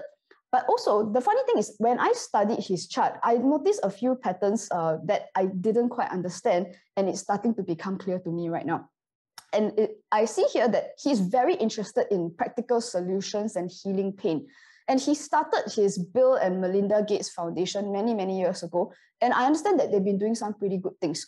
In the research that I have done, I have seen that he created a system, a vaccination system across the world that I know people are like skeptical about it. And there's a lot of criticism about like the COVID vaccination and all that stuff. But the reality is that he has provided his system has provided vaccinations to more than 1.2 million people, and almost all of those are from third world countries and from people who wouldn't otherwise be able to afford any kind of medical assistance in that way. They just don't have the money for it. So he's been doing some pretty good stuff. Okay, so what I see here is that from March onwards, he develops what I call a very intense but yet a very unemotional relationship with the public. So when I say intense, I don't mean he's going on YouTube and crying on camera, and that's not what I mean. It's that he seems to want to much more intensely want to heal the problems of the world. And I've been watching what Bill Gates has been doing for some time, and he's getting more and more involved with some pretty interesting projects. And this placement here, all these astrological indicators, suggest that he may involve a lot of eccentric behavior or doing things that you just wouldn't normally associate with a man who built an IT empire. And I also see, because Pluto is here. Now, when you look at this particular red line here, this green indicator describes a person who feels pain when you're dealing with the public or when you have a relationship with people. And then I see Pluto here, which is a bit like a god of death, but also very dark emotions. Now, normally, I would say this looks like a divorce, but then he already divorced Melinda Gates some time ago. So I know that this does not describe a divorce. And that means what I saw was a bit of like an atonement for guilt, that somehow he felt very, very guilty about something and he wanted to atone to the world. And that was very interesting to me. I didn't understand it at first. And then I also see that this year, he will be spending a lot of hard work. And the projects that he's doing must have practical outcomes, and that he is specifically going to the worst problems, the traumas and the crises of the world, and trying to solve those problems. And it's like that the skeptic in me is always going like, okay, so what's this billionaire trying to do, right? But I can tell you as an astrologer, I have I have squeezed his chart for any kind of like dark agendas, and I can't find it. I really cannot find a dark agenda. And and he's a lot willing to do projects that may not have a personal ROI. I don't see any indicators of him trying to get like a personal gain or a benefit out of it. And this seems to be really strong between March to June. Okay, and so let me show you some of the more crazy projects that he's into, which I thought was very interesting. And this project is not new. He's worked on it for some years now, but he invented a toilet that can turn human shit into ashes. And I think he started showing a lot of interest in a technology that turns human shit into drinkable water. And it sounds a bit crazy, right? But the potential for this to help a lot of third world countries, when people are basically, they're shitting into rivers, they don't have proper sewage systems, and it's making a lot of people very, very sick. And it becomes this vicious cycle that sick people pass it to their kids and then so on and so forth. So what he's doing with this toilet that sounds like a bit ridiculous and a bit funny, right? But the fact is its ability to change the state of life for many millions of people who don't get a say in the world actually is pretty amazing. And a lot of this is coming from the foundation money. And let's be frank here, it's the kind of investment that isn't going to get a huge ROI if you think about it. It's going to help people who can't even pay for their daily meals, let alone like the solution that will stop disease from spreading with them. And he's done this. It's like you can be a skeptic, but the thing is, it's really good technology. And then also, this is the latest one, he's starting to back a startup that is tackling cow burps and farts. So, and the thing is, why is this important? Is because a lot of people are concerned about this whole meat problem, right? And people are saying that, if we don't solve this problem, then because all the climate activists are saying that these cows are releasing methane and all sorts of horrible gases, and that means like global warming and all that stuff, right? And it means that most people are trying to do the other thing, which is the innovation. Remember, I thought about innovation is trying to solve the problem of the Earth era. So if, for example, okay, so now no more meat, right? Then what we normally do is now we try and produce fake meat. And that's like Impossible Burgers and like all sorts of various things. Like try to explore what else can people eat so that we don't die from like no protein and that kind of things. So there's that. And it's not that it's wrong. It's not that innovation is wrong, but it doesn't solve the root cause of the problem, which is that, well, the cows they will always be producing methane, whether you eat beef or not, right? So then for him, he's just gone and developed technology that, well, can we actually do something about that gas? And at the very least, can we stop it from continuing to create problems in the world?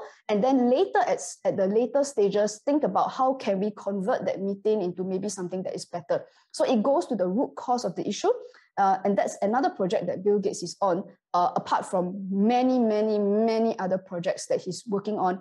And what's very heartening is that quite a lot of his projects are specifically not necessarily helping the rich countries, but he is really going into the poor countries and the people who are stuck in that vicious Earth era cycle where they can never break out of that poverty cycle. And he's really trying to look at the root causes that could really help these people.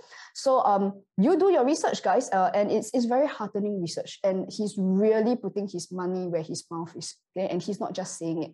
So, and one of the latest news you can see here in July of last year, he actually announced that he plans to give away virtually all of his $113 billion. He's going to give it away.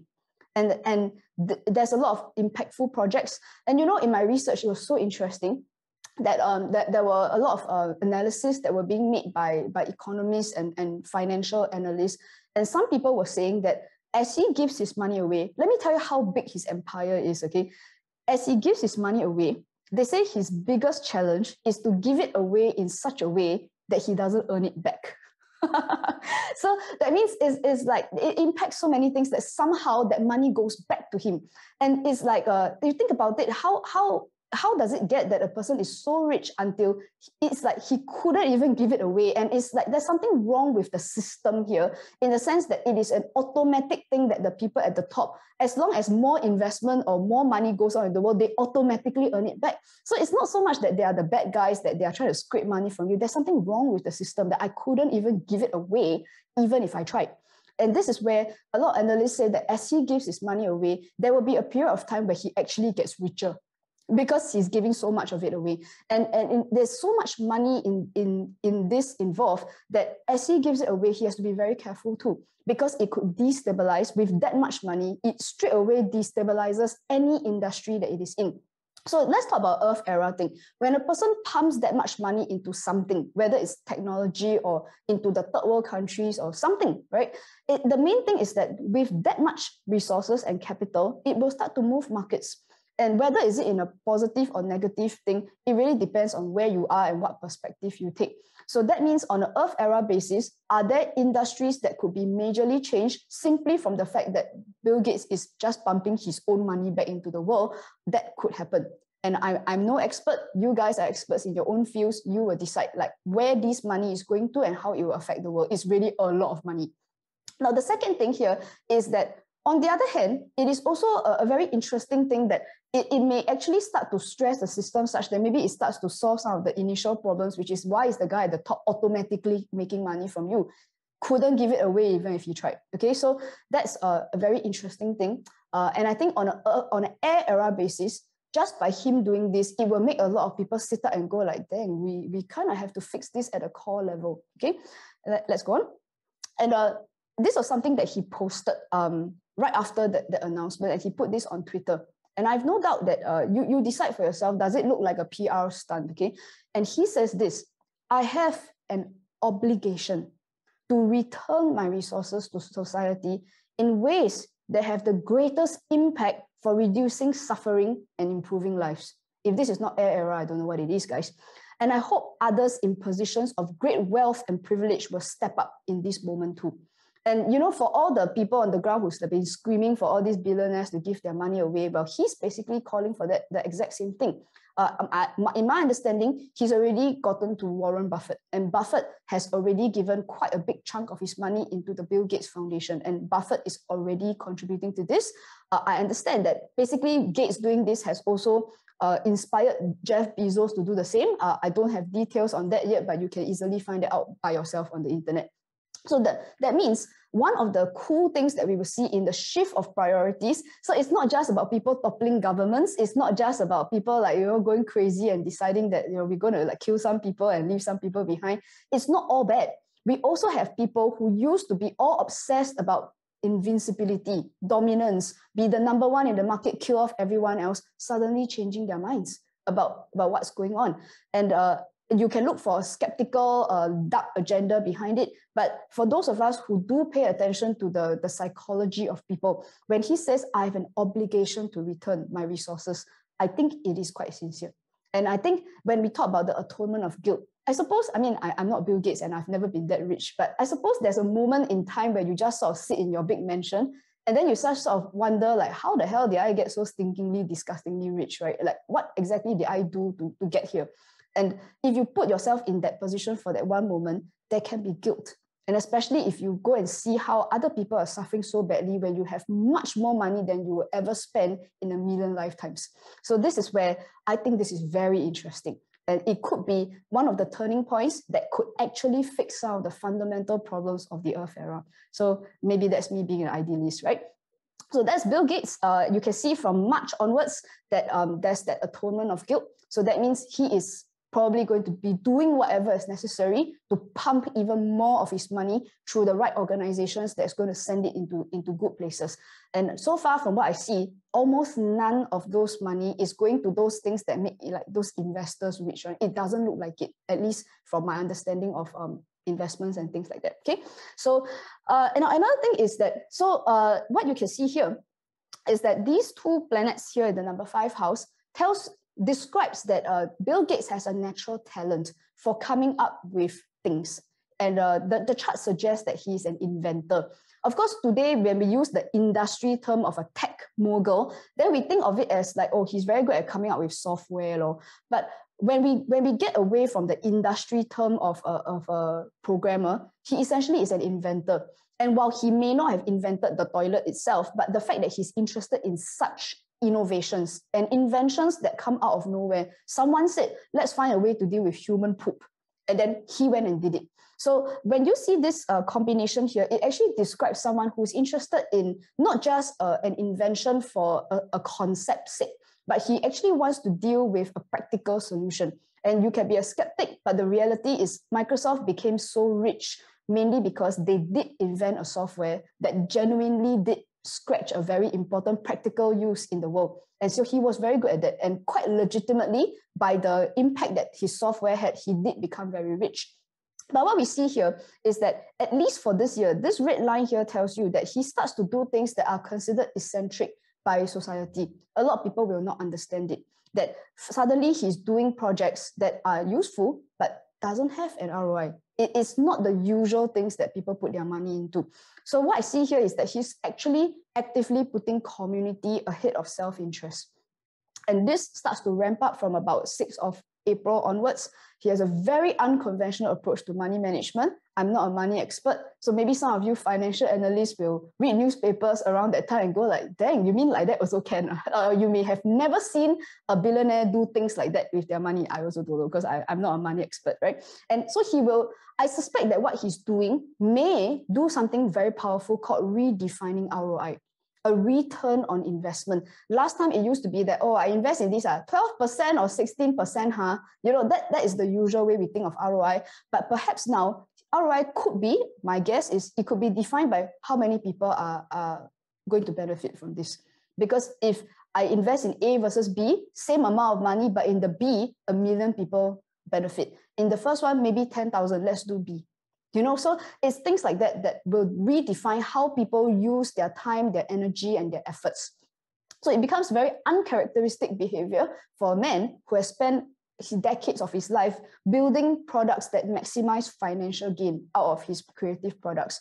And I think people are going to be very surprised at some of the things that he's doing. And obviously, he will face criticism and skepticism. No one is going to believe that he's really doing this for an altruistic position. So a lot of people look for a sinister agenda. So poor Bill Gates giving away his money and everyone thinks he's a bad guy.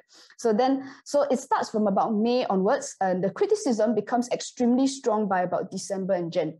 Now, yesterday I talked about how the world really gets a bit iffy, all right, around the end of the year. And I suppose that if you are investing in certain things, unfortunately, he really got a lot of money, you see, so that when he invests, will it potentially quite a high probability that the money that he puts out there could, in one way or another, intentionally or unintentionally, start to affect some of the events that are happening in the world at the time. And it will be very easy for people to just sort of point back at him and say, if you never go and spend this money, then you won't create this problem.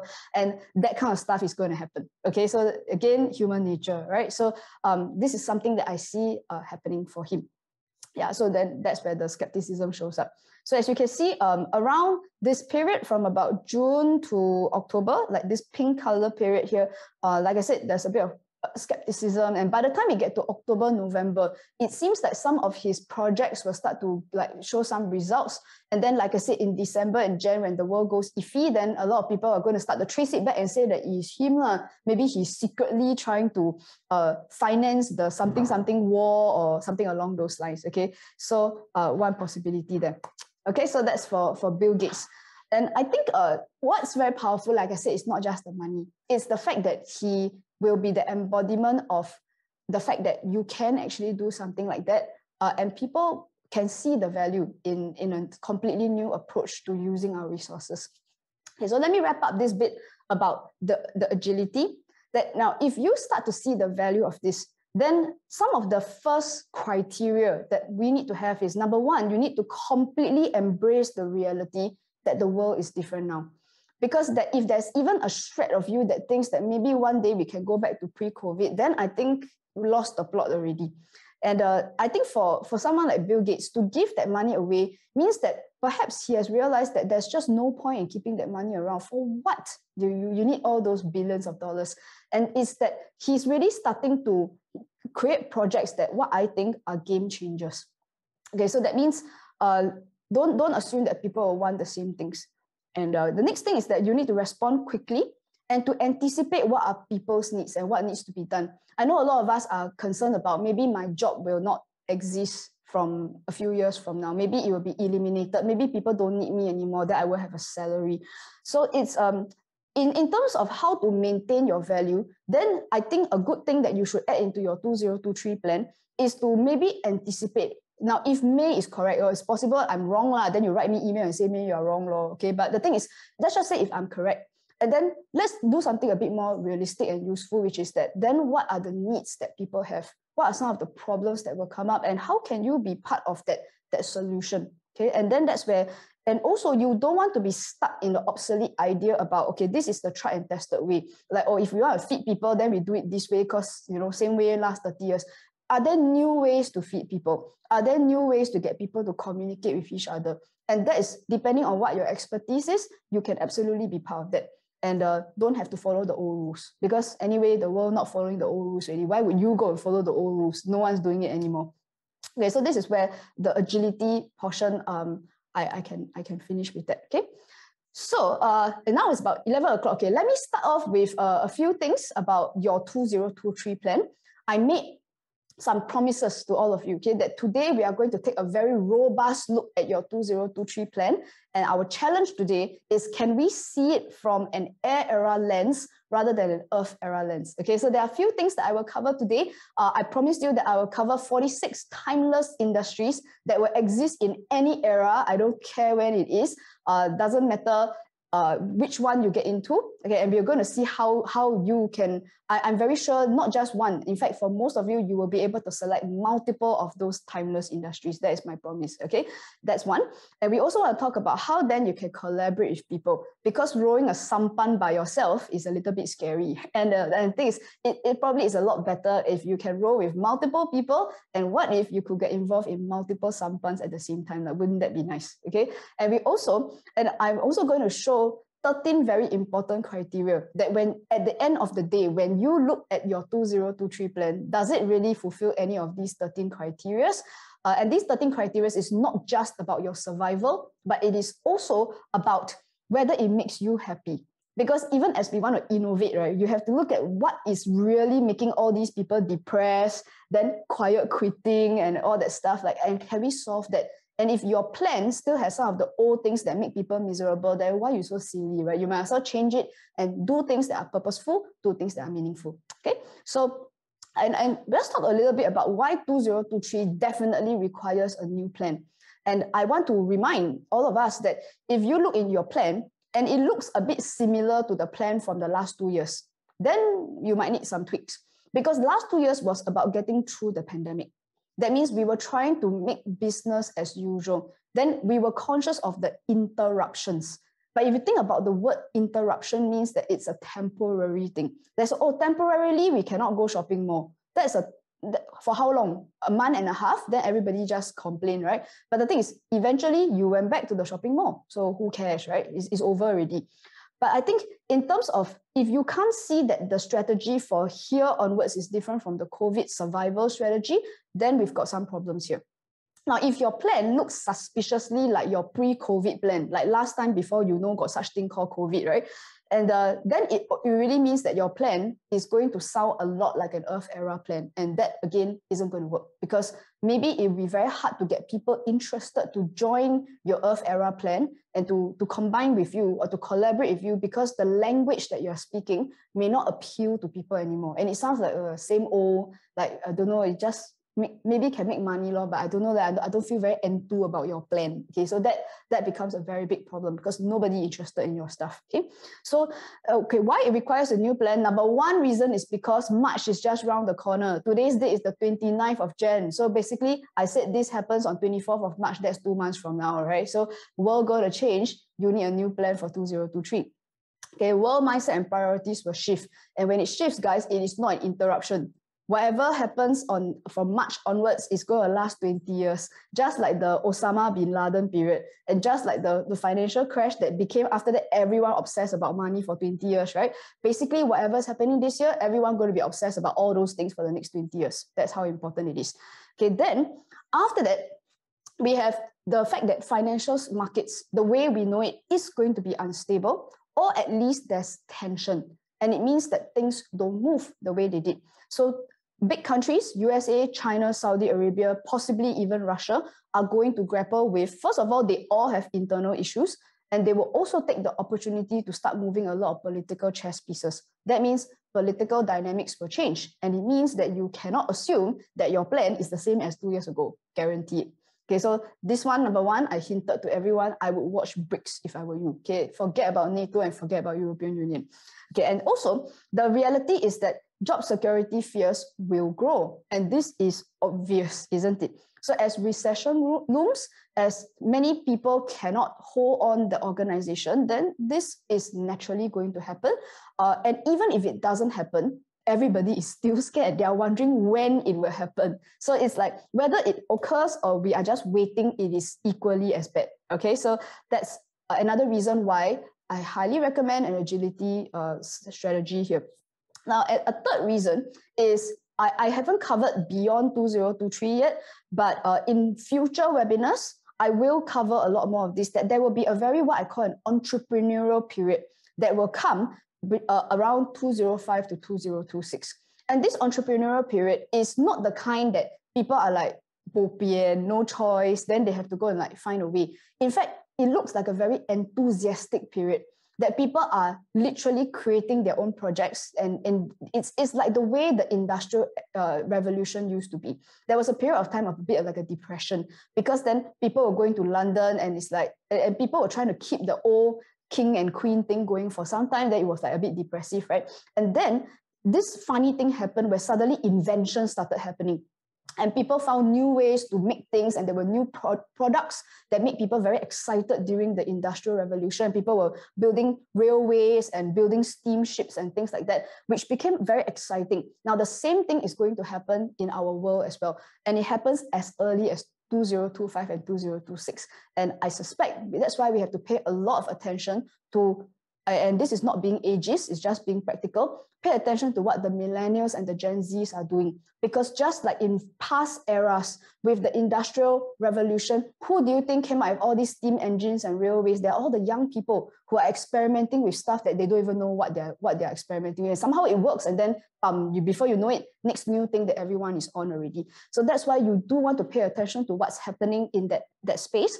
So the entrepreneurial period will come up. And it doesn't always mean that people are starting businesses. That's why I have it in inverted commas. Entrepreneurial can sometimes mean that people create things out of nothing.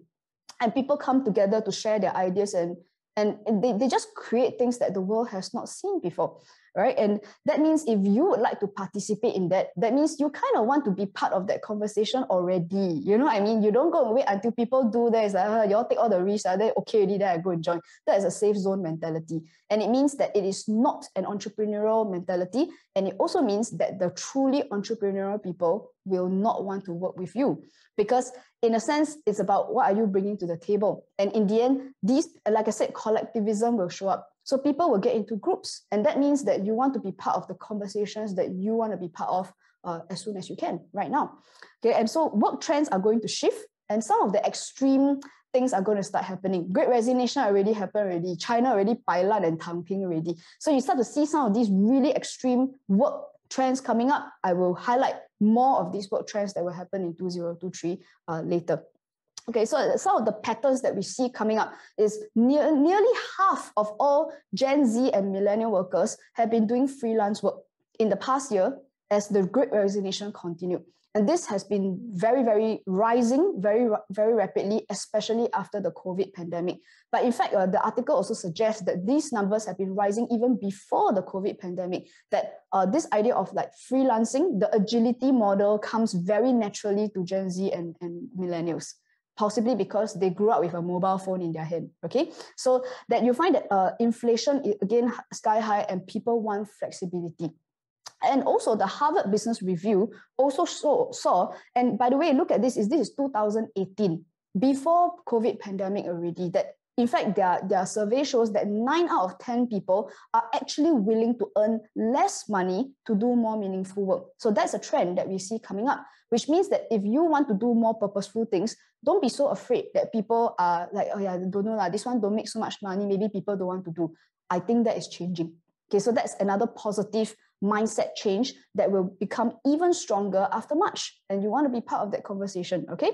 So, but a lot of people will come back to that fear, right? How can I be so sure that what I do, whether I'm an engineer or I'm like an accountant or something else, is it even going to be here or not? Or is it going to be eliminated? And this is the reason why I promised everyone that I studied this, okay?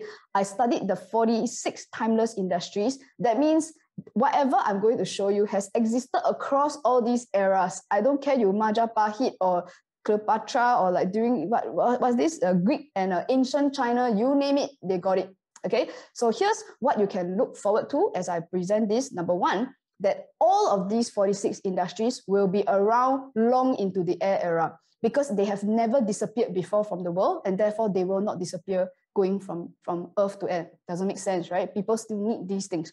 And another one is that all of these industries, beautiful thing is that they can be done with just one person. So that means even if you own self want to get into a sampan and start rowing, you can do so right now, confirm can, right? Or if you prefer to have a small team, then you can do it too. A few people can decide to do the same thing. Why not, right? So fantastic, right? Because in the past, just so you know, MNC is a Earth era invention. That means last time, Majapahit Empire don't have MNC yet, but somehow people still do these 46 timeless industries. So perfectly fine, okay? Now, another one is that all of these can be carried out whether you are a contract employee. So that means you can go to an organization and do this timeless industry and to negotiate it on your terms. That means not as a traditional employee. You can go there and offer it and then people will just take it, right? You can do it as a business owner if you want to. You can do it as a freelancer. All of these are open. You can do in any way you like. And also, all 46 of these are purposeful jobs. Not a single one here are bullshit jobs. Not a single one of these involves filling in forms that no one gives a shit about. Okay, so don't have all these things. All purposeful, useful, and people need it in society. And also, given the fact that we are moving into the air era, if you so choose, you can start it this year. You can start it like this afternoon, right after my summit, if you choose to, right? It is so simple and you can get started already with an internet connection and a mobile phone if you want to. Because I can tell you these 46 industries, 16-year-olds are doing them right now. And 16-year-olds don't have 25 years industry experience. And they also don't have $1 million in capital in their bank account. Most of them don't. They just start with a mobile phone and an internet connection. And then you have to start asking yourself, why aren't you not doing that? Okay, so agility thing. So my promise will be fulfilled right after this break. Okay, we are going on a 10-minute break. So if you haven't followed me on my social media channels, please do that. I had some people messaging my team yesterday to ask how can you get some of the previous webinars. Then you should go to my YouTube channel. And guys, I put a lot of effort into my webinars. If y'all go and watch, right, can y'all help me to just like and subscribe a bit, right? It helps me okay, to get my videos to more people. Okay, just help me do that. Doesn't cost you anything. Just press subscribe and press like. And if you want to, you comment. And basically, my video gets shown to more people. Okay, because don't just take the good stuff for yourself. Just do something small and everyone gets to benefit. And use technology to our advantage. Yeah. So follow me, and if you have not followed me on my Telegram channel, you can do so. Just scan the QR code. Okay. So the time now is 11:08. We will take let's break till 11:18. 10 minutes. Okay. See you guys in a bit. Okay, guys, we are back. And just so I know whether I can go on with my 46 timeless industries, can you all indicate and tell me if you are back? Because just say yes on the group chat, yeah? Whether you're on Facebook Live, YouTube Live, or you're on Zoom, just so I know, is this so important? I don't want to get started, then some people still coming back from taking water or something. Okay, thank you for the people who are responding. Let's go on. Okay, so now if you can get started, I would suggest you have a bit like a pen or something that you can sort of take this down. There are 46 of them, so unlikely that you're going to remember this list after I'm done with it, yeah? But I think there are a few things that I really want to cover, and the reason why I have the word industries in inverted commas. Because you think about it, the word industry, it means work. And the word industry is an Earth era word. And that means that the first thing that we have to do is to get away from that word, the word industry.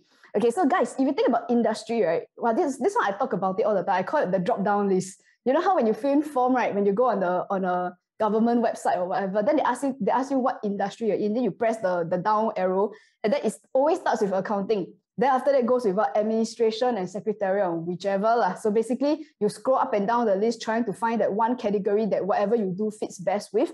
It gets a bit complicated because as the air era starts to develop, more and more people are going to get careers that don't fit on any of those categories. I can tell you that ever since I became an astrologer for the last 10 years, I've never really been able to fill in this drop-down list very well. I'm not really sure like which category I actually belong to, because there's a wide myriad of things that I actually do, and it's not just astrology, right? So anyway, so that's the first thing that we have to address, is this concept of the industry. Okay, because we are going to see like a lot of young people and what they're doing now. I can tell you they all have the same problem, which is how to fill in these things, yeah?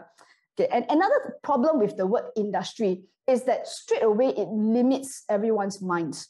And I'm well aware that I'm speaking to an audience that has grown up in the Earth era. And that means there's a way in which we think about these timeless industries. And I well know why everybody is very interested in these 46, mainly because what you're interested is what industry will survive. Okay, which ones will die and which ones will survive. And the point of that question, a big problem with that question, is the word industry.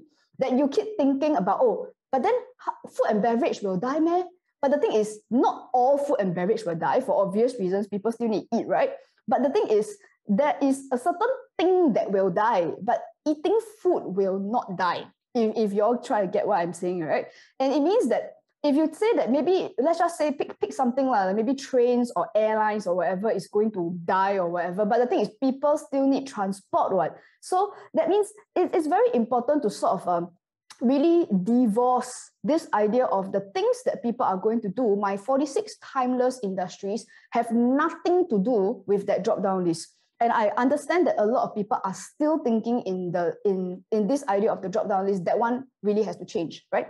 And the other thing is that because the reason why that industry thing is very scary is that when it comes down to an individual, as you start to imagine what it is that you are going to do next, if you keep asking this question, what career should I choose? The problem is the word career. It's like hairdresser, doctor, in the medicine industry. Should I go into like, I don't know, the YouTube industry? I'm not really sure a YouTube industry is that useful. What if YouTube go bankrupt, then how? Then what? Then where's the industry? Then you die lah. So you see, most people are asking the wrong questions, right? Which means that you should not be asking any of these. And right now, I'm taking all the Earth era, basically this mountain that you have been leaning off for a very long time. And this is something that a lot of the freelancers have started to understand a very, very long time ago, which is that it is not the industry and it's not the career you should choose that is the correct question you should be asking. So let me flesh this out a bit further, right? So that means if we start to think about like, how does this conversation change between the Earth era and the Air era? Okay, and the first thing is let's go and address this word, industries. What do? You go Christmas party, Chinese New Year. Oh, ask your cousin, what are you doing now? Oh, I'm in the something line. I'm in the health line. I'm in the transport logistics line, whatever. Okay, but the thing is, what do I do? Again, always from the drop-down list. Where we go. Now, in the Air era, we actually want to think of it as a function. And the function is the why. So for example, it's like if you make sick people well, so that means think about the fact that making sick people well is a purpose. So a lot of people ask me things like, why is it that my career feels so purposeless? I feel like there's no impact. But you see, when a person says that what I do as a function is that I make sick people be better. So let's just say there are people who have just recovered from a surgery and then I make them be better. And then most people think like, oh, they want a healthcare industry. Right? It doesn't have to be healthcare industry. It can also be things like entertainment industry. It can create things that for people to play. If they are trying to learn to walk again after a car accident, then can we create games like, like the Wii thing that used to be like for exercise, right? Does it actually help people who have trouble walking to maybe walk again, to move certain muscles that they hadn't had before? But you could be a game designer, really. So whoever said that if you want to perform the function of helping car accident victims be able to walk again, you could actually be in the game design industry. So I don't know what rubbish is that, okay? So we think in terms of the function and what purpose do you serve? And that's why a purposeful life is part of this conversation too. Now, another thing is that people want to ask like, oh, okay, so if I do this thing, then where do I work? And most of the time in the Earth era, what they want to know, again, the drop-down list, right? So it's like, where do I work? Which company, so that I know which company to send my resume to. Very Earth era conversation, right? And which means they also want to know, like, so where do I work? Should it be in Thailand, or do you think I should work in Europe or whatever? Earth era conversation, because in the air era, you work wherever you want, right? Because it's got internet. So the thing is, the where doesn't actually matter. What company also doesn't really matter. In fact, some people do things that serve multiple companies at one go. So this, again, is not a very smart question to ask already. If you're asking all these questions, you might be thinking in the wrong direction. Okay, then instead of asking where you work, then you need to ask about things like the medium. It is the how. So this comes right down to the skills. So that means perhaps your medium is in video. Then you may want to learn video editing.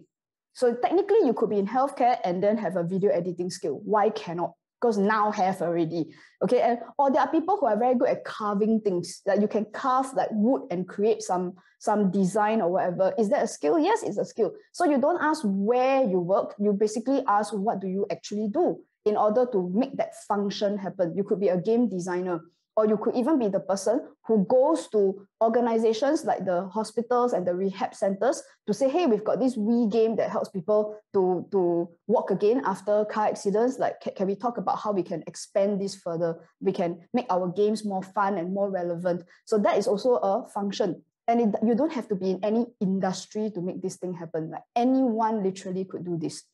Okay, and then another thing that we all addicted to in the Earth era is this thing called the JD, the job description. And we all know what that is. It's a set of bullet points, right? So this job requires you to do this, do this, do this, do this. Everyone knows how this works, right? And the real reason why we have that is, what's my job scope? Whenever you apply for a job on your jobsportal.com or whatever it is, the reason why the Earth era requires a job scope is because the whole thing is a financial transaction, isn't it? So basically, I pay you this amount, then make sure you do this every month. And that transaction in itself means that quite often it's like a contract. So if there's anything that needs to be done outside of that, but then it's not on their bullet point, you ask me to do this thing, but not included, then you find that some people get very resentful, because it's like, yeah, but so maybe if, like, let's just talk about creating that game that you go to a rehab center and then you ask people to basically, what you want to introduce your game so that these people can recover more quickly from their car accident. Now, sometimes it includes that maybe on a weekend, you might actually go there and introduce that to the family members too. That maybe if the whole family does the game together with the person who's recovering, they recover faster. But you see, doing the game for the family on the weekends is not on your bullet point. You never say weekend have to go and help people do all these things. And that's the problem with the work scope. Because then it becomes a bit weird that suddenly people are not functioning based on purpose, but they are rather like, but then I'm from this industry. Since when I have to go and organize events for people to go and learn to? I thought we are just helping them recover after a car accident. And well, newsflash, maybe doing that game for the family is part of your work scope. Just that, and then you may ask, then why you never put on the bullet point? Then I'll say, why are you so unagile? So that means, remember, agility is about being able to anticipate what needs, and then we can make changes quickly. So the problem with the work scope is that maybe you got hired 4 years ago when this thing wasn't required. Or right now, things are happening so fast. You could have been hired 4 weeks ago when this thing wasn't required. Well, it's required now, right? So the thing is that a lot of the old systems that are existing in terms of the way people think of industries and work is one of the reasons why the frigging Titanic is not turning fast enough, right? And that's why there are all these arguments that are happening within people that is simply, it's like the guy down there, he says, hey, now got iceberg, I think you need to put in more coal. And the fella says, sorry, not in my work scope. I can tell you that's how the Titanic went down, right? So this is, it sounds funny, but it's not funny, okay? So the next thing is then to ask about the execution. So that means the who can I help? And in terms of like the execution basically means on the ground, then how do you actually get people to play the game? How do you go back and get like sort of feedback from people and say that, okay, how can we improve this game? And this is why the air era way of doing things includes a lot of experimentation. There's a lot of agility in terms of like, there's no fixed work scope. Basically, we want to do this. Are you in or are you not in? Simple as that. You want to do or you don't want to do. And then when you come on, you also don't ask questions like, so we do this thing, what's your projection for how much money we will make? How much money do you think we can make out of this? And sometimes the answer is, actually, we don't really know. But our aim is to make this really relevant and useful. Then after that, when we make sure this is useful, and then after that, we ask people to pay what is reasonable for them to get this outcome. And then for some people who are very earth era, they lose their minds. It's like, what do you mean you don't know how much is going to come out of this? And it's a very strange conversation that will make a lot of people feel very insecure. But this is the way it's going to be. And that's why if we don't change that mindset, it's going to be very, very difficult for a lot of people that they are going to be in anxiety, they are going to be insecure, and all the host of other things. Okay. So now, as I go through my 46 timeless industries, there are a few disclaimers. Okay, I need to put in all these disclaimers because I know exactly how Earth era people think. And if you are going to make the best out of my 46 timeless industries, then there are a few things you must understand. Okay, first of all, you will see some astrological references on the screen. And it is human nature to panic and go like, but then I don't know all these things. Never mind, no need to know. Like this one May will explain, right? But also, some of you have some astrological background. Then some people will start to think too far already, think too complicated. I say, but then I don't have planets in this house, but then this resonates with me. Never mind, forget about your chart for now. Basically, the reason why I'm using these astrological references has nothing to do with your individual chart. I'm simply using these astrological references because astrology is a very, very old modality. It's been around since your Cleopatra time, which means that when I look at these things, it's not about you as an individual. It is about people, humans as a collective. So it doesn't matter whether you have or don't have that planet or that house, take your chart out of the story. I'm talking about humanity and what are the requirements and the needs of humanity as described by astrology as a concept. So nothing to do with you, okay? And then, so the next thing is that don't try to find the industry. Okay, so that means as I go through these things and as people start writing down, then they start to think like, oh, so does that mean that I need to go into the healthcare industry? Forget about that conversation. Start thinking about what is the outcome that you're doing. Don't think about the industry. Now, the next thing that Earth era people try to do is they try to find the one best answer. Now, this kind of mindset comes from the invincibility strategy because then, oh, I need to focus all my strategy on one thing. Agility is not like that. Watch my hands, right? Agility is like this. So it's like, it's multiple.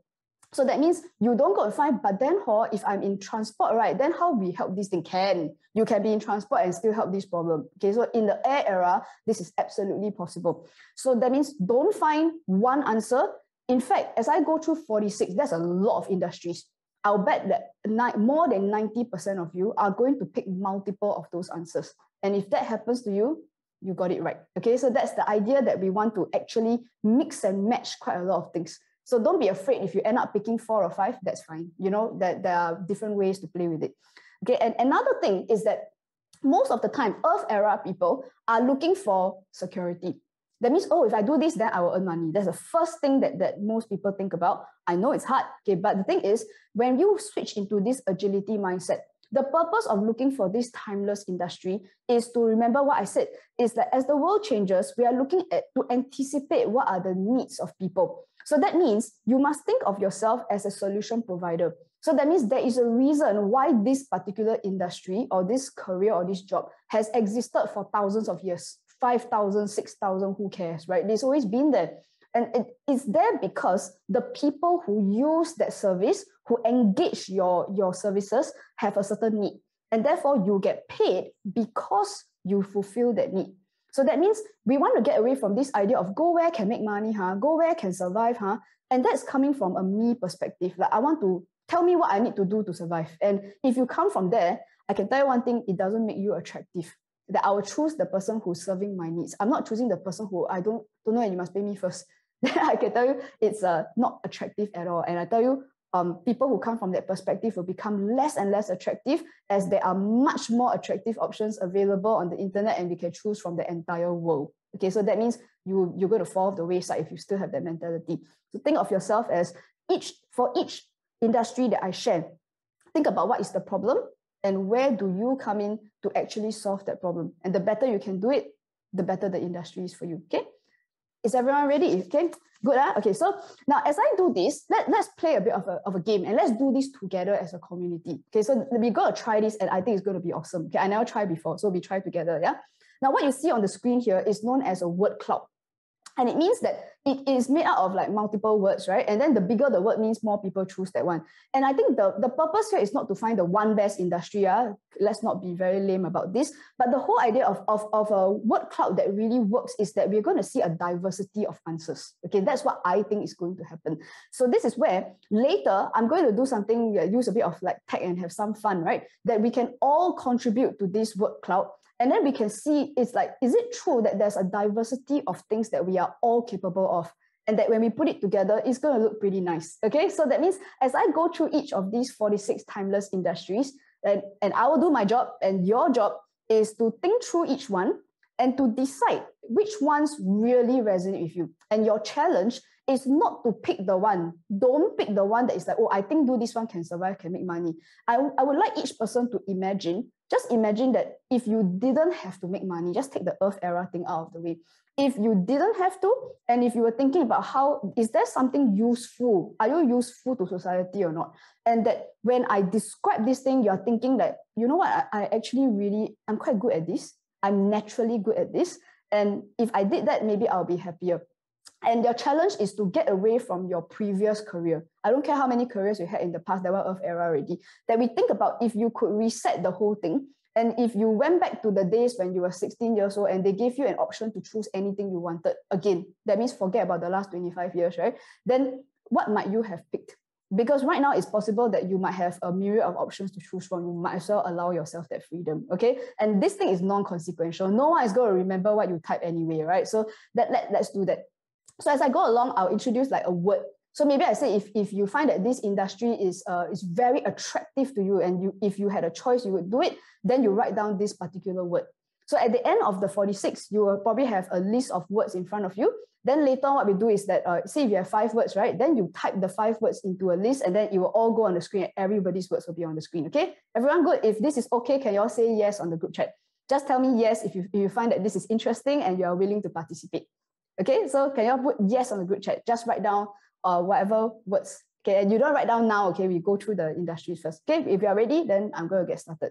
Okay, so the first one, like I said, ignore the astrological reference. Now, the first timeless industry is called creating a physical experience. So the purpose and the function. Now, what is a physical experience? So it's things like your 5 senses, things like sound, right? If in any situation, like people want to hear things and people want to see things, is the visual, right? And it's also things like the feeling, whether it's cold, whether it's warm, whether it's like people will just lie on a bed and feel like, wow, your bed sheet very nice, right? Or it could even be things like taste. Can we enhance taste? Can we get people into an environment where, wow, they really feel alive? If you can make people float on air, it's like, oh, this is what it's like to be an astronaut. Can you see that I'm in one industry that I'm saying here, it applies to multiple Earth era industries, okay? So that means a physical experience can happen if you're a chef. A physical experience can happen if you're a nurse trying to make an old person feel comfortable on a bed. It can happen in the hotel industry where you make people feel like, wow, this fantastic, like the smell, the aroma is very, very nice. So guys, if this resonates with you, okay, then your word is called physical. Okay, so if this resonates with you, you can write that down. Don't choose everything, guys. Don't choose everything. Like pick the one that you feel that, wow, like really life purpose on. Okay, then the second industry is called making things look nice. So we can make things look nice in terms of like home interior design. There's also, looking nice can also be things like text. So maybe your friend writes something and then the language is a bit like not very palatable. Then no, I edit for you so that when people see, then they're not so pissed off, you know. So that's called making things look nice. You can do that on mobile apps. You can do that on websites. Even if you are a chef in a restaurant, maybe the person very good cook, but then when they cook already, then it turns out like this one square blob, right? Looks like not very appetizing. But then if you put in some color, you put in some design, then maybe you take photograph and post on the internet, well, then the dish suddenly look very appetizing. That is called making things look nice. If you're an architect, you can make the building look like, wow, people feel like going in there to shopping. That is called making things look nice. Doesn't matter what Earth era industry you're in, some people got this talent. Okay, you want to make things, you think that some things in the world look a bit ugly, yeah, and then maybe I'm quite good at making things look nice. I don't care what you do. Okay, so next thing is that you can also be what we call the front approach person, the front man. And this is something that obviously I'm that person, right? Because a lot of my work, my own personal work is I'm in front of the camera, I'm on stage a lot. Even in my previous job, I was in safety, but then I was on stage a lot, which is very weird, right? So that's my real industry. I'm very good at being on stage.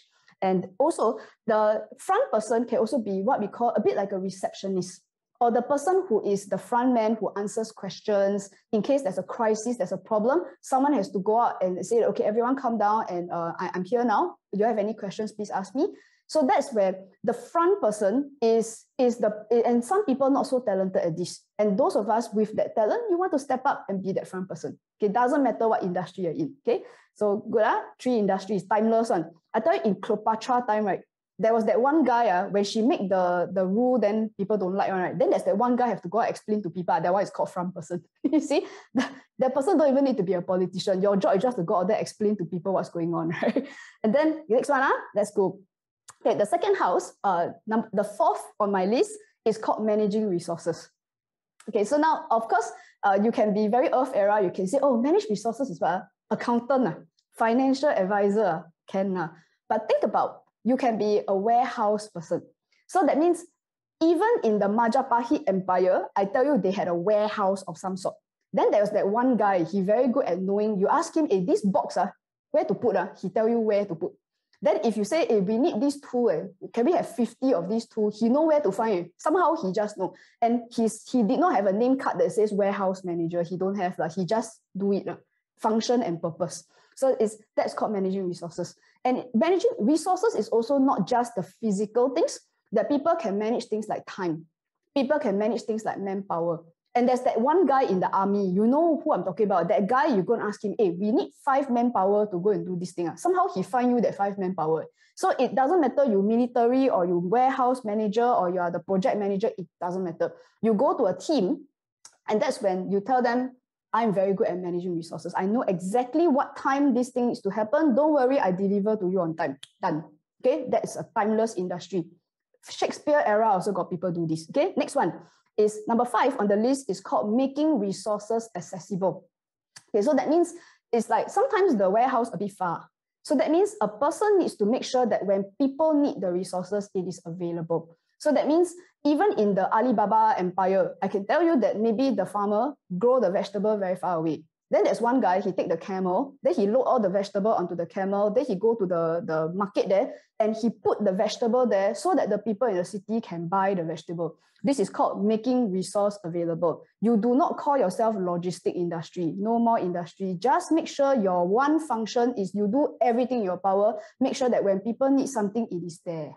Okay, so you can do this digitally also. So that means maybe people need certain information or like there's certain resource that they need to find, then waste time, go and look for it. That's check 10,000 websites also cannot find. So can you go and make some resources available and accessible for people? That is an industry that will still be around long into the air era.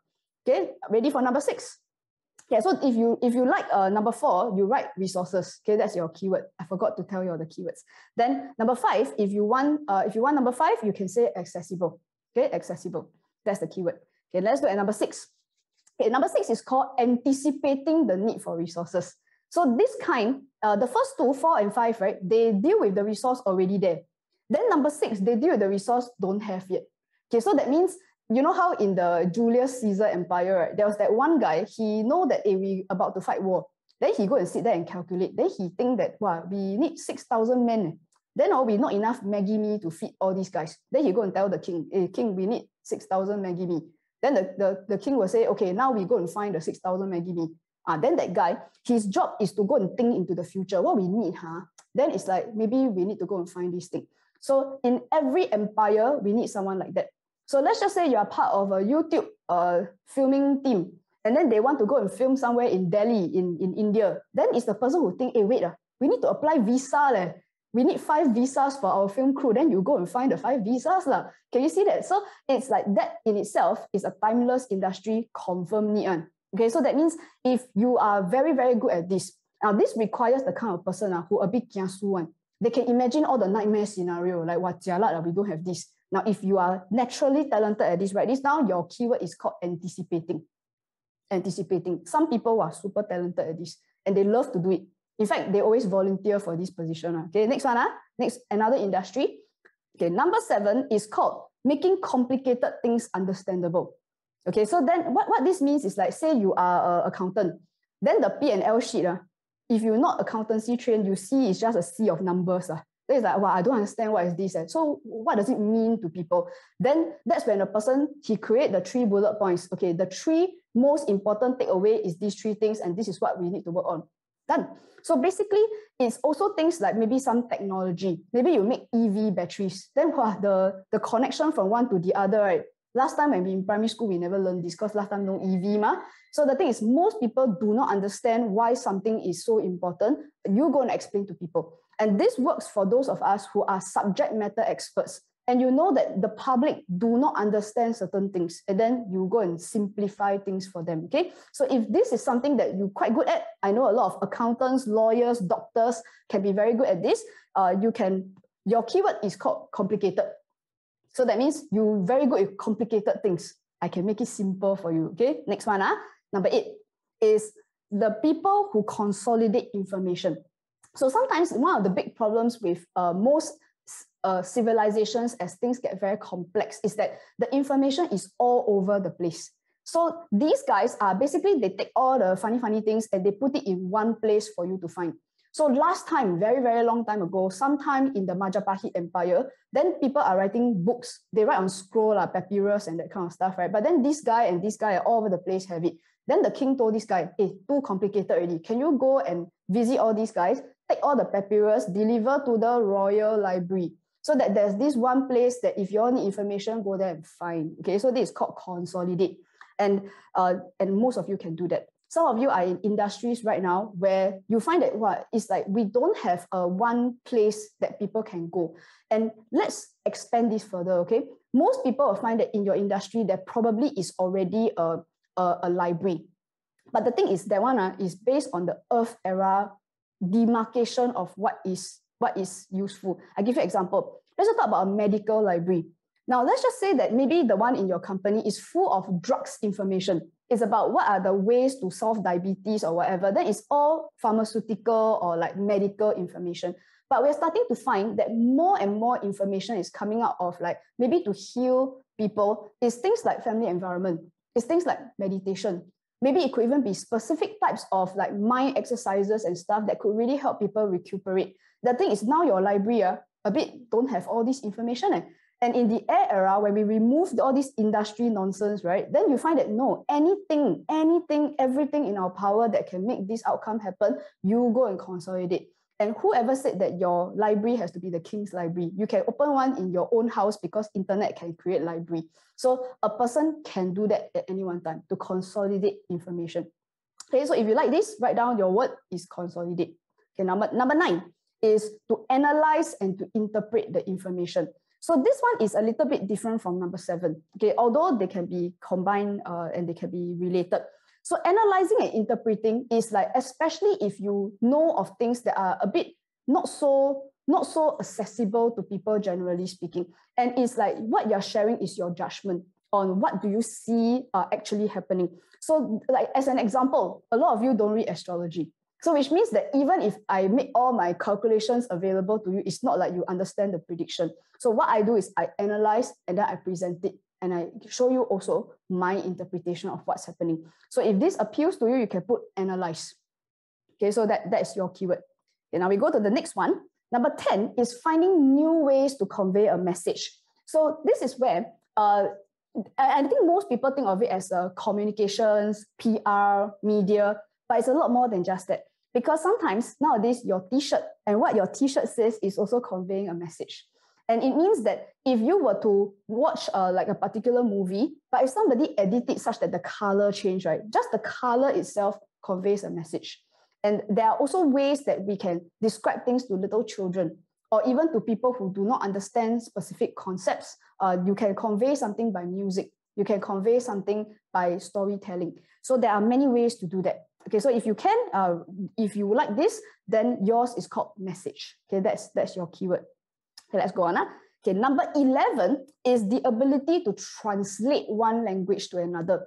So the obvious one is like translation from like actual human languages, but there's a lot of other things too. It's also things like nowadays we have blockchain. So that means blockchain itself is a language. For me, at least, astrology is a language too. And I translate astrology into English for people.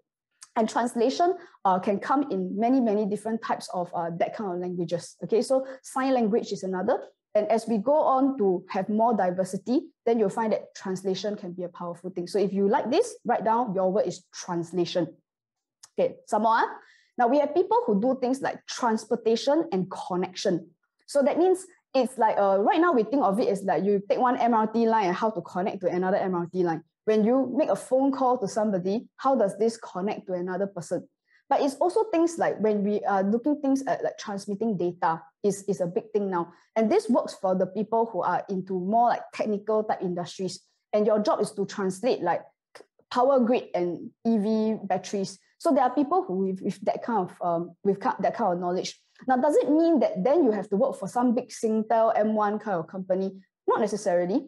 In some other countries, there are very small teams of people who go out to old people who are living in the countryside areas. And these old people do not know how to set up their satellite to get internet, to get electricity. And as cities start to change a bit, like lots of people can get involved with this thing called connection. Okay, so that means you could be a telco guy and there's no rule that says that you cannot work for yourself. And you simply go there and you do connections for people who don't get into the main network. Okay, so that's something you can do. And if this is what you like, you can put connection. Okay, so even things like transportation is another thing that you notice. We tend to think of it as like planes and buses and whatever. But let's just say that in the air era, some of these big MNCs, they don't quite make it, right? Then if that's the case, do people still need to be transported? Yes. And if you realize in human history, at any one time during wartime, for example, in other countries, whenever the main network is down, somehow there's the guy on the bicycle. Somehow there's the guy who has a truck, right, available. Then he can take all the refugees and move them from one place to another. That one is also a role. Transport can be done by 3 guys with a truck. Absolutely possible. Okay, so then think about what are the needs where people do need to do transportation. Okay, so basically your keyword is still connection. Okay, so you connect people from A to B. Okay, next thing. Now the 4th house includes people who highlight roots, origins, and history. So that means in any empire, whether you are in the Shakespeare empire and somebody writes down the history of the queen, right, and that person has a job.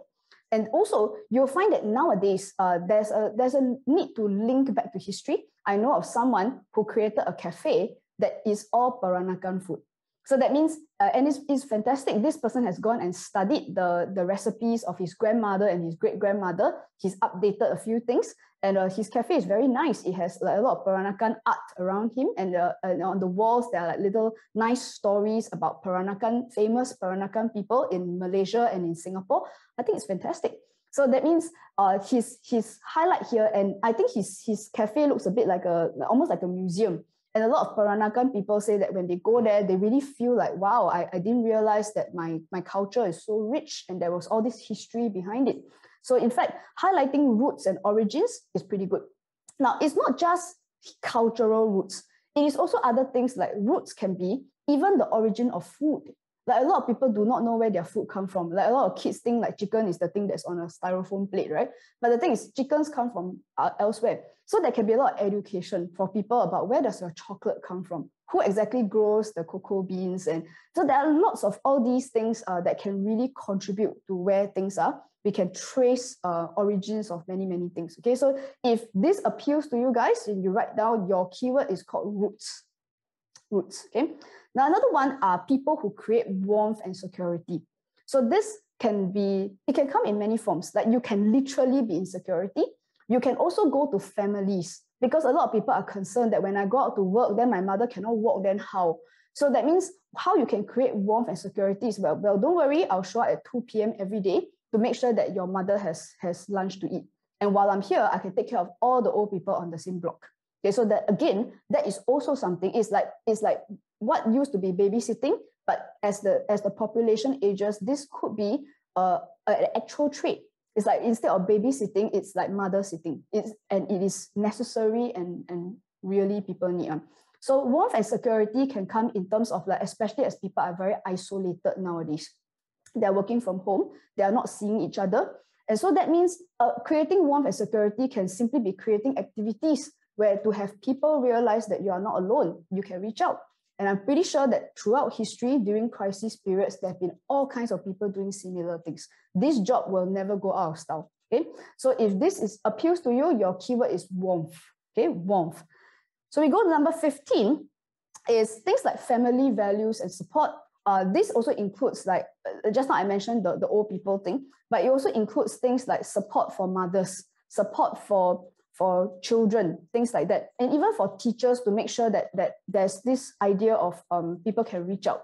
Okay, so things like family values can be basically getting people to sort of look at, talk to their family members is another thing that can really work for society nowadays. So this one, I would say, can you put family? Okay, this one is your keyword. For if you really feel strongly that this is what I would choose, if I could choose any career, I would choose this. Okay, and then also some people will take care of land and nature. So this climate change thing is really changing stuff. So some people are good with things like soil erosion. Some people are good with planting trees and flowers and things like that. And also, sometimes it's also like rebuilding or making sure that the city gets cleaned up, like after it gets messed up and things like that.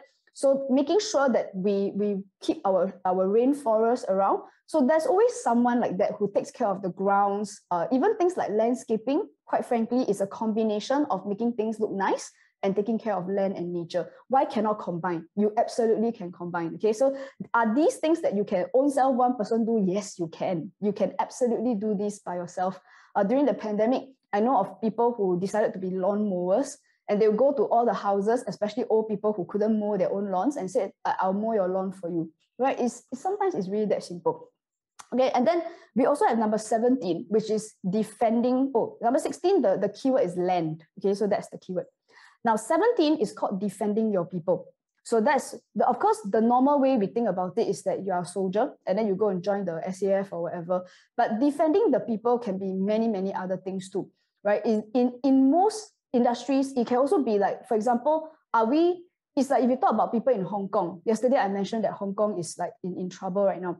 But defending the people can also mean that if you're a lawyer and if somebody is unjustly blamed for some kind of crime or whatever it is, that sometimes having a voice to come back and defend to be that voice of reason can be a way that you defend your people. So that means if you choose this, then you have to start thinking about what then are the things that people need to be defended from right now. It is also things like human rights and things like that.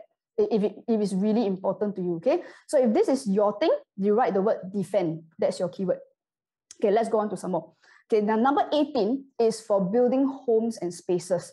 So the obvious one is in construction where you're actually building buildings, but that one a bit Earth era. And it could get to a point where you may not need to keep building new buildings, but sometimes building spaces also means like recategorizing, reusing buildings. So even as companies start to empty out from like CBD skyscrapers, do you really need so many skyscrapers that are like 120 stories tall? Who's going to occupy those buildings? So that means if there's all this space available, is there other ways that you can redo the space? Can we start thinking about things like community spaces or ways in which, I don't know, you want to grow vegetables and things like that? Can you get involved with that? Yeah, quite possibly. So that means does that need to have like more people involved? Maybe, right? But this particular trait has never gone out of style. I've never seen any empire where this trait disappeared, right? So if this is for you, then your keyword is homes. Okay, homes is one. Okay, now next one is in the 5th house. Number 19 is helping people have fun to be a kid again. So the obvious ones are things like Disneyland or whatever. But you know, in the Shakespearean era, there were people who wrote plays. There were people who had like carnivals and circus where people could just go there and be a kid and throw things at at like something just to earn a prize, or like, so that is also a very important part of a human society. Okay, so that means if this appeals to you, yours is fun, F-U-N. Okay, so fun. Number 20 is people who show their creative product. So like I said, I suppose even in Indonesia at one point there was like wayang kulit, and there were people who do dancing and things like that. But creative product can also be things like maybe you created you use programming and you created something that people could use. That's one. There are also people who write, like I said, you write plays. Nowadays we have cosplay, for example, that you actually do your cosplay, you share it online, and a lot of people who resonate with it will like it. So that a lot of the arts will continue. And creativity is also things like music, and perhaps your music helps people to stay calm, helps people to sort of get excited, things like that. Okay, creative product. Okay, so then this, the keyword is creative. Okay, so the next one, 21, is to give other people a creative platform. So maybe you're not so great at like creating cosplay, but that doesn't mean you can't create a cosplay event. So quite often the guy who sets up the circus is not the circus performer, but he knows how to go and find all these creative people and to put them together and say, I invite you to come and join me on this platform. Okay, so that means these people, and it's not just a creative platform, it's essentially a place where people can show their things. So in a sense, you're a bit of a consolidator. Like there's some similarities here, okay? Now, for these guys, your keyword is platform. Okay, platform. And then number 22 is for the young people. So it's like if you want to develop youth and children. So that means if you find that this can be anything from like helping the wayward children. Maybe people are joining gangs now, and perhaps is there a better way to do this? Now, you know, in the Michelangelo period, it was very common for people to have apprenticeships. And that's how Michelangelo and also people like Da Vinci became so good at their craft work. It's because they actually come from families that are not so great. And then what they do is they join these organizations where a mentor actually teaches them how to paint. A craftsman would share his mentorship with these people. And somehow these guys, they end up not joining gangs, and they end up making a contribution to society. So it doesn't matter if you're childcare, or if you're a primary school teacher, or if you're just introducing, I don't know, Korean K-pop dance to a bunch of young kids, right? Whatever works. Okay, so developing youth and children, your keyword is youth. Okay, so that never runs out of style. Okay, then the sixth house, we also have people who create regimes to organize life and work. So this can even be things like a healthcare regime, skincare regime. And what happens if all your big brands, your big MNC, then the skincare are not available already? Like, let's just say it just doesn't end up that way. Because in the Earth era, you go to the beauty store, then there's like 1 million of these products, right? And the thing is that thing is going to start disappearing more and more because it's an Earth era thing. So that means, does that mean people no need to wash their face? Does it mean that people no need to do all their regimes? No, but there are many people right now online who are creating things like natural regimes, or it's like, how do you stay disciplined on a day-on-day basis? Also, there's a new system called Notion. And Notion is getting very popular. There are many other of these second brain or whatever. So are there people who create regimes that they share with others? Here's how you can organize your work. And these are usually the Marie Kondo kind of people, right? So they show you how to declutter, they show you how to do things and to make your life work. And if you are a personal trainer, gym trainer, then also teaching people how do you stay disciplined with your diet and things like that. Those are all regimes. Okay, so if you like to contribute this, write down your keyword is regime. Okay, regime. Okay, and another one is people who promote health and wellness. So this is different from 23 because health and wellness can be things like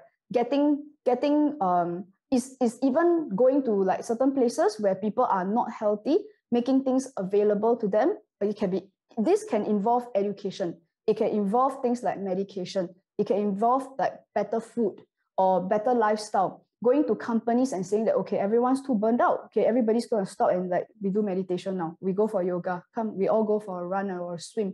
So that's also promoting health and wellness. Okay, is there a role for this person? Yes, because people are very stressed out. And a lot of people are very happy to pay for someone who can show me how to lead a better life and a more healthy life. Okay, so if this appeals to you, can you all put down the word wellness? Okay, wellness is important. Okay, number 25. are people who make tools that improve productivity and efficiency. So these are different from number 23. Now 23 are the people who come out with the process. Now 24 are the people who are more physical. You will actually make something that I can use here. So for example, some people know Thermomix, right? They basically save time, I'm not sure about money, but save time and hassle for a lot of busy people who got no time to cook. So that Thermomix thing is already a tool. So there are many things right now, like even like things like cleanliness, things like, I don't know, get all sorts of things in your industry. Is there a way, as companies are interested in eliminating processes, then can we replace manpower work with certain physical tools that can get the job done, even if no one is there? So it's automated tools and stuff. All these all count also. Okay, so if this appeals to you, your keyword is tools. Okay, so you create tools that people can use. Next one is number 26 is being a professional craftsman.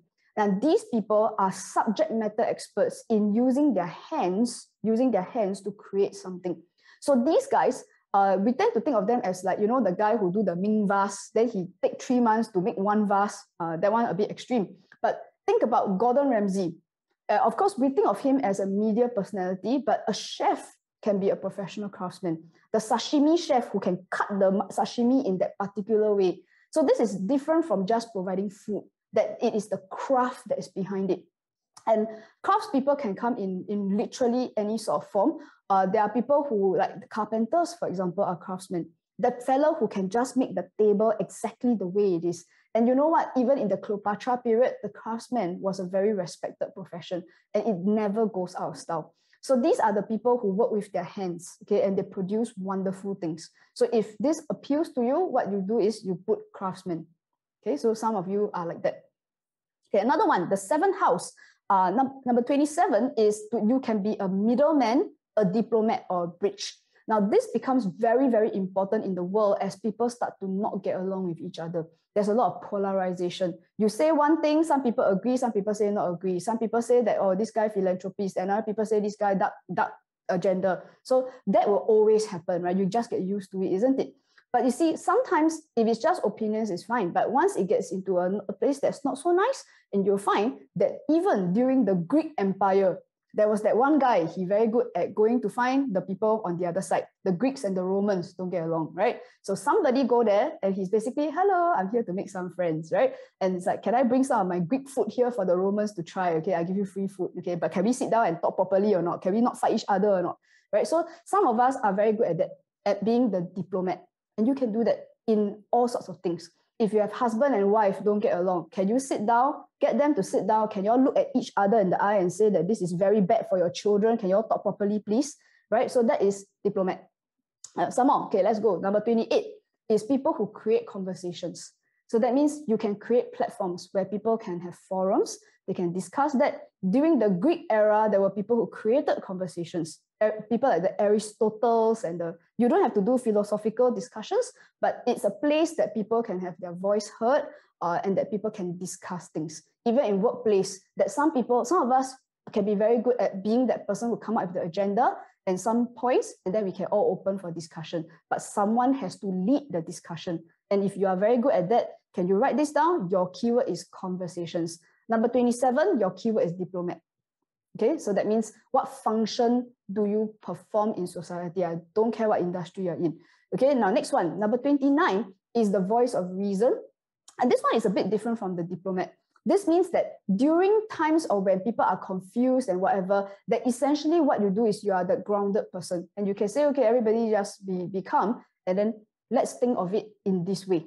Okay, so that means when people are confused, then you basically put things out in a very reasonable way. And this works for you if you are the kind of person who's not very imaginative. And to you, it's, what nonsense is this? Like, no, it comes out this way. So you are the voice of reason, and it's like that. Okay, so if this is you, then you'll be reason.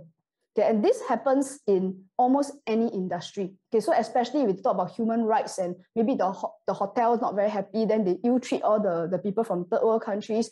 Somebody has to be the voice of reason in a situation like this. Okay, next, number 30 is people who give great advice.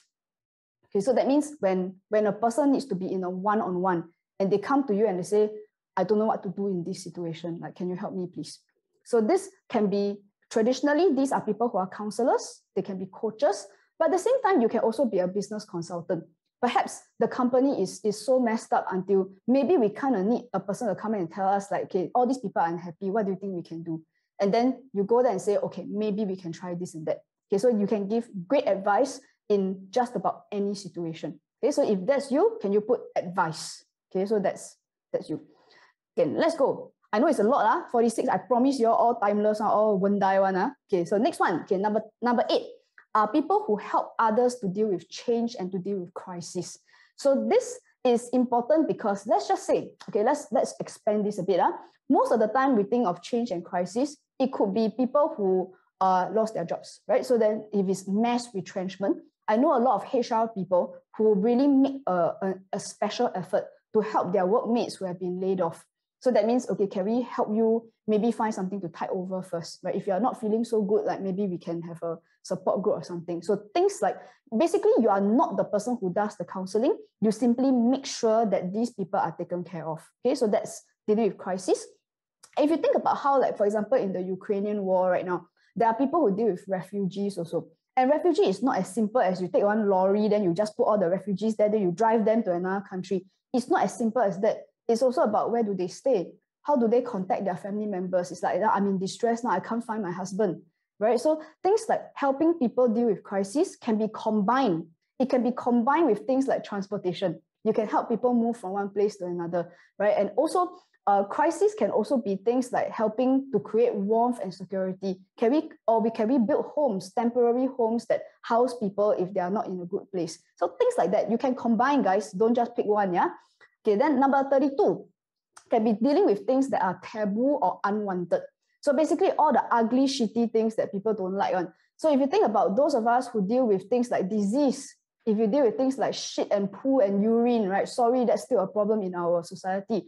And also things like the unwanted could be also a lot of taboo topics, like perhaps like things like domestic abuse. No one wants to talk about it because it's a shitty topic, right? But someone has to deal with it. So that means if you don't mind, if you're the kind of person who realizes that there's a lot of stuff that's swept under the carpet that no one wants to deal with, if this appeals to you, your keyword is taboo. Okay, so number 31, the keyword is crisis. Okay, taboo. People don't deal with it, never mind, I volunteer, I do. Okay, so that's number 32. Okay, then number 33 is helping people deal with death. And this one is timeless. In the Cleopatra time, there was that one guy in charge of funeral. I can tell that guy never run out of business, confirm need. And death is not just the physical death, not just dealing with the dead body that's there, but it is also things like helping people distribute their money afterwards. And I know nowadays in the Earth era, we think of it as legacy management or all those whatever, then you sign all these documents. I think it's a lot more than that. It's like people who ensure that your things are being taken care of if you die, and also making sure that the people are taken care of. And it's a lot more than just an insurance policy. Who agrees with me that taking care of people after you die is a lot more than signing an insurance policy? It is making sure that agreements are being made and that arrangements are being made. Things like that are important to people since the beginning of time, right? And also that how do you, death is also not like the people mati die, that death can also be dealing with an ending of something. So for example, if there are people for whom, like say their entire country cease to exist, and that may happen, right? It's helping people let go. It's gone, okay? Now we renew ourselves. We have a new thing now. Some people have difficulties dealing with divorce. The fact that they failed once in their marriage, and then it's like, then what, you just sit there and give up on life. That doesn't work. So that means there is a renewal. Help them let go, right? It's over, it's done. Okay, let's move on to something else. Right? Help them deal with loss. Okay, so that's 32. And if this appeals to you, write down the word death. Okay, so that's what you specialize in, death. Okay, another one. Let's go, 9th house. Number 34 is about sharing your insights, your knowledge, and your studies. So this has been around since forever, right? So basically in the Earth era, we had people in universities who studied biology, social sciences, chemistry, and then they wrote papers, theses, and they go to universities and they get published in nice journals. So that worked very well for the Earth era, and it made humans very, very clever. But I think nowadays it's very common now that people have blogs or things like that. And even some scientists are actually gone to share their insights. And you can combine this with the earlier one, which is making complicated things easier to understand. So if you happen to be a researcher, you can do it the normal way, which is like you go and publish it in a nice, like, very PhD sort of thesis.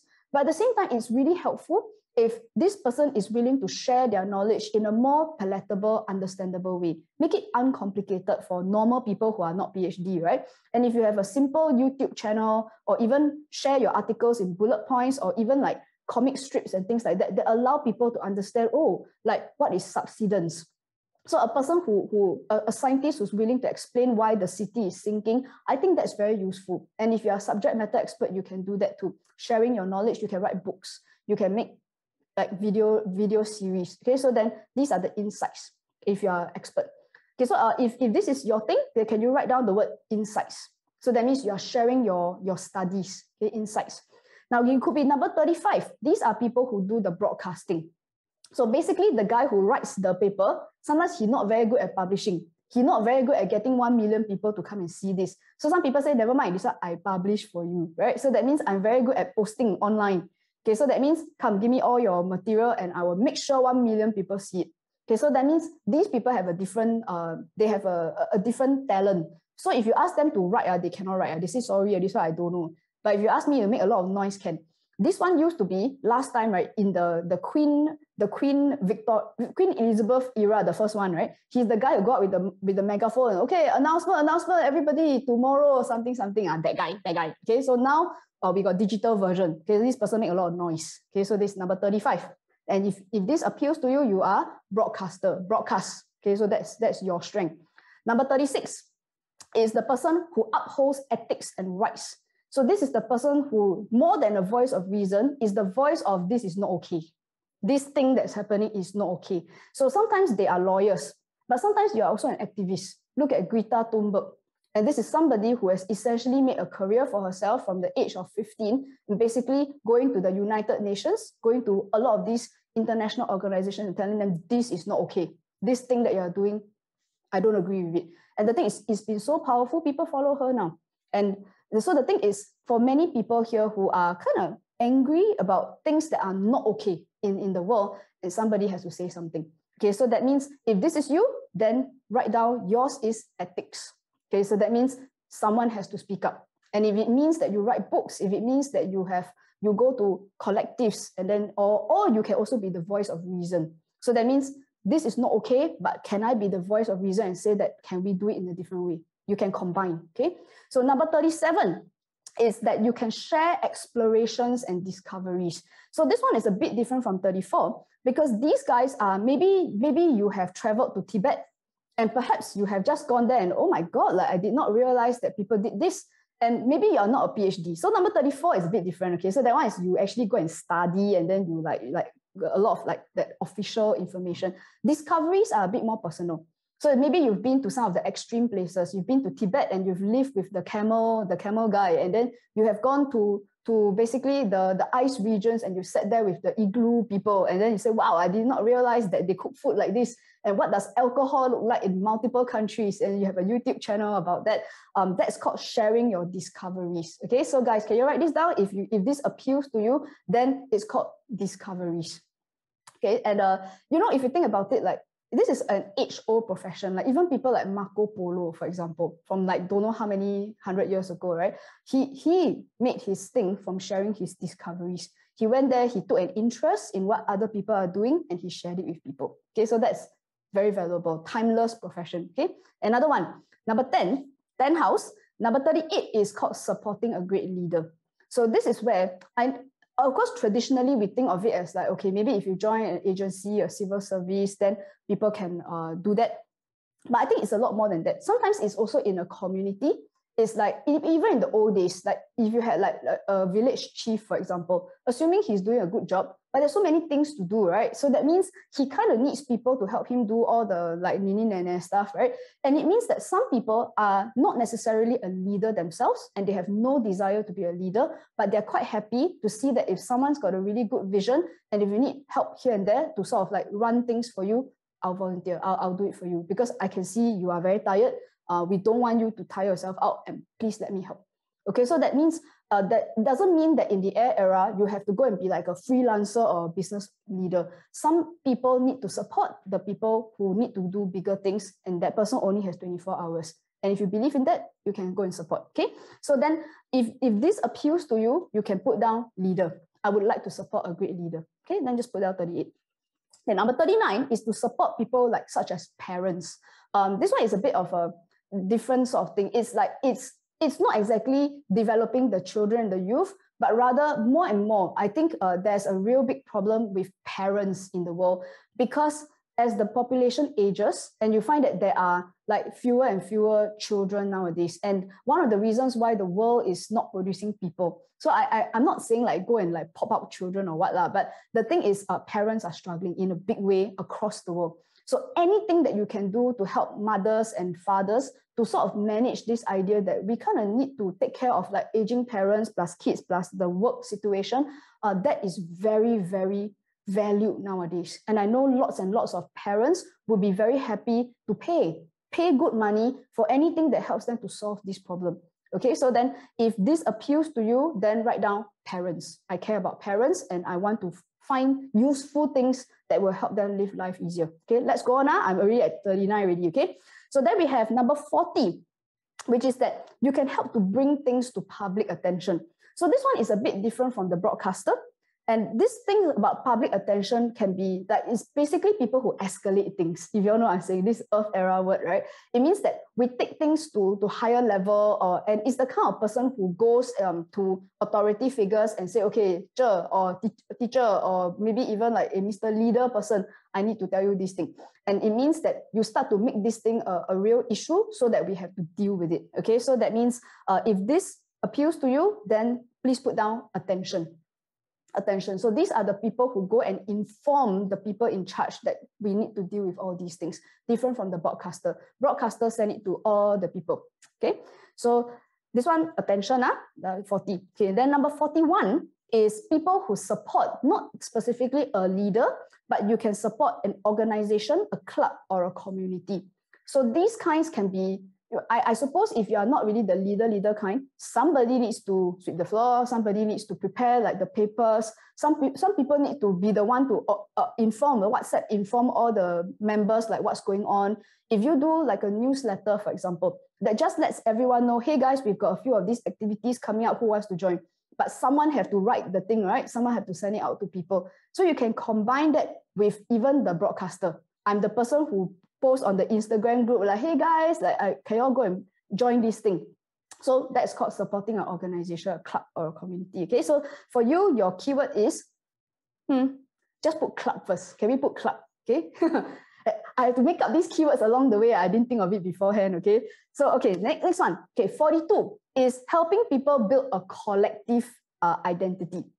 Okay, why this is important is because, like I said, collectivism will show up. People will start to like break up into groups and things like that, whether is it LGBTQ, or maybe you're from maybe a more indigenous tribe, or perhaps it's like a community of mothers who are trying to change something about the education system, let's just say. So it's like somebody needs to stand up to help the identity of people, because it gets confusing after a while already. It's like, then everyone is like splitting up or changing the way that we are redefining ourselves, then someone has to help with that identity. Okay, so if this appeals to you, then write down the word identity. Okay, I want to make sure that people understand who we are and how we can proceed in the following years. Okay, so that's 42. Now, number 43 are people who provide the alternative perspective. So that these guys are often the people who challenge the existing perspective, and they kind of like, it's a bit like devil's advocate, you know? So it's like when something comes up, then their idea is like, let's just purposely provide the alternative view just for the sake of looking at it. So for example, I know someone who has a blog, and what he does is he takes some of these common knowledge thing, and then he decides to do a bit of his own thinking in terms of, okay, if this is accurate, then what? But then if we look at it from another perspective, if you were this kind of people, then this is a very bad idea. You know what I mean? So it's a bit philosophical, but at the same time, it allows people to see the full story. And you can combine this. You can combine it with the guy who anticipates a need. So how is it that you might know that, hey, maybe we're going to need this thing? It's because he looked at it from the opposite perspective. He said, hey, maybe we are missing something. Okay, so in the air era, thinking is one of the big things. It's not about just how much money we make or what work we do, but rather, is there a human actually thinking of to anticipate things? Because now we got ChatGPT, right? Which means that this kind of thinking is the kind that the AI cannot do. This one is human thinking. And therefore, number 43 is important, because even in a group, sometimes there's group think, and everybody echo chamber, they all say the same thing. So if everyone say that, oh, I think Japanese people are very bad, for example, I'm making stuff up, right? Then another person will say, hey, wait, maybe Japanese people not so bad. It's you can combine this with voice of reason also. Okay, so that 43 is alternative. Okay, write this down if this really appeals to you. Okay, then last few already. Okay, number 12, 12th house, 44 is the people who care for the helpless, the broken, and the abandoned. Okay, so that means this one doesn't always mean that the common ones are orphanage, old folks home, prison, hospital, hospice, asylum. These are the normal ones. But the profession that remains here is that we always assume that these are the people who very jialat, then cannot pay, then if I do this, sure die. But I can tell it's not the case, okay? Even CEOs get depressed. Everyone knows that CEOs get depressed. So as long as you're helping people with things like mental health, things like depression, also things like broken can also include, like, for example, the Ukrainian refugees. There will be lots and lots of people who get into a space where it's not great. So that means, is there a way to help those people? And helping can be financial, it can be in terms of like the emotional help, psychological help, all sorts of things. Okay, even animals, if animals are being ill-treated, things like that, all included. Okay, so then number 44, the keyword is helpless. Helpless is the keyword. Okay, then number 45 is creating avenues for people to connect spiritually.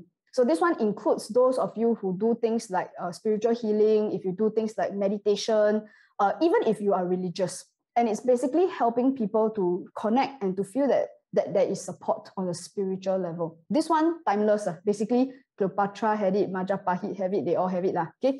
So this one is spiritual. And let me explain why it is so important to separate industry away from function. Because guys, I'm an astrologer. Technically, right, if you go by industry norm, I'm supposed to be in this category, help people to connect spiritually. But I don't resonate with this.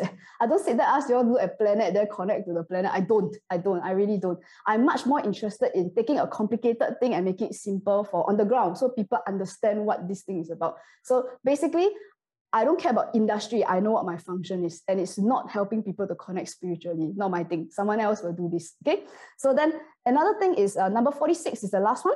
It is to provide rest, acceptance, and renewal for a lot of people. So that means it's creating a place or a state or some kind of environment that people can just stop and rest, give yourself a break. And this means that you can create a spa. This means that you can go to like a resort somewhere that is a sustainable resort so that people go there and do like very peaceful things just to get themselves to accept a situation also.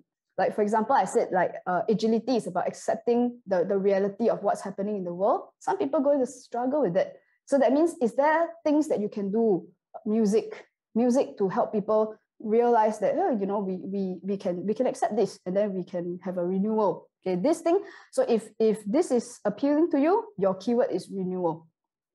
Okay, so guys, 46. I did this super monologue, okay? And I really think through, and I kept my promise, right? Every single one of these things have existed for all of humanity. There isn't a single thing here that is a bullshit job. That means if you're looking for purpose, that useful to society one, like, is there anything here we don't need one? Anyone feel that we don't need, like 200 years from now, we don't need one? Nonsense, I tell you, right? So which means if there is a need in the world, and if you fulfill that need, don't give me this rubbish that there's no job for you. There will always be a job, and there will always be people who will pay for this because it is so essential to the world.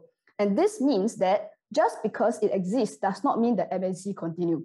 Because can all of these things happen without MNC? Yes, it can. Can all of this happen even if you don't have a boss to report to? Yes. Right. Can all of this be done as a freelancer? Yes. Can all of this be started very simply by gathering 2 or 3 people going on the internet, just work a bit harder for 2-3 months. Can we get something started? Yes, can. Right? So the next time someone come and tell me that, oh, I don't know what to do in the air era, I tell you I got 46 years, surely you can pick one, right? Okay, so this very important. Okay, so okay, are you ready? Not you all have your list of words. Okay, so each person should have. I hope you didn't end up with like 20 words. Okay, if you have 20 words, it means that you're a bit indecisive and you have no focus in your life. Now, if you only have 1 or 2, that's cool. Like I said, you can combine that. But most of you, I would guess, may have ended up with about 4 or 5. Now, if you have more than 4 or 5, I would like to suggest that maybe you relook it and be quite realistic. Okay, so that means you got 24 hours per day, 7 days a week. You got to be quite realistic about what you can and cannot do. And quite a few people, even as you add in your agility strategy for 2023, you probably still have a full-time job or a business to run. Okay, so that means this might be something that you start on a side hustle. Don't be crazy. Okay, try to do smaller things and be honest with yourself. Some of those things maybe you are not so passionate about. Okay, then you can eliminate them. Okay, so guys, are you ready? You do the sound, this word cloud. Okay, I think this is very fun. I'm very excited about this. Okay, so if you are ready, you grab your mobile phone and what you do is you scan the QR code so that we can all get onto this platform, right? So you scan this QR code and my guys are going to be posting a link so that in case you got problem with the QR code, you can click link up to you, whichever one you want to do. Okay, so grab this. Okay, everyone good? If you're ready, right? Everyone ready? Okay, if you miss the QR code, you just click link. Okay, then okay, come, let's go. Okay, so start putting in the words that are on your list. What functions do you want to perform in society? Okay, and separate each entry. Don't write one shot. Okay, so that means you write one word, then you press enter, then you add one more. Okay, just keep going. And to make this work, you all try to spell correctly so that then all the correct words can together. You spell wrongly, then after that, we get a lot of different words. Okay, brilliant, keep going, come. So it's okay for each person to have 4, maybe 5, and maybe to get, let's get a bit of diversity going on. Wow, this is very nice. Okay, I see things like wellness, things that look nice. Okay, yep, people who are interested in broadcasting, people who want to manage resources. Nice. Okay, a lot of analysis. Come on, some more. Really, so few only. Come on, let's get on some more. Okay, each person can type more than one. And you have to be honest okay, which are the ones that really appeal to you, that is, maybe some of you still thinking, maybe you got like 20 words that you are jialat, so many, right? Yeah, it's a really, really good practice to start thinking about why do you do what you do. Don't just pick something because I need a job. Then I need to fill in that drop down list. One of the most purposeless things I've ever heard in my life, right? Okay, very nice. Okay, I see people who want to be that front approach person. Yeah, why not? If you are confident and you can speak to people, then you play that role for everyone else who doesn't dare to speak up, right? And then people want to do alternative viewpoints. I like that. Okay, and then I see that there are people who want to do things like connections, that you are quite good at connecting, say, websites to Zapier, to back-end systems. That is cool too. We need people like that. Okay, and you make things accessible, you consolidate. Anything else? Okay, I see some people going to spirituality. I see wellness. People want to do good advice. Okay, very nice. Anybody here into family values? You start to see the thing a bit change. Nobody into family values. Nobody want to build homes, spaces. Huh? Okay, some of you are putting on the chat. Don't put on chat, don't put on chat. Put on the word cloud, Yeah, just click on or maybe you all cannot get the link already. Is it? Okay, can my team post the link again in case some people missed it? Oh, okay, I see. Okay, so guys, just pause there. My team has just informed me that the poll is full already. Okay, so I hope this was fun, guys. Okay, let's have a look. Okay, what seems to be a really big thing, right? Okay, so it seems like a lot of people want to make complicated things very simple, and I think that's great because if it's an air era thing, I think if it's too complicated and people don't understand, we can't take action because no one knows what to do. Okay, so that's fantastic. I see a lot of people are interested in alternative viewpoint, and that's great. The only thing I would say is as far as we have alternative viewpoints, we also need people who are the voice of reason.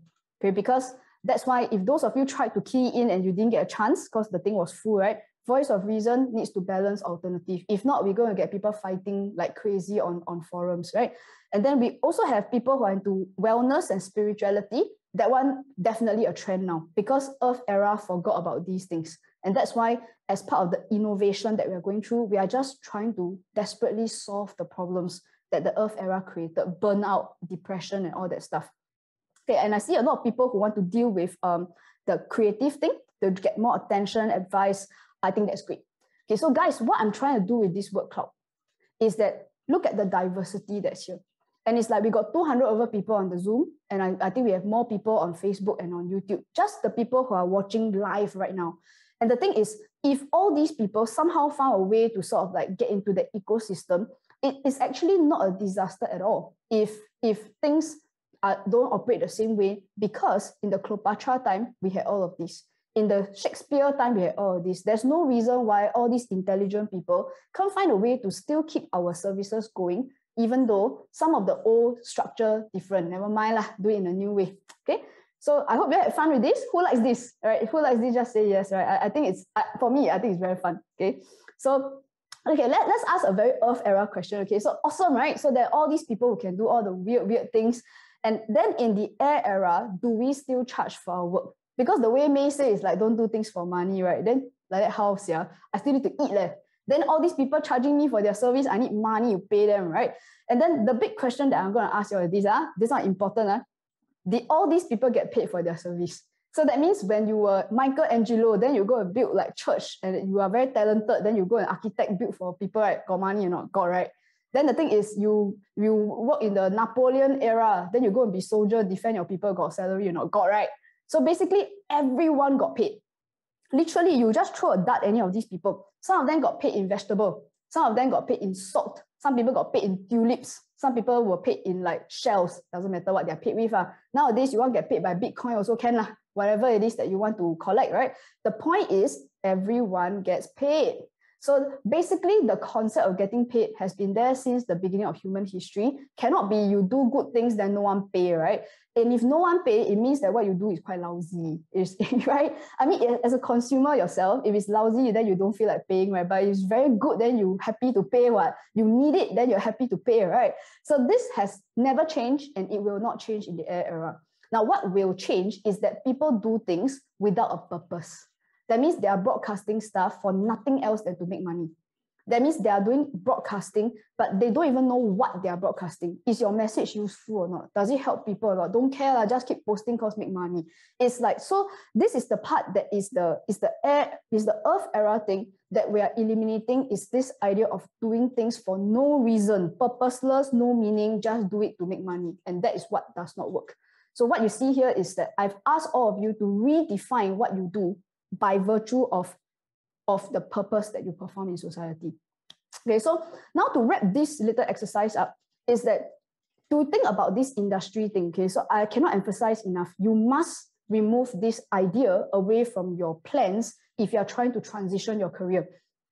And the reason why the word industry will hold you back is because this word was created in the Earth era for governance, taxation, and regulation purpose.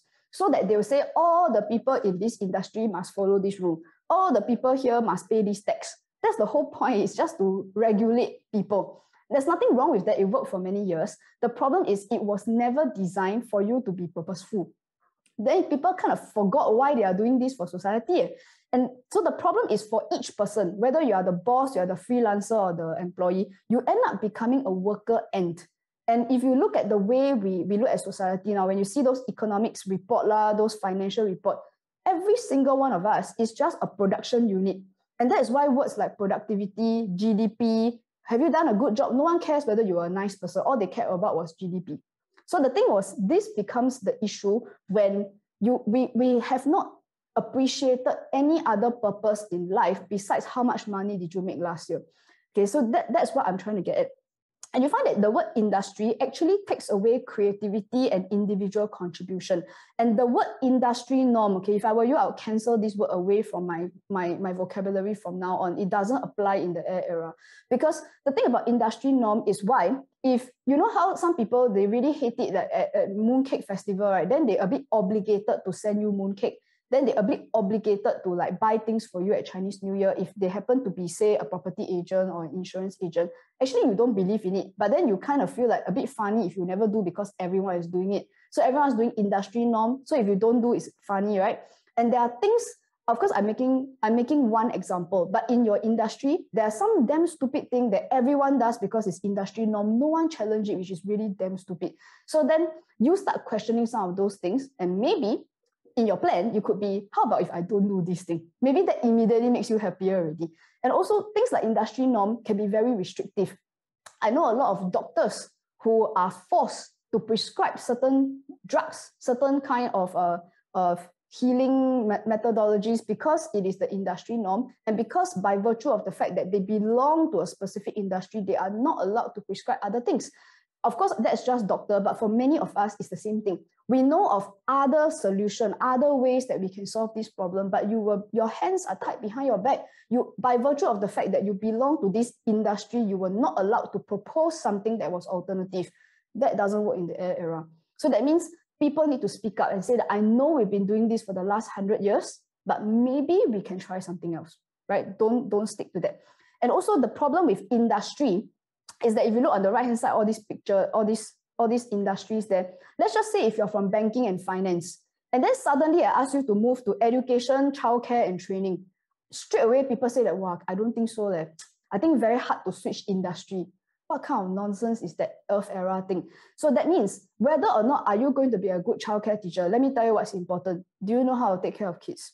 Do you care about their education? Are you able to sit down, think through what is it that a child needs to learn from this stage to this stage? Are you able to design the course, execute the course, inform the parents what's going on? If you can do all of these things, does it really matter?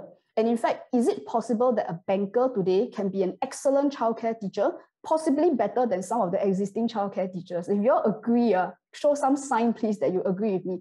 Are there people who would be excellent, right? And the thing is, why is it that they don't change profession? It's because industry norm law, then you need to go through this and that, whatever, I don't know. Okay, I know of some very good people who are very good with children who are nowhere near the childcare industry, but they would be excellent if they were. And why did they not join the childcare industry? Because 16 years ago, they filled in a form in a polytechnic application thing that said banking and finance. After that, they went into a prison called banking and finance, and they could never leave. Right? So the thing is, the problem is there's no agility. You cannot switch between functions, and you can't switch between mediums, and everyone is stuck. So the thing is, if you want agility, let's forget about industry. Okay, and I know it's easier said than done. This needs to come from the ground. It will not come from your boss. It will not. Okay. So let's talk a little bit about collaboration in the air era, because much as all of you have selected the function that you want to do, but the thing is, doing it by yourself can be a bit tricky. So let's talk a little bit about how we can do this. And I introduced this idea that when you talk about function, I repeat, function is what was your purpose in doing this? For what you are doing this? Who will benefit from it? Okay, so then when you did function, you understand that already. This immediately make your life purposeful so that you don't waste your time doing things that doesn't meet the function. The second thing is the medium. Then are you doing it in the beauty industry? Are you, okay, not industry. Okay. Are you doing this by creating cosmetics? Are you doing this by decorations? Are you doing this by growing vegetable? So this is called the medium. And then the execution means that, okay, if we grow vegetables, what vegetable we grow? Where we grow? Who are the people involved? Maybe, oh shit, we don't have this expertise. Can we find someone who got this expertise? Can you see? So that execution is the details, what we actually do, when we do it, where we do it. But the medium is the how. And the function is, why are we even doing this, right? So then you don't go and do it because I need a job. We do it because it helps society. Okay, then within the function, medium, execution, here's what I propose. Within a team, how you collaborate is you can mix and match.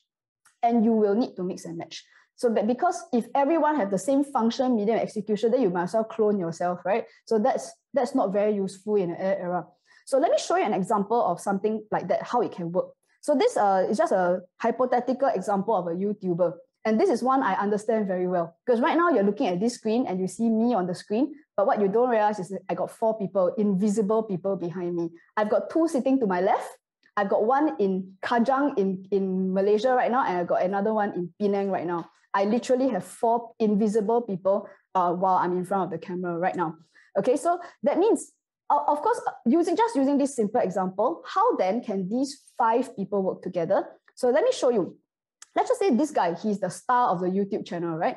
And what he does is, his function is discovery. So he goes to all the weird places in the world, like in Tibet and the igloo people. And his intention is to share what he discovered with people. Like, hey, this is cool. Then his medium, the how he does it, technically he can write a book, right? Or he can even like go to universities and share his discovery, but he decided not to. He decided to do this by creative media production. Okay, and then he's got 2 more guys on his team. And these are the guys in the front. They are the sound guy and there is the video guy. So these guys, why are they there? Maybe they don't really care about the igloo and the Tibet thing. Maybe it's not their thing. But what they care about is this idea that I will give you the best picture quality. I will give you the best sound. So even if we are out into the wild, in the open space, I'll make sure that the wind doesn't interfere with your microphone. Okay, so these guys, I call them professional craftsmen. That means why they are there is to make sure picture and sound quality are the best, and the medium that they've chosen is creative media production. Okay, so think about that. Now we got another 2 more guys on the team, and maybe they're not so talented when it comes to sound and picture quality. But this guy with the headphone at the back, now his job is connection. So what he's very good at is this wire and this wire got connect or not. Then when we record, does the Wi-Fi still work? And like, are we getting a signal? And the thing is, after we have all these files ready, are they all automatically put into our cloud system? Right? Do we have an automation system to make sure that the file is being saved and things like that? So this guy, a technical guy, okay, and his medium, technically he can go and be in the telecom industry, right? But he has chosen to be with a YouTube crew. That means he has chosen the medium of a creative media production. But can this guy have the agility to go somewhere else? Can he now go to an event that's being held for looking after like abandoned animals or whatever, SPCA? Then he can go there and set up cameras for people and make sure that everything is connected. So can he do, within 1 week, can he do many, many different mediums and things like that? Can he serve Gordon Ramsay tomorrow? Absolutely can. Okay, so that means you can take your skills and serve 10 people per week if you want to. Now, another thing is this guy at the bottom here. He's totally not part of this YouTube thing, I can tell you that. He doesn't know anything about sound, or he doesn't know anything about all these Tibet things. His only job there is to manage resources. Make sure that you buggers get here on time. Okay, then if we are going to Tibet to film something, we need 5 visas, right? So he makes sure the visas are there. It just happens that since he's there, right, then need someone to hold something. Okay, I volunteer that, I help you to hold, right? And so he don't mind. But his real job is to make sure that after we finish filming, because guys, we are in the middle of nowhere. There's no Wi-Fi here, right? And that means he has to beforehand make sure that the lorry will come by 5 p.m. so that we can get out of here, boys. If not, we're going to be stuck sitting here in the desert until the next weekend. Okay, so the thing is, he will make sure of all these things. And for now, he's in the creative media production. But that doesn't mean that tomorrow he can't go to an old folks home and do the exact same thing for the old folks home crew. Because what he does is, my job is to make sure, my function in society is to make sure resources are being used correctly. I don't care what industry I'm in or who I'm working with. He can change team tomorrow and that works too. Okay, so this is why this entire team here is very powerful, because each person knows exactly why they're there. And here's the magic thing. No one is there because their boss say they have to be there. No one is there because it's an obligation that you sign contract, and must go there. No, not at all. They are actually there because this is what I do. This is how I contribute to society. And they're all happy to be there. And let's just say if they enjoy working with each other, then the next time the guy with the beard, right, he will WhatsApp there and say, hey guys, let's go to Timbuktu next and let's go and film the indigenous people there. Are you on? Then the guy said, yep. Then he said, guys, can we meet in the Timbuktu airport at like 13th of April at 5 p.m? Okay, see you. Then they all from different countries, and who cares? They all show up in Timbuktu and they all film. So basically, this is how the air era is going to be. It's that people decide that you want to be part of a production, and that works. So this example are people who have, at that moment, they've chosen the same medium. But the thing is, can people with the same function still work together if the medium is different? Okay, let me show you an example. So this one is I found a picture online that I'm making a story. Yeah, okay, so just so you all know, these are not like real stories. Okay, let's just say here, we have 3 people here. You can start off with somebody who is maybe not so tech savvy.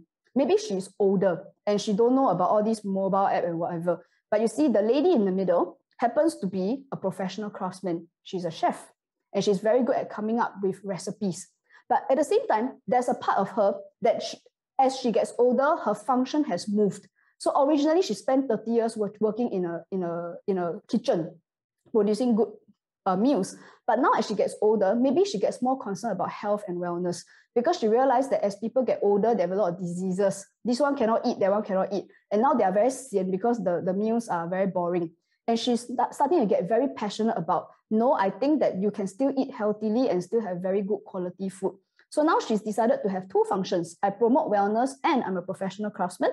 And what she does here is that her medium is to find ways to convey this message. And what she does is she produces recipes.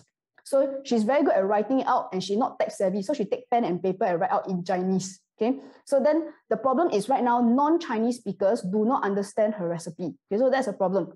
And that means, and sometimes when she don't have the context, maybe her two daughters might be able to be her collaborators. So then you might have one daughter who also cares very much about promoting wellness. And it's like the whole family this is what their passion is. And you might find that the older daughter could be quite well educated. She's very eloquent, she's very pretty, she's very confident. And then even in her job, she's the front person. She's the one who is doing presentation, and she has a full-time job doing that, sales presentations. And in fact, because she's so comfortable in front of an audience and a camera, she's decided, I will be the front person.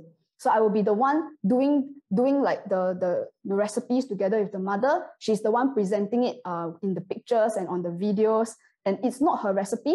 And if you ask her to come up with the recipe, she don't know, and she's not a cook. But the thing is, the mother gives her the recipes. Okay, and then you can have the other daughter who is not necessarily so eloquent. This is somebody, again, she's with the family and we promote wellness together. And for her, she's creative media production. She's much, and the other two are like not so tech savvy, right? Even the front person, she's not that good with technology. But the other daughter is good with animation. She knows how to put everything onto a simple digital platform and to make it translatable so that even older people can see, and there are different ways in which you can interact with it. And she also creates a payment gateway so that if you like our recipes and if you think that you want to go further, and together, something as simple as this can be started like within the weekend. It literally can be started with a mobile phone and an internet connection. It gets started, and after that, it slowly builds up. Maybe afterwards, they can look for more collaborators who can produce these meals in little bento sets or something that can be sent out to people. And it's a very simple business. And is it wrong for them to make money from this? I don't think so. Because if you are not so well and your food sucks, right? Basically, would you subscribe to this? I think a lot of people would. And what this means is that but then again, so they make money, right? So then you ask me, is it Earth era? Well, I would say, go ask them, is your work purposeful?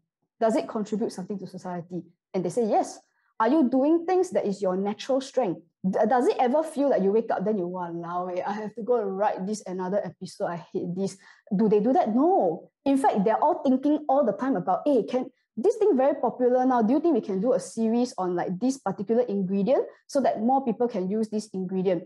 Or maybe now we've got the news that this particular ingredient not available in the supermarkets. Let's find an alternative, and then we teach people how to cook with this alternative thing. Can we do that? So that's agility. Can you see within 1 week, all the recipes change? Within 1 week, it's like, hey, then the creative media production person say, hey, click on this to figure out how you can use an alternative vegetable to cook this same thing. It's like, it's fantastic. And do they continue making a living? Yes, they do. Okay, so this is the really powerful part of this kind of collaboration, and you don't need an MNC behind you. You don't need a few $1 million. Internet connection, good enough. And 2 or 3 people who want the same thing. Okay, this is how you get into a collaboration.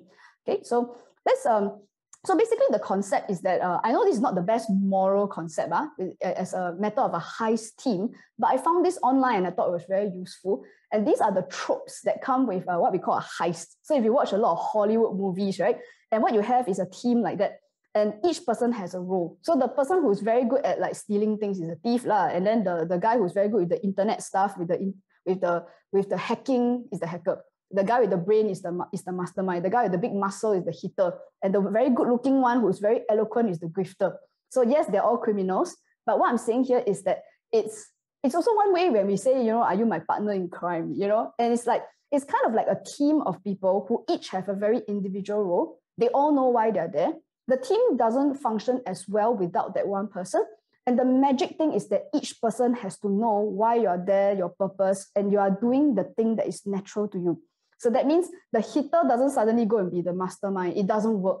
And even if you pay him $1 million also, he still cannot be the mastermind. He just don't have, it's not his style. So that means the problem with the Earth era is that 16 years ago, if you fill in the form, go poly or whatever, and you fill in the wrong thing, you might have put yourself into the wrong role.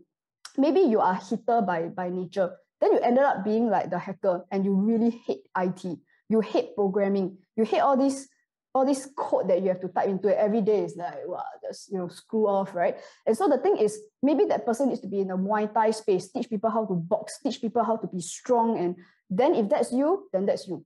You just have to be really honest about it. And in the air era, you can release yourself from that place that you probably shouldn't have been in the first place because the Earth era got it wrong.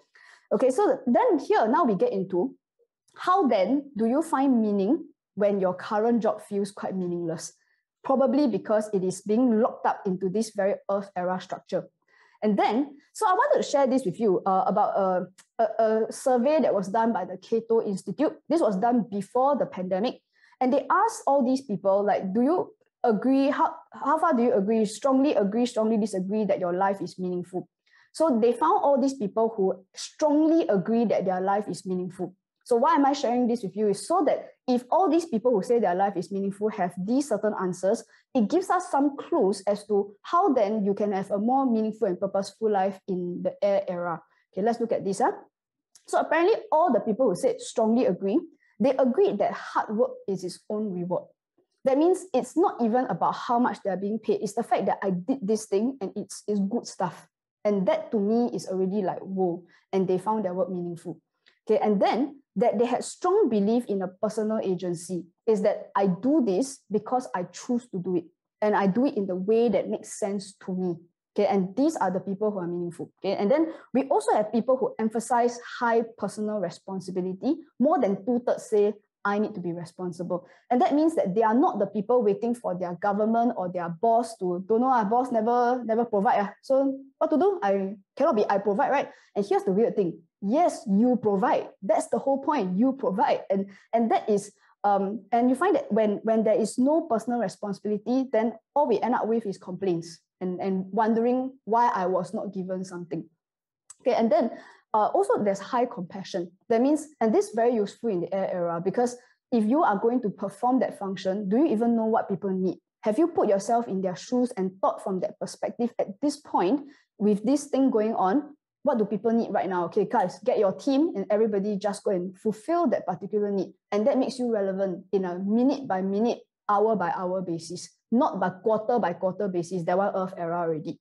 Okay, and then you also have low envy. That means they don't look at other people and say, wow, you're very talented, huh? Then what to do? I was very unlucky. Last time my parents never sent me to university. You're so lucky to have such exposure. And you find that that's an excuse, isn't it? Why is it that you're not exposed? The internet is there. Go expose yourself to whatever it is that you need to go and be exposed to, right? And then also, that there's very low resentment for high achievers. That in fact, there's more admiration. It's more like, hey, this person is doing really well. And let's go and figure out what's working for them. And maybe we can take some good stuff and then we can start to incorporate into what we do as well. And it sounds like plain common sense knowledge, right? But you know what they say about how common sense is very often not common sense. And it's like how many people actually do the opposite. And if you find yourself doing the opposite, then I can tell you that's why your life has no meaning. And this is a thing of big concern, because recently, even in China, this tangping and lying flat essentially means that people are very resentful of the fact that some people are doing very well, other people are not. Then angry lah, lie down lah, don't do anything lah, and as if that's going to solve your problem. And worryingly, some of these people can be quite young. They are in their 20s, and then they are deciding that, yeah, I decided I'm not going to work hard. And that means once that removes itself, there's no longer any purpose in life. The English version, by the way, is called quiet quitting. And those of you who are not familiar with the term, it's defined as doing the minimum requirements of one job, putting in no more time, effort, enthusiasm than is absolutely necessary. Basically, they do whatever is necessary just to not get fired. And then basically just don't care. It's like, it's fine, I don't need a promotion. This is not about a promotion for you. It's like, do you even know why you're there? Besides just sitting there waiting for the clock to just go off, right? Just so that you get your money. That is one reason why I think personally that depression is going up, because personal agency is not there. So I want to say that in case the forecast makes people feel very like down and like forget it, give up, I would say quiet quitting is the worst thing that we can do right now, because you then literally become dead weight in the organization. And what I've shown you is that teams get smaller and smaller. And that means each person becomes a real expert in their own right. And every single person on that team delivers at the highest level. And what this means is what happens when a person becomes dead weight. Then you realize that companies and organizations around the world, as they start to automate and stuff, they will start to cut all the dead weight. And that means if you are fearful that you're going to lose your job, I guarantee you're going to lose your job. It makes sense, right? And also, it results in you feeling meaningless, purposeless, and depressed. And on top of that, it becomes very toxic also, because these guys make no effort to work with anyone. They will never reach out to a person and say, hey, I got this idea. Like, you want to get involved? Because I think you have a skill that we could really use on our team. I think you'd be fantastic. So you don't do that. You don't reach out to people. And the worst thing is then no one wants to work with you either, because you have nothing to contribute to a team. Why do I want dead weight on my team anyway? Right? So, and also, these guys, they have rejected all the strategies that I mentioned. They are not doing invincibility. They're not trying to even get a promotion. They're not fighting for anything. There's no innovation. They don't sit around thinking, hey, we have a problem and how to solve. They are not doing that. There's also no agility, because they don't have any interest in switching between mediums and functions, because they just want to stay in one place and lepak, right? So then, and the thing is, their one and only strategy is a half version of the safe zone. And the thing is, they will lose the safe zone very quickly. Now, the reason why is very simple. So let me show you this survey, which I thought was very illuminating. So YouGov did a survey of a bunch of Gen Z students. So a lot of these people are still in school. So you don't have to worry. I will highlight the important ones, okay? Now, more than half of the students surveyed, 54.5%, expect to do a job that doesn't exist yet. So the job doesn't exist. And that means that's why the drop-down list is very scary. Because I tell you, I've been doing like this kind of work for the last 10 years, helping people find the thing that is natural to them. And you know, I'll be honest with you, 90% of the people who actually find that purposeful job, right? Then they laugh. Every time I talk about the drop-down list, they will laugh. You know why? It's not on the list. Purposeful jobs are not on that list, which is the damn weird thing.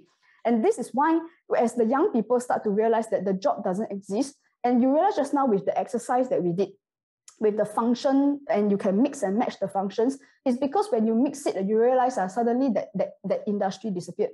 Like there isn't, you are skipping between industries, and I suspect that is what's going to happen. Okay, and Gen Z has known that for a long time. And you also see that when these young people were being asked what drives their job selection, when you have a choice of jobs, number one is contribution, followed by work-life balance, and compensation was the last. It is not that salary is not important. It's like what the Harvard Business Review discovered. 90% want purpose, not more so than money.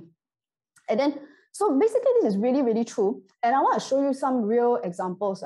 I remember that when I first started learning astrology, this chap showed up, okay, and his name is Jeremy Tan. And at the time when he showed up, he was only about 22, maybe 23 years old.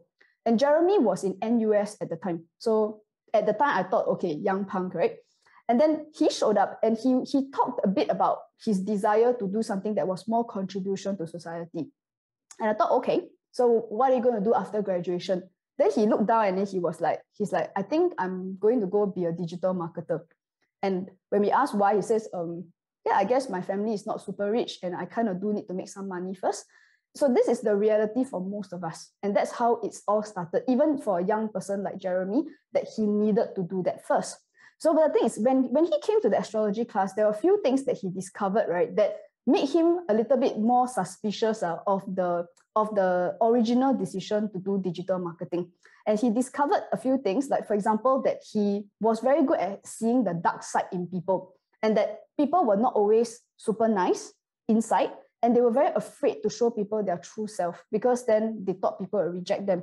And then he also discovered that he was very into spirituality, and he had a soft spot for the people who are broken.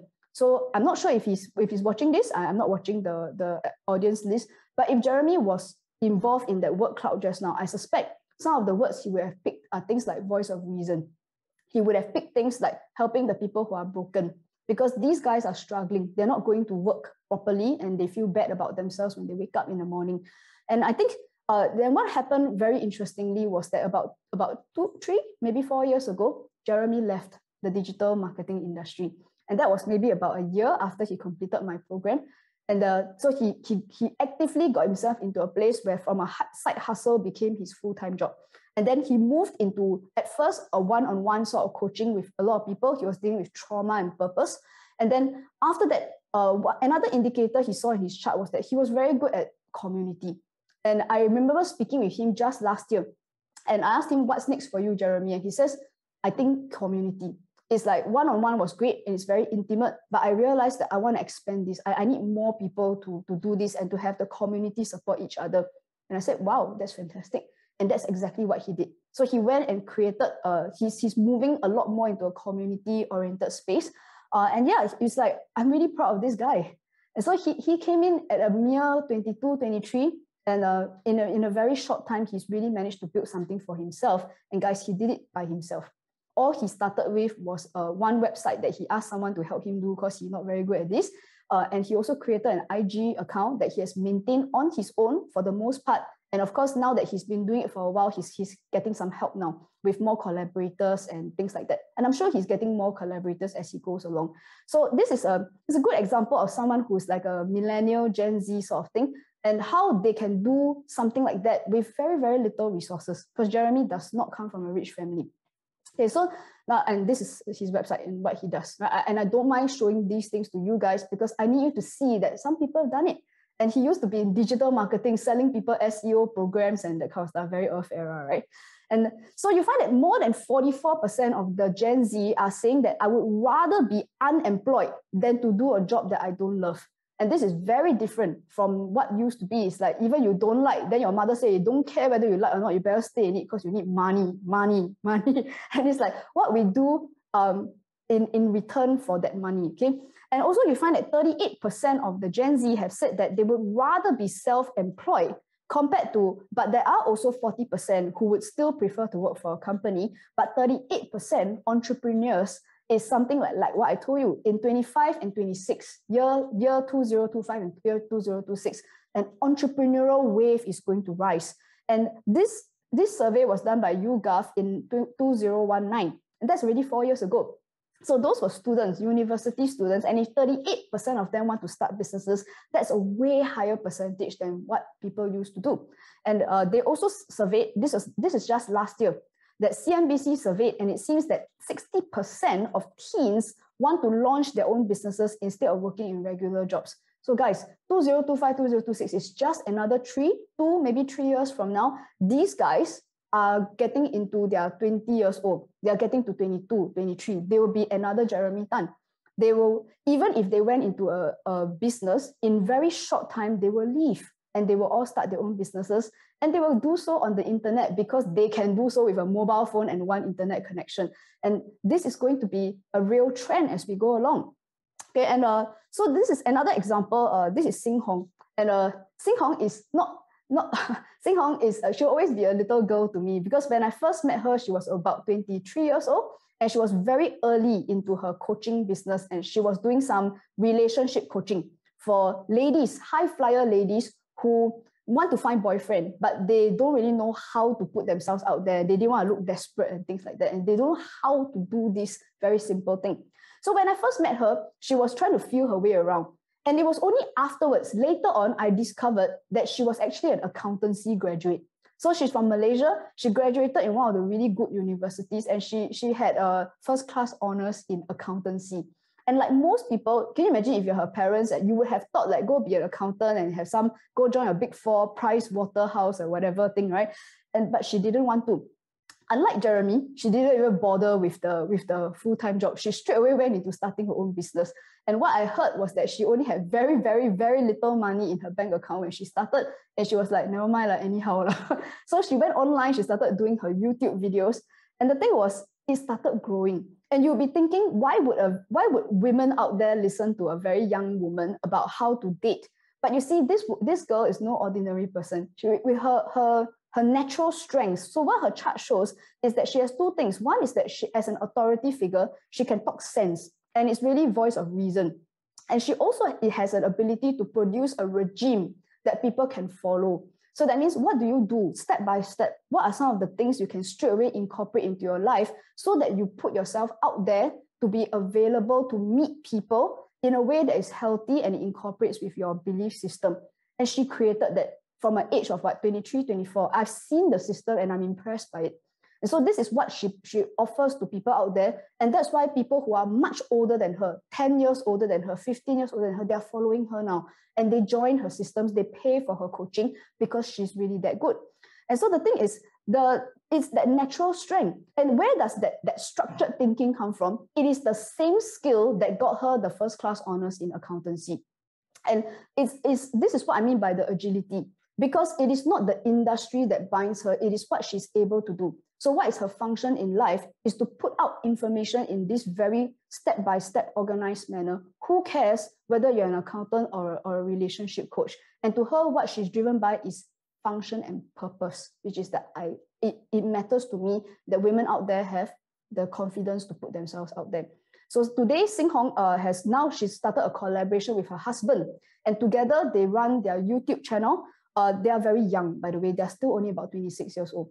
And they've now started now they have 46,000 subscribers. Some of their videos in 6 months, can you see this is a video that was published in August last year, 40,000 views. Sing Hong has clients that come from multiple countries in the world, and everything is done online. She doesn't even need an office. She's never had one, and she never will have an office. So this is a very agility era sort of system here, right? And the thing is it that these guys are struggling? No. In fact, Sing Hong and Ellen have bought their home. They have a car, right? They got married a couple of years ago, and everything's going good. They have money for dogs now. They have pets at home. Even Jeremy Tan I understand Jeremy Tan is getting married too. Jeremy Tan is also getting a home. So is it that these people starve and die, and it's like, oh, like the old days when people say, you naughty kids, I don't want to get a job. They didn't get a job. And if you ask me, they're doing as well or potentially even better than some of the kids who have gone the conventional route. Okay, and so the thing is, here's the truth here. Okay, companies are going to have trouble hiring new blood because these talented kids, they're not going to join your companies, especially for very classic Earth era jobs.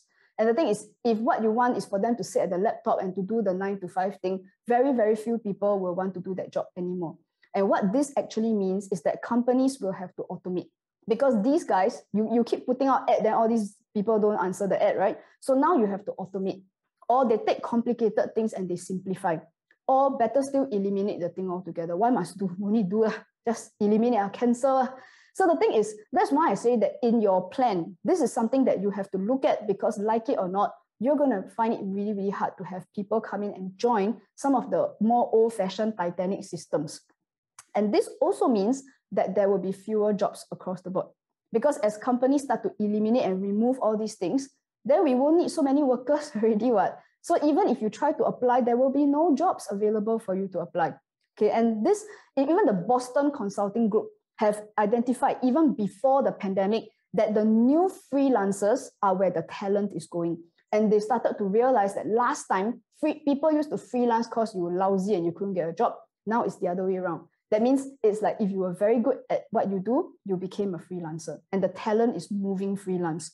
And you find that Financial Post suggested, even during the pandemic, that freelancers are now earning over 70% more than workers with the traditional jobs. So it's no longer true that freelancers are struggling. In fact, it's very, very clear it's going the other way.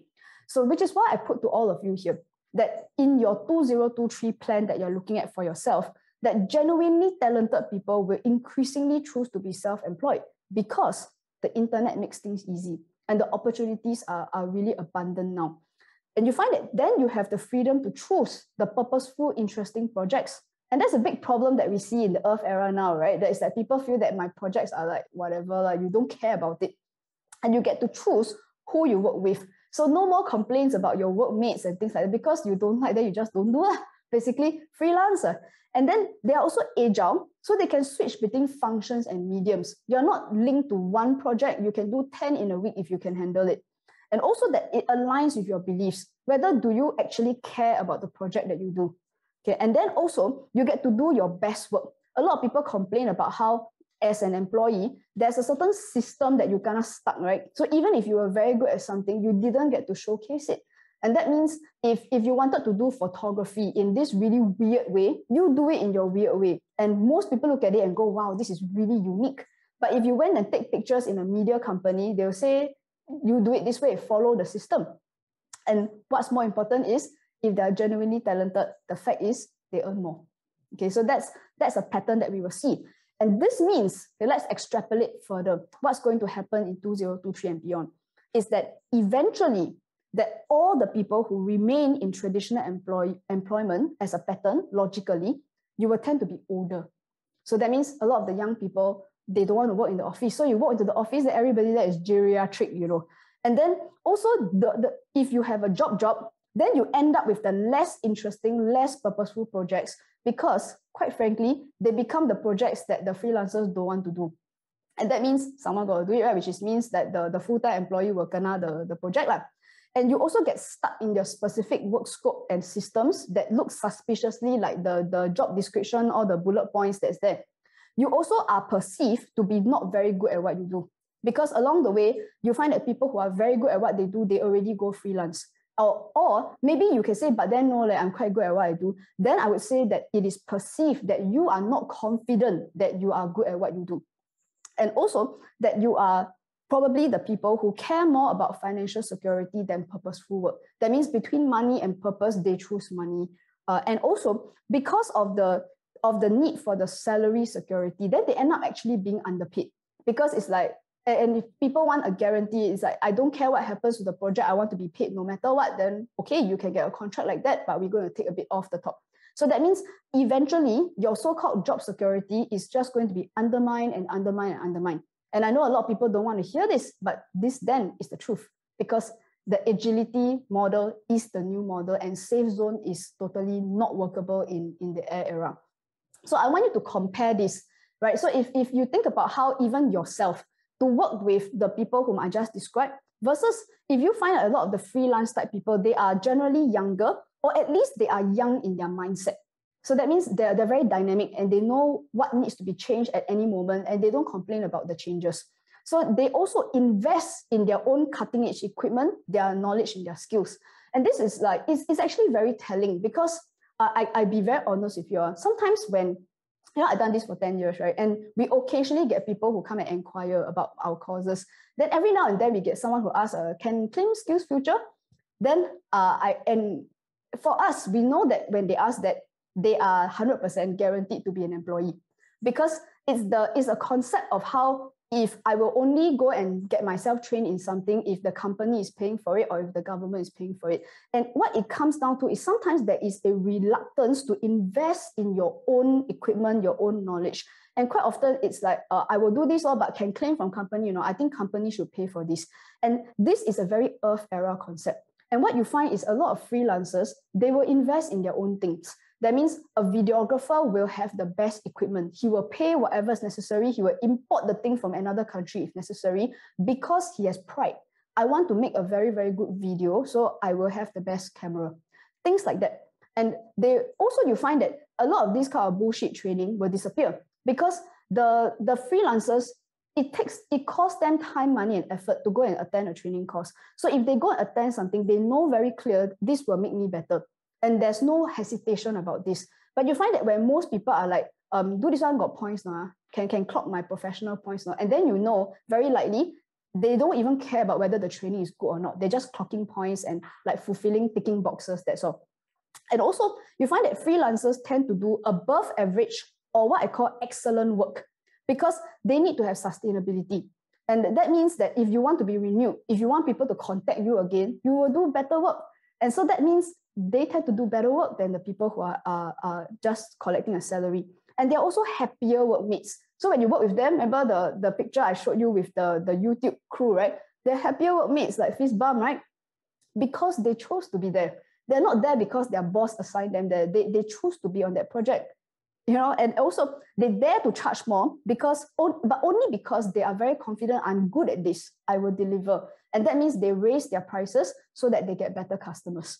And then they also don't gripe about working on weekends. That's another very Earth era thing. The idea of the Monday to Friday and that weekends are off, like you don't touch your employees on weekends. And I know there's been a lot of talk about that, But really, go speak to anyone you know who's really a fantastic freelancer, and you will find that their schedule does not operate on a Monday to Friday thing. In fact, working on weekends is super common.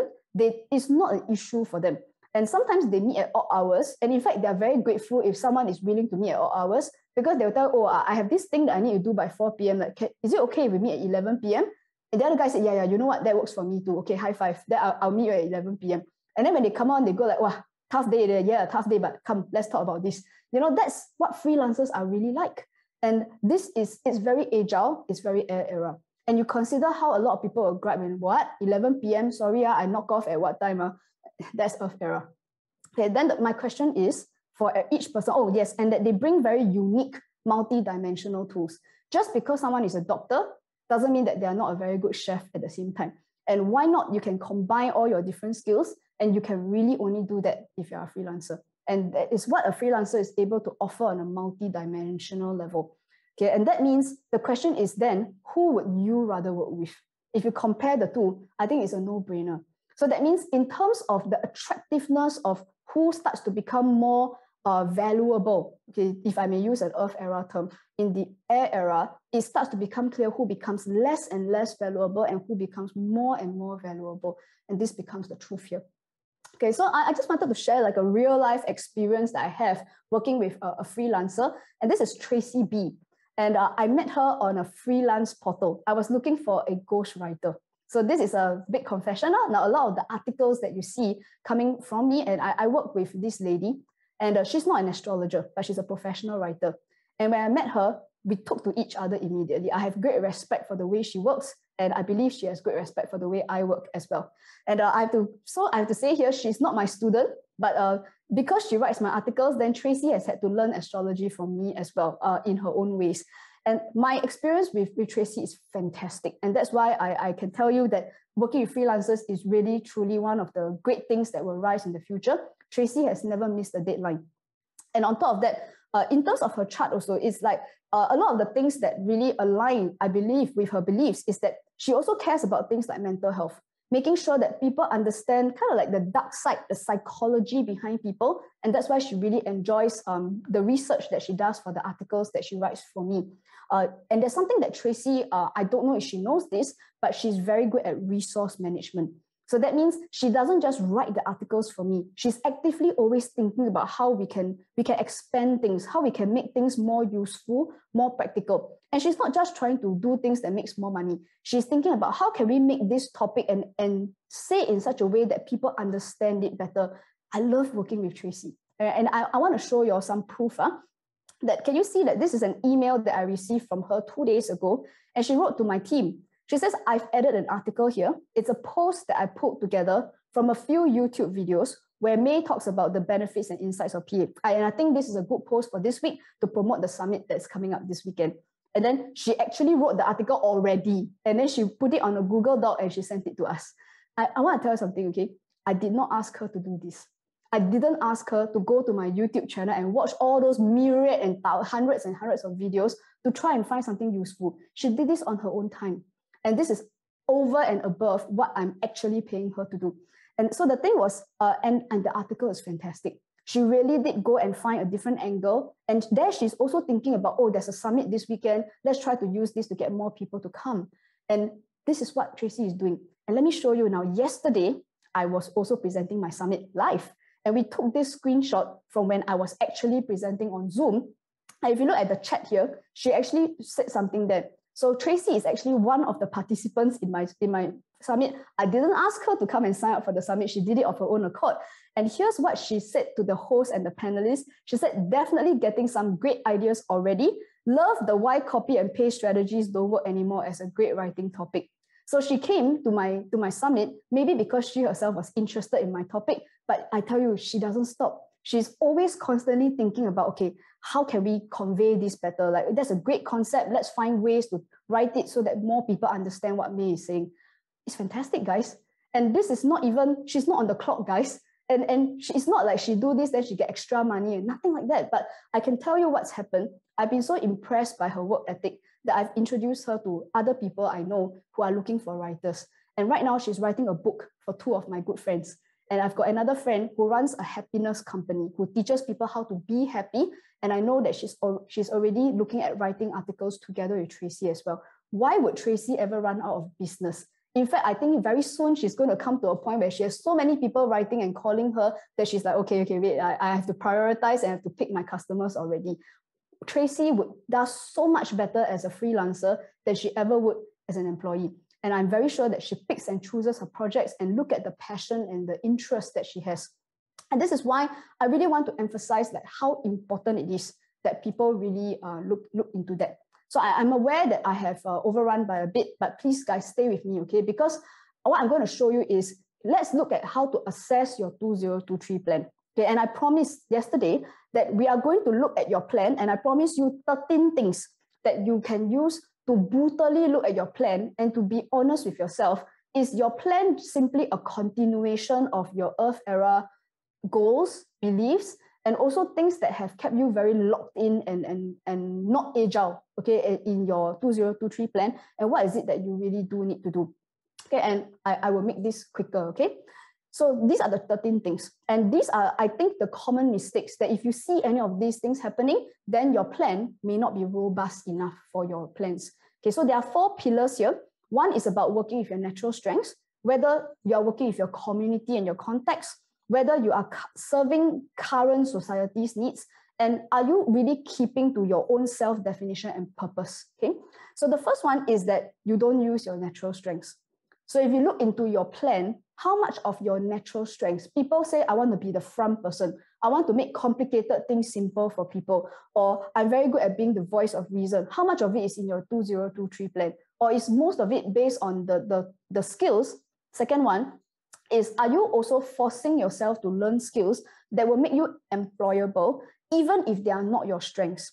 And this is why collaboration is so important. Because if something is not your strength, you're not a programmer, don't try to be a programmer. Because the thing is, how good do you think you will be in 6 months if you really suck at this? Isn't it better if you find a way to work with a programmer? And that's why collaboration is a major thing in the air era. Now, another thing is that a lot of people want more knowledge, more info, more wealth to feel good enough. And this one comes from an Earth era thing of trying to compare with people and feel that and some of it comes from the envy. Remember, it's like when you look at someone else and it's like, oh, that person has PhD, so I need PhD. And I can always tell, it's like, if you say that, well, I need master's degree, for what? Does it make you a better social scientist? Or does it just make you feel nicer that you have it on your portfolio, on your resume? So notice how much of the things that happen in your 2023 plan could be about looking good rather than actually making you better and more valuable. Okay, one more is that a lot of people are not working with the current resources to get immediate and useful outcomes. And what I mean by that is a lot of people feel like they need to get investor money. I need lots and lots of people to give me money. I need millions of dollars. And I don't think that's true. In the air era, you find that things can start from a very small space. As long as you start thinking about how you can scale the benefit of it up rather than the Earth era scale of numbers and things like that. A good idea is a good idea, and one good idea can benefit 1 million people. So it's thinking in a different way. And also, I think a lot of times the plan is too big. You are not getting immediate useful outcomes. People are thinking about like Nobel Peace Prize. They are thinking about like Oscar-winning productions. And I think that's maybe making things a bit hard for yourself. Think about what you can do to help 20 people, 30 people. You don't have to go for 2,000 people at a go. And quite often it is driven by ego. You just want to go on Instagram and say, hey guys, we helped 2,000 people today. Sometimes helping 15 people is pretty good for this month. You know what I'm saying? And if it's 15 people, we can get started now. 15 people benefit today. And we don't have to wait 5 years to maybe get 2,000 people. Do it now. Okay. And also when it comes to community and context, look at your plan, and does it involve hanging out only with people who are just like you? If you're an engineer, you only hang out with engineers. If you're a woman, you only hang out with women. If you're a mother, you only hang out with mothers. And that means that there's no diversity here. And it can easily feel that all the people around you have the exactly same skills as you, and no wonder it is hard to collaborate. Okay, which means what might be lacking is that you don't have activities on your 2023 plan that allows you to diversify your circle. Are you actively going out to meet other people who may have completely different skills from you, but who want to be on the same function as you, Whoever said that an IT person and a chef cannot come together to promote wellness? You see, so this is why a lot of people feel very stuck, and you get stuck in what I call industry norm. So that if all the people you know do the same thing as you, then no wonder your brain doesn't go beyond the normal scope of what you can do. Okay, let's go on. And also that, do your projects actually improve the world? Because a lot of it is about survivability. So we don't do this, then we die. And I'm thinking that sometimes it's not very enthused, when we just do things to survive, then best case scenario is you don't die, which is not very enthused, right? But can you pick things that actually move the needle just to get people into a better space? Okay, that is really, really important, okay? And then also that your activities don't actually help the people you care about. So that I've seen a lot of people who want to start projects because, so why you choose this project is, because for this one we can get government funding. And if I look at it and I listen to what their purpose is, and I tell them, actually you want to help old people, right? Why are you doing a project that is dealing with like all these professionals? These are not old people. And they go, because this one got funding. I'm like, no, I'm like, it's like, and at the end of the year, is that another year of feeling like I wanted to make a difference. And why is it that I don't feel that I made a difference? It's because the people you wanted to help are not on your plan. So be very clear who you want to benefit. Are they on your plan or not? Okay, and another thing is to take, it's an Earth era thing, is to take a consumer's mindset. So that means you end up wanting to build something because you yourself want to enjoy it, you want to consume it. And the problem with a consumer's mindset is that, first of all you think about is, I want to buy something. I want this to be available so that I can buy it. And this is why it's a vicious cycle. Because when a person is always thinking about what they want to buy, I want to buy a yacht, I want to buy a third property, a fourth property, and then it automatically goes to the next thing, which is, oh shit, I need money. Then you end up, all your activities are driven by how can we make more money. And then it's like, so all the benefit disappear already. All we care about now is to make money so I can buy the things that I want to buy. And it's psychological, okay? Guys, I'm a psychological astrologer, okay? And then, so what then is missing is what we call a producer's mindset. And that's why I make everybody do the function exercise just now, because then it puts you in the space of what do you need to build so that other people can enjoy the benefits. Because you see, when other people benefit, you get paid. So that means there's a reason why a lot of these freelancers actually don't worry about money, is because they produce things, not necessarily what they would buy, but they produce things that people need. So they always get paid, and people are always calling them like, I need you on the team, So this is very important, because it's a mindset thing that goes from earth to air. That means your plan should probably have a lot less of what you want to buy, but rather more of what you want to produce. Okay, and then with regard to self-definition, is that, are you making yourself unhappy and very, very stressed if you force yourself to work with low or lousy standards? So these standards can be ethical standards, they can be financial standards. And why is it that this is so lousy? And that's why at the end of the year, you don't feel that what you created was quality. And that means a lot of elimination is required. So if certain people, certain projects, certain like environments are, I'm sure we can do better than this. And then what you do is you simply replace it as soon as you can. So that means the idea is to, why you need high standards is because we want to see results here. Okay, now another thing is that you may feel that you have to choose money first or purpose first. And some people tell me, oh, it's like Bill Gates, right? It must be very rich, billionaire, then we can do good things. So that one is like, I don't know when you're going to be as rich as Bill Gates, probably never, right? And then there's other people who are very idealistic. They tell me, mate, I'm very inspired by what you say about Air Era. I will quit my job. I will have no salary, no income. Then I want to go and help all these broken people. And my question to them is, how long you think you can do this? They say, never mind, purpose first. No, wait, you need to eat. Unless you tell me you do purpose, then you don't need eat, don't need pay rent, right? So that makes no sense, guys. So having to choose between purpose or money first is like asking you to choose left hand or right hand first, chicken or egg first. It don't make sense. The point of agility is that you make your living doing things that are useful and natural to you. That actually, so basically why you get paid is because this one is a producer's mindset. You are producing things that people can enjoy and people benefit from, and therefore you get paid. So that's a very sustainable cycle that goes on and on. It is the cycle that sustains humans across thousands of centuries. So that means don't feel that you have to choose one or the other. Pick a useful profession, make your living from it. Okay, and then the last one on my list here is to take money from people that you don't align with. So this can refer to employees who are collecting your salary from companies that you may not align with their vision. And then the thing is, first of all, it's like there's a bit of that guilt collecting money from doing things that you don't agree with. And on top of that, the unfortunate truth is you take people's money, now you have to deliver what you have been paid to do.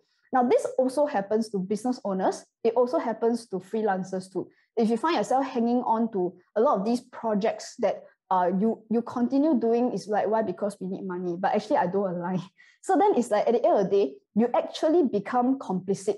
You don't agree with them, then you still do. So that means the fact that some things that are happening in the world that you don't agree with, actually you are part of it. You are the one creating the problem. And this becomes, there are some decisions that need to be made along the way. And like I said, these 13 principles here not only allow you, it's multi-pronged, that by incorporating these 13 principles, you are immediately doing what is natural in the air era, using what is natural to you, you are purposeful and you're happy. And the thing is, it helps society. And it's like, you know, and it's really not that complicated. I show you a lot of examples really, okay? So guys, you see, this session, right, is going to end, well, it's 1:34 now, okay? So it's going to end in about 5-10 minutes time, okay? And the thing is, I do what I can within a 2-3 hour period. And this is already the second day. I spoke for like 3 hours non-stop yesterday, right? And the thing is, I've done a lot. And it's a lot of weeks and weeks of preparation just to put this thing together for everyone. And the thing is, after this time, after this 1:45 or whatever it is that you have on your 2023 plan, you'll be on your own to execute it. Okay, but the thing is, if you feel that you really like what we are doing here with astrology and like getting people to transit from one to the other, then I invite you to be part of my astrology class that's coming up. And the thing is, for many of you, a small percentage of you will be able to take your plan and then you will be able to do your transformation by yourself. And that's great. But I also know from doing this for more than 10 years now, is that the vast majority of people need some help to get clarity. Because then you end up doing a lot of things and it doesn't sit with you and you don't know why. And the thing is, a lot of people also need help to get past what I think is yourself. So quite a lot of the students I've had over the years, I lost count really, that they actually know what it is that they want to do, but they couldn't get past themselves. It's like, I just don't think I can do it. Right? And the thing is, they look at people who have done it and they don't know why some people can do it and some people can't. Okay, so, and the thing is, now this course, the courses that I teach, it works really, really well for people who I call professionals. And when I say the word professional, I don't mean this PMET rubbish. What I mean by professional is that a person who actually has a professional skill. I don't care if you're a doctor or you're somebody who knows about trash management or that you're a good cook. Doesn't matter what it is, that as long as you have a skill to contribute. And also the people who currently already have side hustles. There are things that you a bit do on the side on weekends, help your odd friend here and there. And there is no confidence to make a switch fully. Even though for lots and lots of people, you already know that there's something. Every time I talk about this air era thing, you already know that there's this thing you want to do and somehow you're just not making a switch and you know exactly the reason why it's called Earth Era Safe Zone. Okay, and I'm very good at dealing with Earth Era Safe Zone. And this works for the people who really want to see the world and the community move. Because what happens is that we don't actually encourage people to do things just purely for money and it doesn't do useful things. And you can be very frustrated with your own abilities that you're not even using. So that means a lot of my students come and tell me, actually, I'm quite good at this. Then I'm like, are you using it? Like, no, because my industry norm doesn't allow me to use this. It's like, how long more you want to let this go on? And also you're sick and tired of your own inaction. You think for so long already. And some of my students tell me, oh, I have this plan. Then I ask them, your plan think how long already? They say 12 years. I'm like, oh my God, you want to do another 12 years? Another 12 years, you collect your CPF already, if it's even still there. Okay, and also that they also want things that you can address and you can act on. So basically, it's not just information that is like nice to have, but it is actual things that can you start this now? Does this work for you? If yes, do it. And it really is that simple. Now, if you're among this category, then I would suggest to you that you might have a few challenges moving on because the truth is most of you only have Earth era frameworks.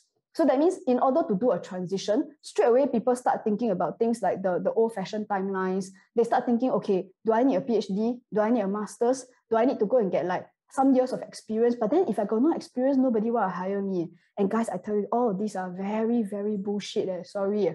There are 16-year-olds, 18-year-olds who do not have 25 years experience in something. Here's the irony. You have 25 years experience. The 16-year-old doesn't. How come the 16-year-old can do? And then there are people saying that, oh no, must have capital first. I need to have like at least $500,000 in my bank account, like clear and free from liabilities, then I can do this. Yeah, the 18-year-old just finished national service. Sometimes they start it while they're in national service. And I get NS pay is nonsense. And so if that fella can start it with an internet connection and like whatever is left of his NS pay after paying for like motorbike license and things like that, then you can do it. Because most of you have way more resources than that. So it's like a lot of these Earth era frameworks are based on how to build a business, how to build like an empire from like 1950 something. And right now it doesn't work. That's why 16-year-olds can start their own business. So the thing is, a lot of people, quite frankly, secretly think that your abilities are of not much value. And some people get offended when I say this. But it says, no, how can you say that I'm of not much value? Then I say, then go freelance. And straight away, a lot of people tell me, but I'm not sure if I go freelance or whether I can make a living. Not sure whether people will pay for me. Then I think you think that your skills are of not much value. And that's why you can't survive if you don't have a fixed salary. And also, some other problems that you will face is that you have no idea who will benefit from your service. You have no idea how they will benefit, which is why you don't even know where to start. If I ask you set up a Facebook page, don't need Facebook. Now you do Instagram page, mobile app, or maybe just create a podcast. And you're like, so podcast for who? Say what?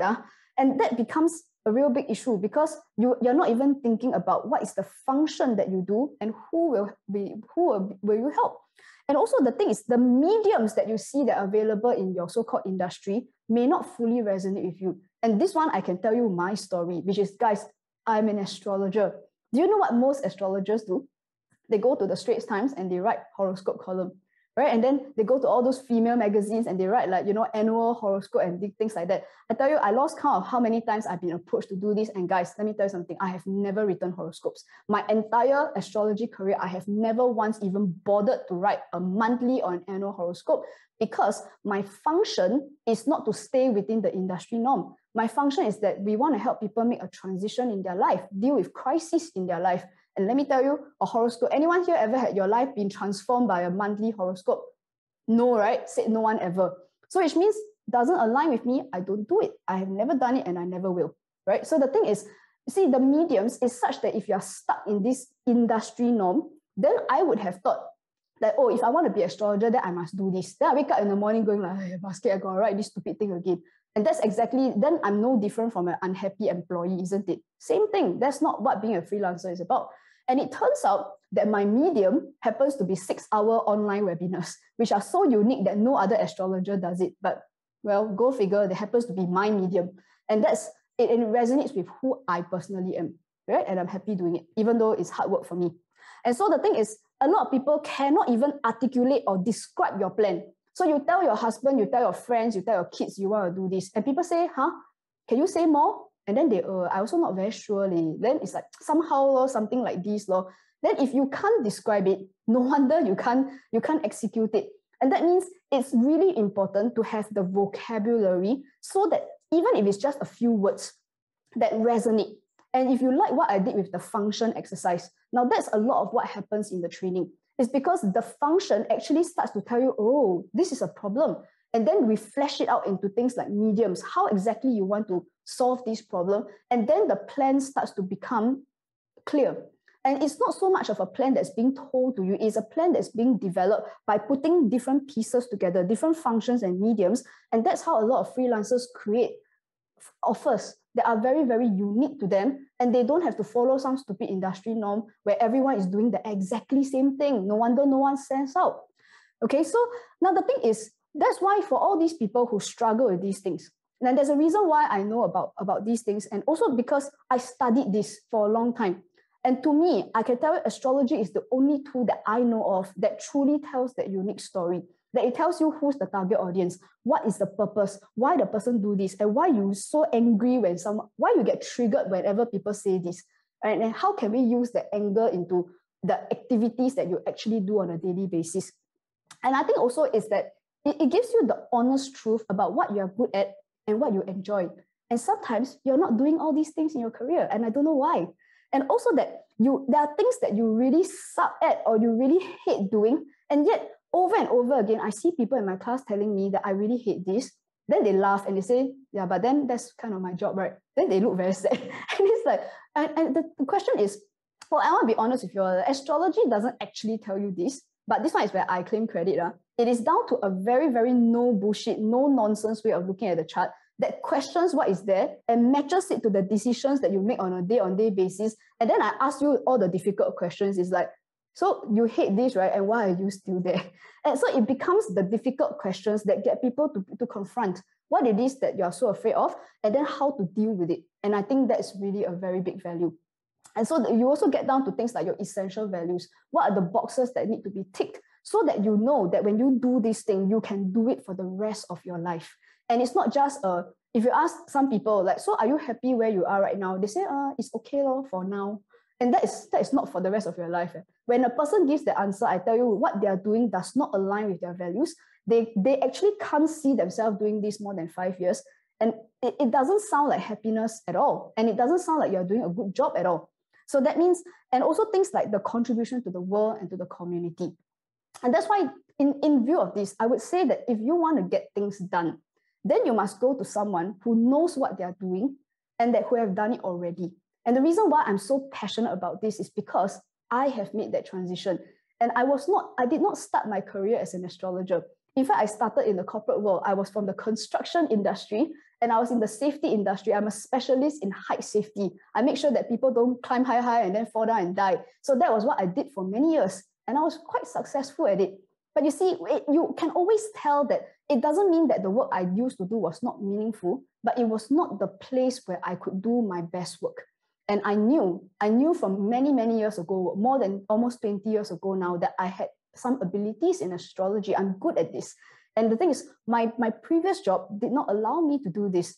And I understand the fear that goes with that transition. And I think that when I did my transition during the Earth era, and right now, anyone else who's listening to this, your transition will happen in the Air era, where it's so much easier and so much more accepted. And that's why, to me, is if you're going to learn this, if you decide you like this astrology thing, then please learn it from someone who actually does know what they're talking about and they've actually done it and used it for that purpose. And otherwise, you're going to burn a lot of time and energy trying to make this happen on your own. And you know that the truth is a lot of people run the risk of never actually making the transition from the safe zone to the agility thing. Most people will never embrace the Air era thing. And if you don't believe me, think about in your life, how many people you personally know basically live their entire life up to the end of their lives and never actually met their life purpose. So that means they went to their graves just never actually carrying out their life purpose. And I'm not lying to you, it's the truth. Most people won't do it. Okay, so now the question here is, do you genuinely want to make your living doing what is natural to you? And are you willing to spend some time and effort looking into your astrology chart, see your story? And also, what's most importantly is to really go and take some action this year before things change. And then it's like, basically the ChatGPT thing shows up. And then you end up doing things for pure survivability. Okay, now if your answer to that is yes, okay, then I will invite you to join me in another room. Very soon my guys will post a link, and just so that we can take the convo to another space and so that I can close up my summit properly. Okay, so for everyone else, okay, I would say thank you very much for being here.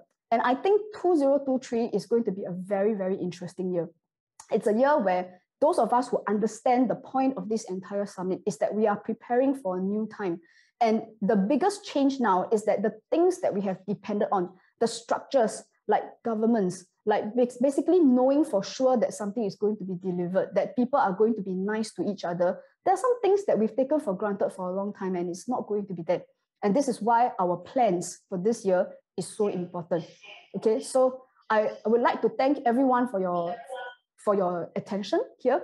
Okay, and I'd like to end my summit here. Okay, so thank you very much, guys. And for the people who are going with me to the other room, okay, so I would ask you to think of 2 questions. And if you're thinking whether to go to their room or not, there's just 2 questions, very simple. Okay, number 1 is, do you genuinely want to live that purposeful life? Is it important to you that the story that you lead is something that is unique to you? and you genuinely are interested in looking at functions and mediums, how to extract this information from your charts so that you can incorporate it into the activities that you do. Okay, and the second question you need to answer is, do you believe that with Maysim and with astrology and with a real no bullshit, no nonsense approach to this, that you actually can get the information you need so that you can make the necessary change in your life, okay? So I'm going to get my guys to post the link, right? Can you all post the link now? And so guys, the people who want to go into the other room, you can click there. I will join you there in a very short while. We'll take this conversation to another room. Okay, and for everyone else, ladies and gentlemen, thank you very much. I know it's been a very, very long webinar. It's long for me too, right? And me and my team, we spent a lot of effort doing this, okay? So if you could sort of share with people, we are going to put our recording on YouTube very shortly. And it would be really important to us that you share the recording with as many people as you can think of, because this planning is not just for 1 or 2 people. It's really for communities all over the place, okay? And so, guys, thank you. And I will now go to the other room, okay? So guys, the people who are going there, please go now, because then my guys are going to close the room, okay? So do it now, and I'll see you guys over there. I'm going right now.